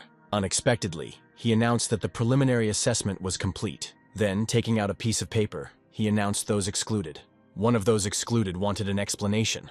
The examiner looked at him menacingly and asked again. The examiner then began to list a ton of things that could serve as disqualification.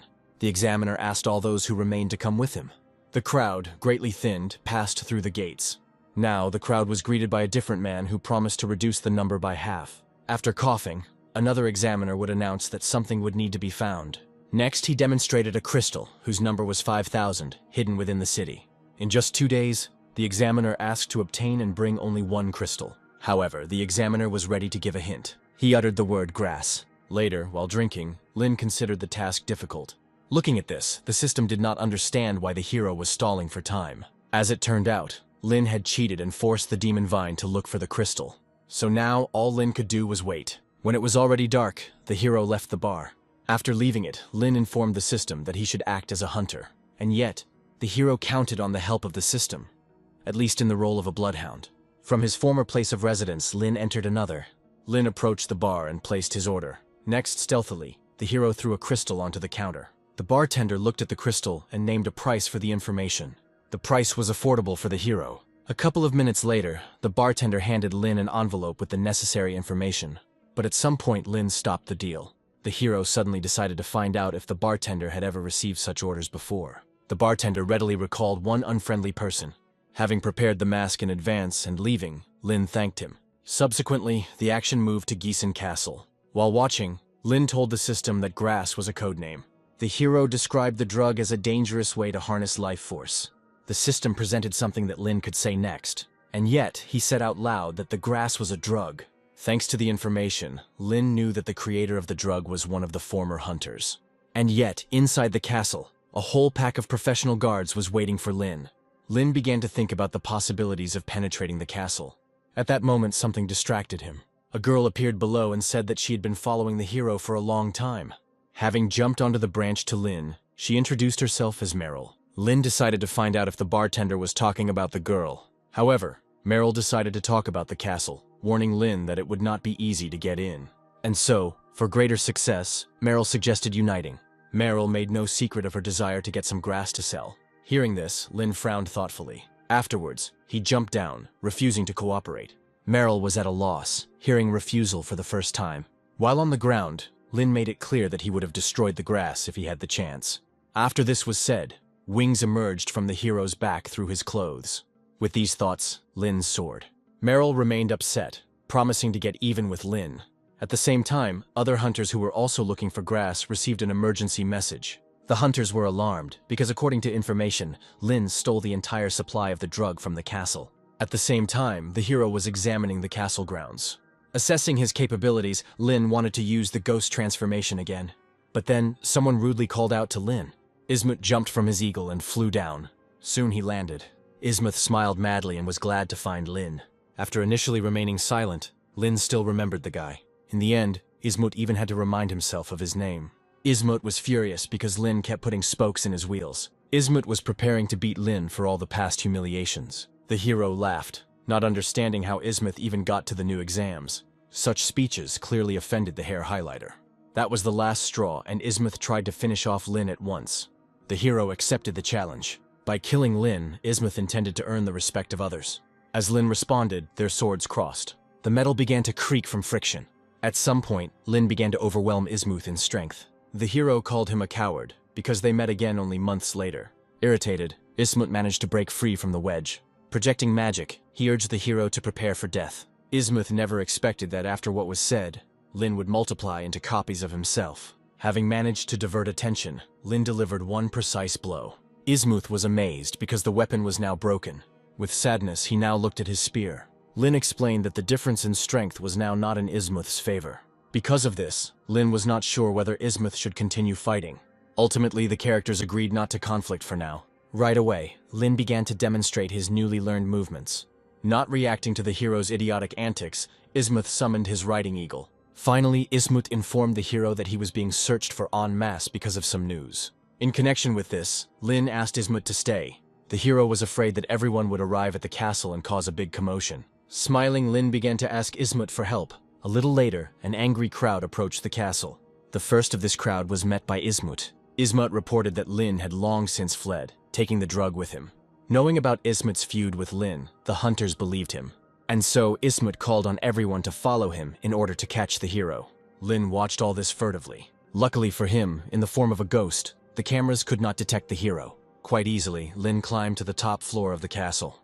In the form of a shadow, he slipped through the barred window. Lin was ready to destroy everything completely. Inside the castle, production was in full swing. As Lin had expected, work was in full swing. Every now and then, hundreds of dark crystals poured out of the conveyor belt. In his ghost form, Lin kept an eye on where the produce was being taken. But first of all, the hero had to get rid of the cameras. Cameras that examined almost every nook and cranny of the castle. For these needs, a separate room was even allocated in the castle. Lin was well aware that the observers were clearly gold-rank hunters. However, they were not particularly bright. The hero did not intend to leave them alive. The carnage carried out by Lin alarmed other observers. But the hero did not do this alone. Muffled screams and cries for help were heard from the room. Having finished, Lin moved to another floor, there, ordering Bei to begin hunting all living things. At the same time, the castle's other forces came into action. The carnage carried out by Lin did not go unnoticed.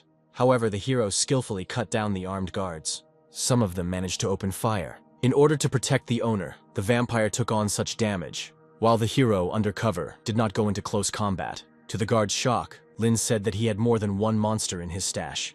Immediately after this was said, a dragon opened its mouth behind him, and yet the guard escaped from his sharp fangs. As he headed to the warehouse, Lin left a guard for his monsters. Accelerating, on the move, the hero knocked down the doors.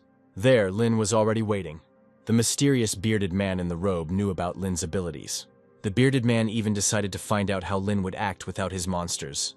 Afterwards, he sent his puppets against the hero. Lin was ready for the challenge and crushed one of his cards. The hero freed the superior monster.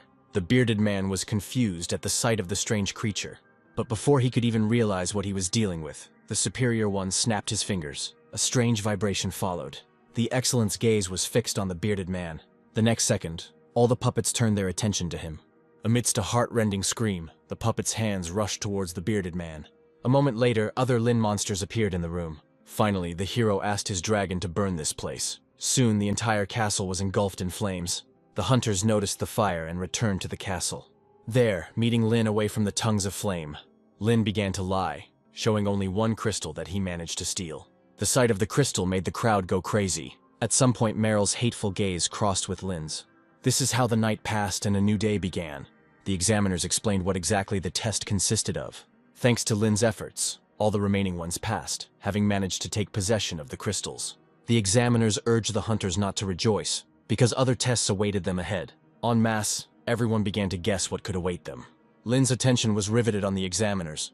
Meanwhile, the examiners themselves were talking to each other about the meaning of the previous test. However, none of them had any idea who had burned the castle. Their conversation turned to the strange evidence that was found at the site of the fire. However, they rejected the idea that one of the exam participants could have been the culprit. The only suspect was seen as the summoner, but he could not have wielded such a powerful monster. Suddenly, Lin's chest tightened. The hero thought that someone remembered about it. Yet the examiners were no closer to solving this mystery. Later, an aircraft appeared over the scene. Half an hour later, it landed. Lin's jaw dropped, because calling an aircraft was an expensive pleasure. Next, the ramp was lowered. The owner of the curled mustache, the captain, descended. The examiners thanked the captain for his help. Seeing the adhesion of those, the hero considered that the captain was clearly of high rank. As soon as everyone had boarded, the ship set sail. Another hour later, the ship was already plowing the ocean. Lin was impressed with the ship and its quality. Suddenly, he noticed that the captain was fishing. It seemed that the captain had managed to lure the fish. The captain pulled out some kind of devilry by tugging on the fishing rod. But in the end, the seasoned captain managed to turn the caught abomination into soup. While others were practicing their numbers, Lin admired the captain. The hero admired not only the taste of the food, but also the captain's sword technique. The captain saw nothing special, believing that Lin himself was gifted. The hero was embarrassed by the pleasantries addressed to him. In the end, the captain laughed, because Lin was lucky enough to taste that guy's signature meat. Wiping his mouth, the hero thought that the captain was a legendary gourmet. Later, their conversation turned to Lena's acquaintance, the gourmet Han. Thus, the night passed in conversation. Eventually, the ship arrived at its destination. Having landed, Lin considered it his duty to introduce Han to the captain. After an interesting night, the captain said goodbye to the ardent young man. The disembarked crowd of hunters gathered in one place. The new examiner greeted them with a commanding voice. He described the new test as quite easy. The examiner pointed behind himself to where the door was that led to the labyrinth with monsters. The examiner only gave you 1 hour to complete the test. The test has begun, and the first participants have already been disqualified. One by one, the hunters began to enter the doors. At some point, everyone heard that someone had even died. Then, one of the many who entered managed to pass the exam. The good news was immediately followed by news of someone else's death. Despite the grumbling in the queue, the examiner showed no emotion. At some point, the examiner announced that one of the doors was no longer suitable. Unexpectedly, of all those present, it was Lin who decided to enter that door. Lin attributed his zeal to the long wait in line. The examiner did not dare to refuse, and therefore let Lin in. Lin walked briskly inside. He was ready to show everyone what he was worth. Quite quickly, Lin encountered the monster that had previously killed a couple of hunters. Suddenly, the strong cocoon unfolded. A pleasant voice was heard from there, and a firm breast popped out. Lin's base fantasies immediately made themselves known. Phoenix looked at the hero with interest. Phoenix expected that Lin came to play. Approaching confidently, the hero started a conversation with Phoenix. Lin suggested that Phoenix had a grudge against humans because of some past. A second later, Phoenix thought that Lin was talking nonsense. Lin's theory only angered the owner of the breasts. The speed with which Phoenix attacked impressed Lin. In her mind, Phoenix remembered her previous owner, who actively took care of her. Phoenix burst into tears because her owner was killed by evil people. Lin guessed that the one who tamed the Phoenix was someone from the evil Black Blood sect. As a result, Lin snatched his sword from the monster's grasp, now proclaiming that the master of the Phoenix was worthy of death. These words made Phoenix burst into tears. After which, Phoenix began her transformation. She wanted to demonstrate what she had achieved on her own. As an offering to her master, Phoenix intended to spill human blood. Completely changed, she cried out to her master. Frowning, Lin accepted the creature's challenge. Moving forward, Phoenix sentenced the hero to death. Lin was ready for the meeting and also to demonstrate his skills. A moment later, a string of pointed feathers was already flying towards Lin.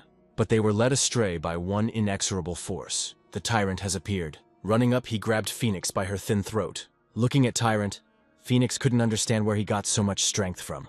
In response, the tyrant opened his fanged mouth. He grabbed Phoenix's neck with all his might. In pain, she began to call for her master. The hero watched this without feeling any pleasure.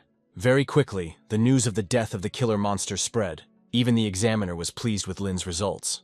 As Lin wandered through the corridors, he discussed the victory over the Phoenix with the system. The system once again reminded the hero not to show off his strength too much. Their argument took place just before approaching the next monster. Right there, Lin recommended that the system take a closer look at the new power of that one. The monster that let out a roar also began to act. The monster struck, but Lin jumped back. After a light step, the hero began to fire his pistols. Now Lin was worried about how best to deal with the one-armed monkey. However, Lin had no intention of killing her. As Lin ran, he activated Traceless Step. As it turned out, Lin simply walked past the monster, not wanting to fight it. This passage of the hero was captured on a surveillance camera. The examiner was now actively monitoring this. Looking at the monitor, the examiner thought about something. Nevertheless, Lin continued on his way. At some point, the hero came across a third monster, dressed in armor. The chained lizard went into battle. Lin grinned, hoping to repeat his earlier trick. But then the hero's eyes stood up. Something strange was happening to the monster itself. Soon, there was a ball in front of the hero. The system even assumed that the monster would let the hero through. Somewhat embarrassed, Lin even kicked the ball. Anticipating some kind of deception, Lin summoned a sword. Afterwards, he stuck it into the ball. Thanks to his persistence, the blade of the sword went in quite deep, until finally the steel lizard maiden's defense was broken. Having committed the meanness with a light heart, Lin continued on his way. In the end, Lin passed the exam successfully. Knowing Lin's success, the examiner ordered that he be recommended to the management. Following this, events flowed into one of the headquarters of the Hunters Association. There, in the conference room, they watched a video recording of Lin's successes. One of the participants asked to make a decision in connection with what he saw. One of the chairmen approved the candidacy. The second one, on the contrary, refused. The third doubted, seeing a giant in the tamed monsters. The fourth also refused, again citing the monster. The hooded chairman took the floor, describing Lin as nothing more than a gifted hunter. Finally, all parties to the meeting had their say. Based on the votes, Lin's candidacy was not approved. At the same time, the hero was overtaken by a sneeze, because he was again being actively remembered. Meanwhile, a girl appeared nearby and presented Lin with a ring for passing the exam. Lin's obligatory nature ordered her to wait, because there would still be a fourth stage of the exam. Scratching his head, Lin noted that he had 2 whole days left. From the girl's words, it seemed that on the island, Lin had to take care of himself. The hero's face changed when he heard the name of the island. After all, in essence, the entire area was strewn with monsters. Lin's nervousness subsided, because the island was a stroke of luck for him. After all, many of the monsters could only be found on this island. The system quickly realized that the hero simply wanted to gain new abilities. The system guessed that Lin also planned to improve the skill to epic values. At some point, Lin interrupted the system. A second later, Lin threateningly drew his pistols. He stared at the path behind him. Meryl giggled as she emerged from behind the trees. Lin raised the barrel and wanted to know why the girl was pursuing him. Meryl explained that she was simply extremely bored. At the same time, the girl began to show Lin signs of attention. Embarrassed, she looked away. The next moment, Lin left the flat-chested one, as he was an admirer of curvy women. Out of insult and wild indignation, Meryl punched the nearest tree. The impact caused the trunk to crack and the tree to fall over. Feelings of horror, revenge, and vengeance clouded Meryl's mind. In the air, Lin explained that he didn't like people like Meryl. A couple of hours passed since then, and evening came. The further the hero made his way into the island, the more unique monsters he encountered along the way. The system was wondering when Lin would finally get around to attacking. The hero reduced everything to his own special goal. After what was said, the system began to understand. And Lin has already found what he needed. After all, a special one-eyed demon appeared below. Without further ado, Lin jumped off the branch. The monsters immediately noticed the movement. Lin realized that they were looking at him. As it turned out, the hero forgot about the special range of feelings of monsters. Immediately, the one-eyed demon sent his minions to Lin. However, it was too late for Lin to take any other action. As a result, breaking the map, the hero decided to go the way of brute force. The tyrant appeared, his teeth chattering. Lin began to actively command them. With his might, the tyrant began to deal with lesser opponents, but one of the minions managed to go on the attack against the tyrant. With his sword, he caught up with the giant. However, there was not a scratch left on Tirana. In response, the tyrant grabbed the minion. The giant mumbled something and threw him to the ground. Further, he raised the fist of his free hand. In a split second, hundreds of blows rained down on the minion.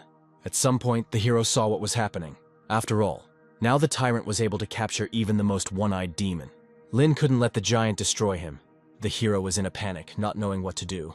Suddenly, an idea struck Lina.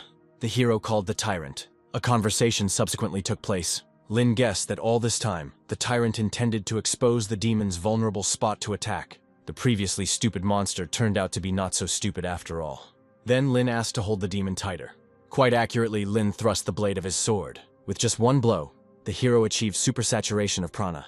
A new seed of life was found, and the transformation into a map began. Lin was happy with these results. Subsequently, a new monster card landed in Lin's hand. Having brought it to his face, the hero looked at it closely. Lin began to discuss his other plans with the system. But just now, the trees began to rustle in a strange way. Meryl jumped out from nowhere and somehow, for now, the girl was out of Lin's sight. But in one instant, her entire conspiracy fell apart. Instantly, Lin discovered her presence. The girl began to make excuses, saying that she simply came because of the noise. Lin accepted her excuse, but had no interest in the rest of the conversation. Meryl did not calm down, asking if Lin would like to try his luck in other organizations. But then, the tip of a blade flashed at the girl's throat. Lin saw through the trick, now asking where Meryl was from. Lin waited for an answer because Meryl tried so hard. The girl began to radiate misunderstanding and genuine fear. Satisfied with this, Lin pulled the blade back. The hero swore that next time he would finish off Meryl. After saying this, Lin soared into the sky again. The girl couldn't believe that Lin actually threatened her. Turning around, she decided to mind her own business. That same night, somewhere on the island, an explosion thundered. As it turned out, the sources of this were Lin and Tyrant. A system appeared to remind Lin that the exam was just around the corner. Moreover, the system reminded that Lin's entire life force was already overflowing. The hero saw no point in stopping leveling up since he had a lot of low-level monsters. A couple more days passed, and finally the time came for a new exam. All those gathered and those who survived were asked to remain silent. The next moment, the wind above their heads increased in strength. From the thick clouds, a dragon descended to the earth. The rider dismounted from his formidable beast. Playing with her hips, she introduced herself by the name Mulan. The crowd began to discuss Mulan's identity en masse. In fact, she was one of the association's top hunters. Then, with one shout, the girl interrupted the crowd. Next, announcing the rules of the new test, which consisted of destroying 5 monsters from the island at once. Instantly, indignation was heard from the crowd, and some even decided to ask a question. It was Lin who wanted to know about the possibility of stealing monster corpses. Mulan allowed everything except killing other participants. After the briefing was over, the test began. Now, a certain group of hunters has set out to search for monsters. Their journey ended when Lin stood in their way. The hunters were frightened, knowing Lin's reputation.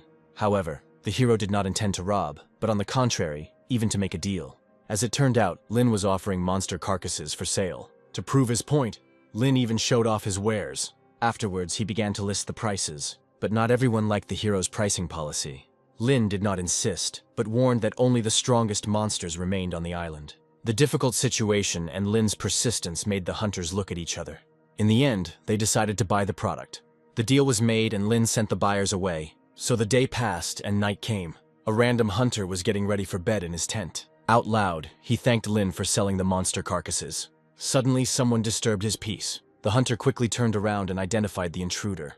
Having shown off the tattoo, he behaved in a far from friendly manner. Recognizing the tattoo, the hunter froze in horror. Numbness gripped his body, until his piercing scream was heard throughout the area. After some time, the hunter woke up. He rose heavily from the grated floor. Behind him, he discovered other familiar hunters. All of them ended up in captivity of the man with the tattoo. All of them knew that the future would be sad. Their hopes for salvation were directed only towards the examiner. But finding them, which had been reduced to the size of a keychain, was quite a problem. With his new accessory, the tattoo owner was now strolling around the island. Meanwhile, in another part of the island, something was thundering and knocking down trees. It was a huge werewolf who lost his target, but a second later, he got hit on the ass. It was Lin's doing that. He was wearing down the werewolf. As it turned out, Lin was still hunting. His thoughts on commercial interests were interrupted by a new opponent. Lin reacted instantly. He defended himself, but someone else had already cut down the armored bear. The man with the tattoo was also going to finish off Lin, to which the hero only pulled out his trusty pistol. The scoundrel never expected such a development of events. The next moment, Lin fired. However, the bullets only scared the bastard away. His eyes blazed with rage. Lin honestly reported that he had noticed the scoundrel a long time ago and simply did not attach any importance to him. But in this whole situation, something confused the hero. Lin assumed that he was being sought out specifically. Moreover, due to the lack of secrecy, Lin called the owner of the tattoo an idiot. But for some reason he decided to invite Lin to join. Lin smiled since he was not interested in such organizations. The scoundrel drew his sword because the answer did not satisfy him. Without wasting any time, he transformed the sword into a scythe. Given his experience, Lin was not impressed by such a sight. This attitude only made the bastard more angry. Suddenly, all his progress came to a standstill. After all, the tyrant entered the game. Holding the scythe with one hand, Tyrant was already swinging with the other. Afterwards, the giant administered a slap in the face. Lin reminded Tyrant that he wanted to take the scoundrel alive. Having found him, fortunately for Lin, he was still alive. Standing opposite, the hero began to question the scoundrel. But he had no intention of answering in any way. Lin was not against it, since a specialist in these matters had already been called. Putting on a mask, the manipulator approached the scoundrel. Once again, Lin asked about the cultist's purpose. Unable to bear it any longer, the cultist told of a plan to kidnap the best of the hunters. The hero continued his questions. In response, the scoundrel laid out the number and strength of the infiltrated sectarians. The bastard also showed the dungeon where the captured were already being held. He also told about the portal that served as an evacuation method. However then, for some reason, he fell silent. The manipulator told Lin that the cultist had kicked the bucket. After some time, the body of the sectarian was thrown to the ground. The hero dragged him straight to Mulan. Lin hastened to explain the situation regarding the body. It came as a revelation to Mulan that cultists had infiltrated the exam. Afterwards, she began to examine the prison cell. The crowd behind Mulan began to roar with indignation. In any case, the examiner made one important decision. Using magic, she broke the dungeon. All the previously captured hunters flew out from there in a crowd. Immediately, Mulan began to question the rescued people. They answered all the questions that interested Mulan. Mulan clutched her head at such misfortunes and news. Having finished with the freed ones, her attention turned to Lin. After a short conversation, she came to the conclusion that it would not be possible to sort things out without the excellent hunter. Next, her gaze fell on the body of the sectarian. Having taken the ring from his hand, Mulan was going to track down the others. It came as a revelation to Mulan that Lin personally dealt with the cultist. Afterwards, she began to think about the option of getting help from Lin, ultimately allowing the hero to act. A couple more hours passed, and Lin was already flying on his eagle. He conducted an active search, which was crowned with success. Having found another sectarian, the hero dived towards the ground. The man in the robe did not run away. Having taken it off, a gorgeous woman revealed herself, probably eager to meet Lin. Lin began with a disclaimer that he does not hit women. These words were enough for the bitch to take action. Lin sighed and called out to Tyrant. It was a surprise for the bitch to meet the tamer, and yet fear did not paralyze her. On the contrary, she slashed the giant with her blades.